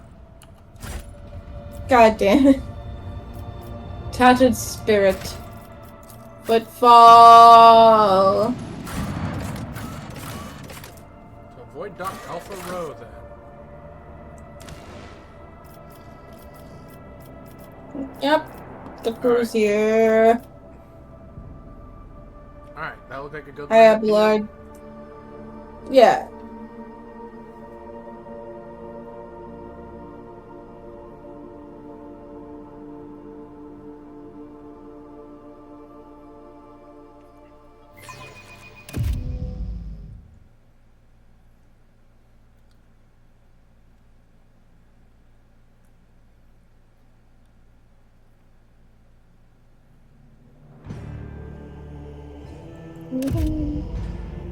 Beep.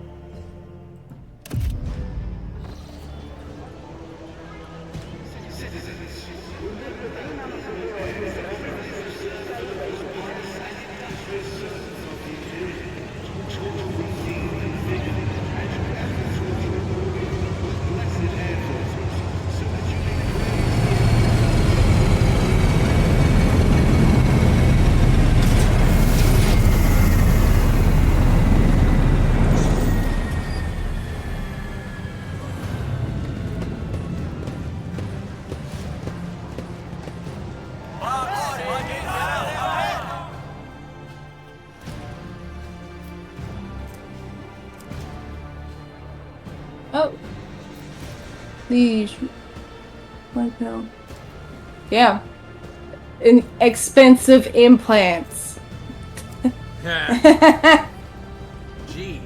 Rogue trader! We know what they mean, but we also know how that can read. Yeah. Rogue trader, Footfall welcomes you. On behalf of the Liege, Lord Vladim Tokara, allow me to express my joy at your arrival. The Liege awaits you at his residence. But should you have other business to conduct on the station, I will be honored to serve as your guide. This is so familiar. Behind the amber-colored scattering of words of welcome, flawless appealing hues look murky and diluted. The look of someone accustomed to lying and hiding their intentions. What's the situation on Footfall? God damn it. There are certain problems, your ladyship, but the Liege can acquaint you with them far better than I.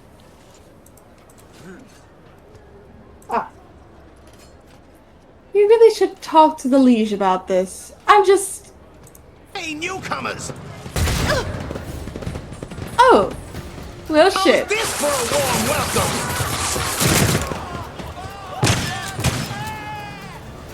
Oh, what an amusing attempt at defiance! Okay, before anything else, go over to the character control thing. Can I have Pascal back? Yeah, character or something. Yep. Let me go back to the, check. Is it in? Top right corner. Top. I'm gonna have to assume. No. Oh, there we go. Fucking hell. Doesn't want to. Fucking. There we go. It would be nice if we had a hotkey for it. Alright. Yeah. Time to deploy that.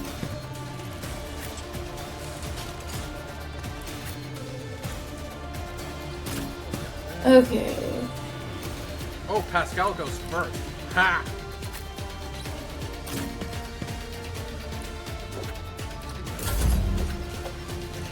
Fuck it.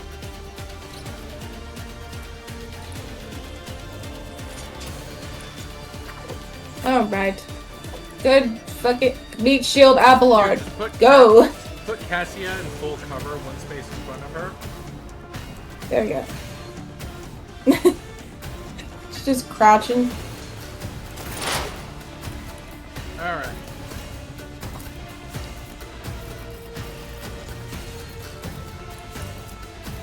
Alright, let's mark a couple areas, shall we? Mm-hmm.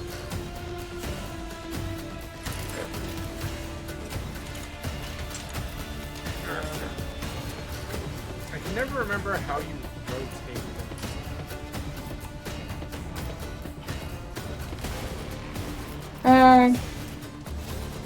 Give me a second. The Q and R keys? Nope. That rotates the camera. Oh. That's what I thought you were talking about. Nope. Rip.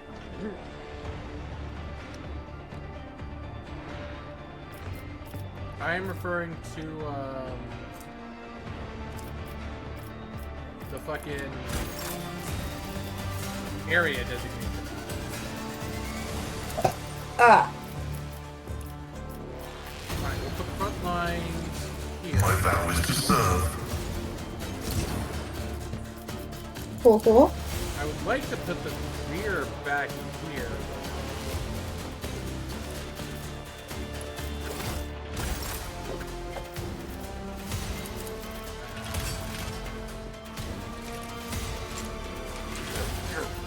What? I'm trying to figure out how the fuck to rotate.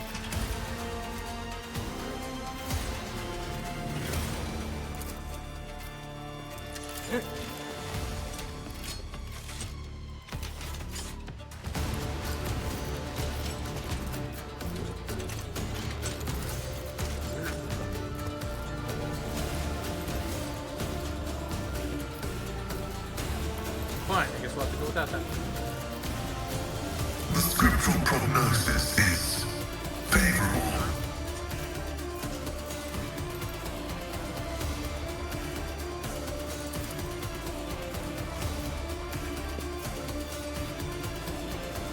Running binary override.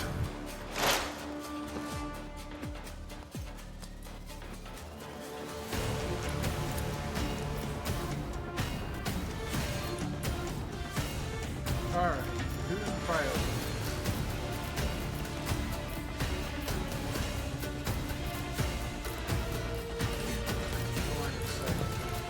So I guess it must be her.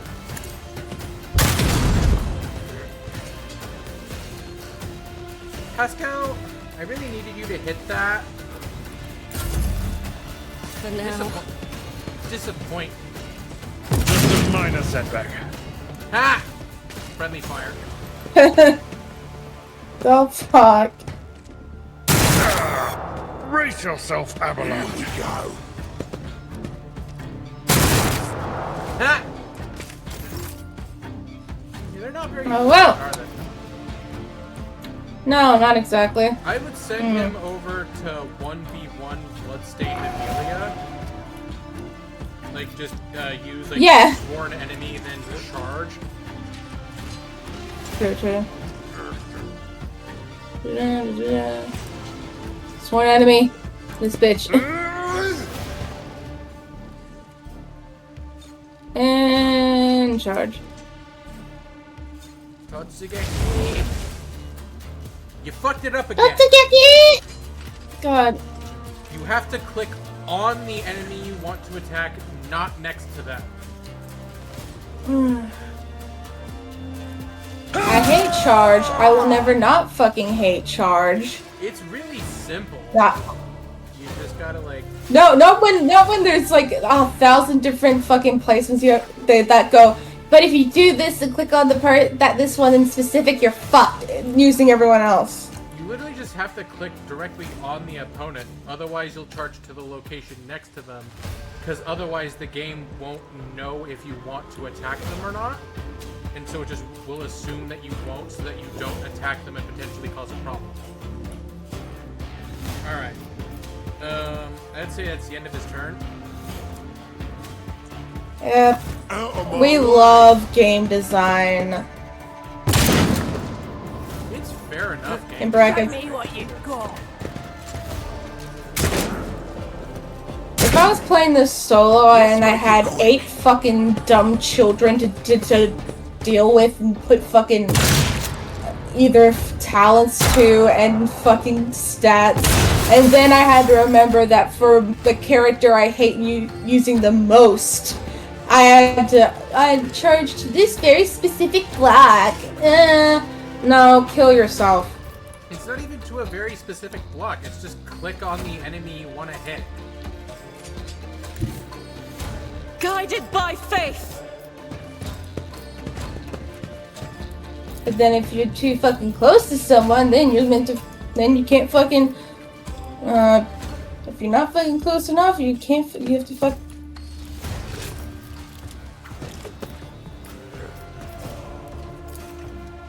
I'm like one inconvenience away from a fucking rage quit, dude. As the Emperor commands, I act. You've only had one inconvenience so far. And it's the reason I fucking was glad I could get rid of Abelard.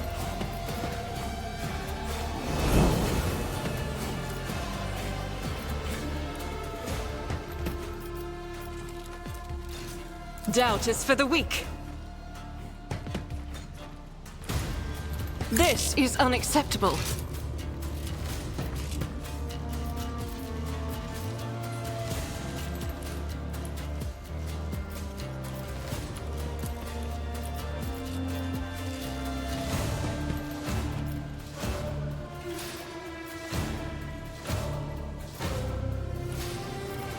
Faith without deeds is worthless. Let's get to it. Pain and duty go hand in hand. Time to slaughter someone.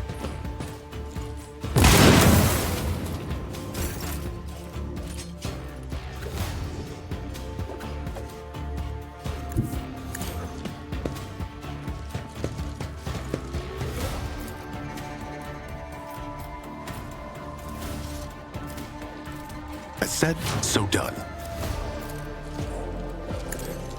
That's how it's done. Momentum. I know what to do. I define the outcome. Let's set this in one and done. I know what to do.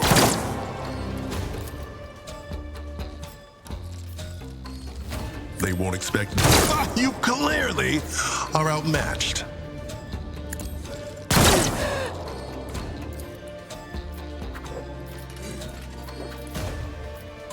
Easy. I have no idea how you missed that last one. Oh well. I know what to do.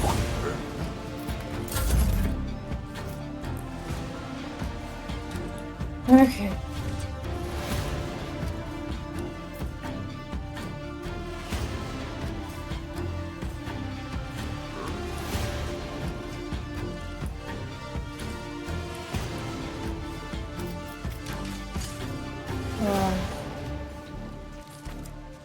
As for Cassia, I have no fucking idea.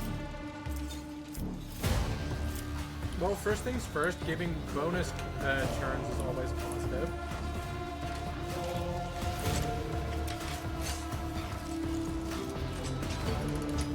And really, Well, you could give yeah, it to but anyone. I'd suggest maybe Abelard, to be honest. Yeah. Sure, why not?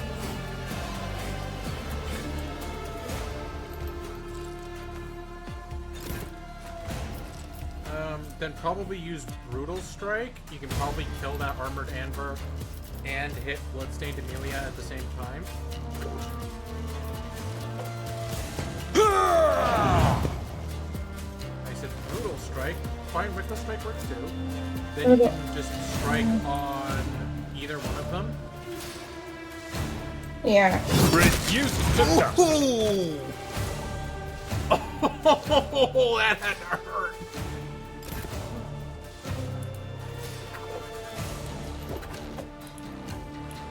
How far ahead can you advance Cassia?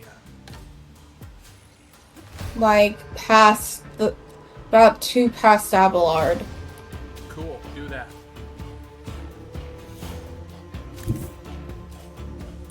Actually, well... Yeah, that works. Huh. Don't know why it's... You got a Yeah, I don't know why it showed that full thing. You got a shotgun. Use it.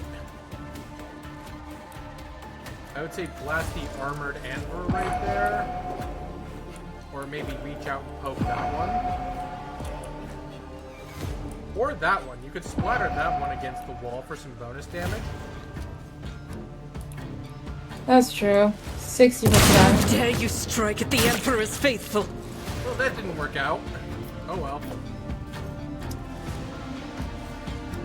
Happens. Oh well. What you can do then is go here.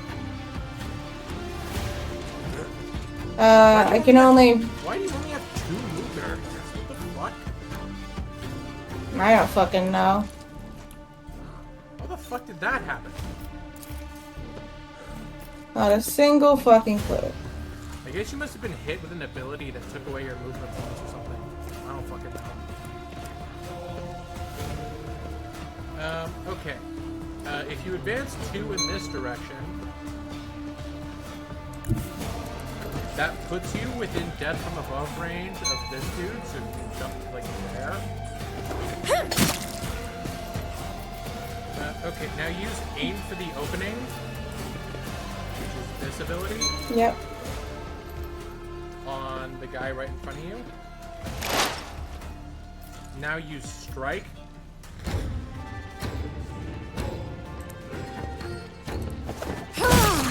Another one is shattered. Good damage.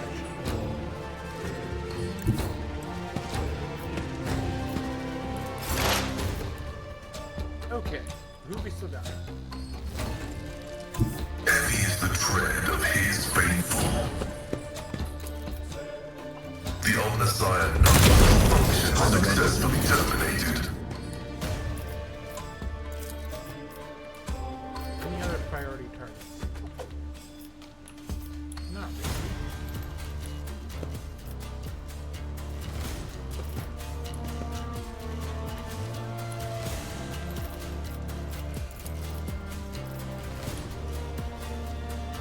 That being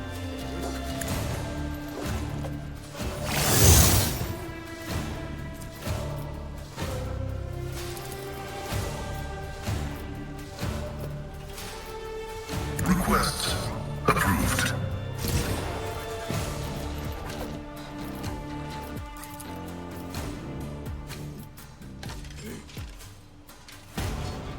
I am a savant of destruction.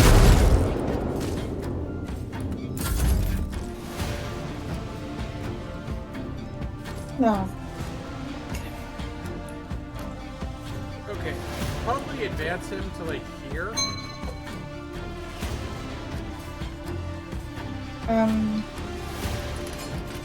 Like the I head didn't two even show blocks. up. Oh. Okay, yeah, I can go about, yeah, I can go like 3 more than that, but yeah. Alright. Then you can use charge to hit. Even just get yourself to here. It doesn't matter if you hit any of them with it or not.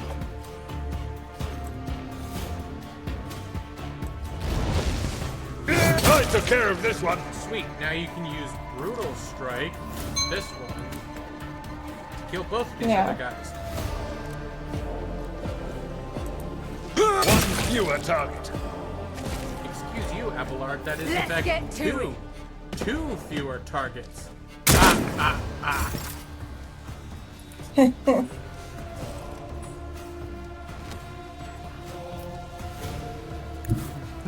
The enemies of the Emperor will be I undone! couldn't resist. I'll do it. As the Emperor commands, I strike. Good shooting, sister. God Emperor, move through me! Be the fire in my heart!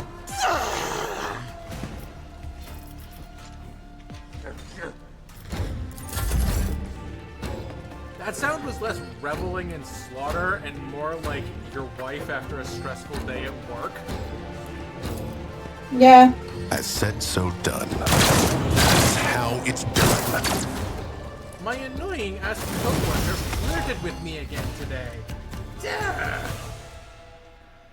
Doesn't he know I'm married? All he knows is just, Emperor, protect me. They killed.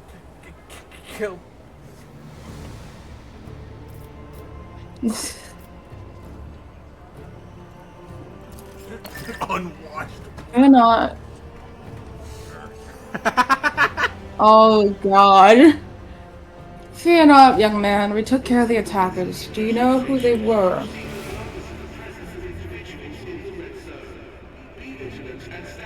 Your ladyship. Those guys were hand-versed.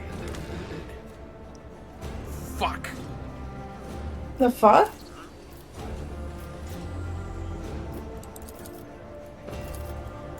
Okay, I got booted from that, so I am back in single player now. So I'm just gonna... Oh. Like, just get through the conversation and quick save, I guess. Yeah. Actually, this might be a good stopping point. Holy shit, it's late. Yeah, that's fair. Wow. That's fine, we'll just meet her next time. Yeah. Alright. Because Would it have quick saved before the end? For that shit ended? No, it would have saved at the start of the fight. Oh, okay. Well, alright. Okay. Good day today, I think. I'll put up the VOD I thank God it when I wasn't get a long. chance. Yeah. Same as before.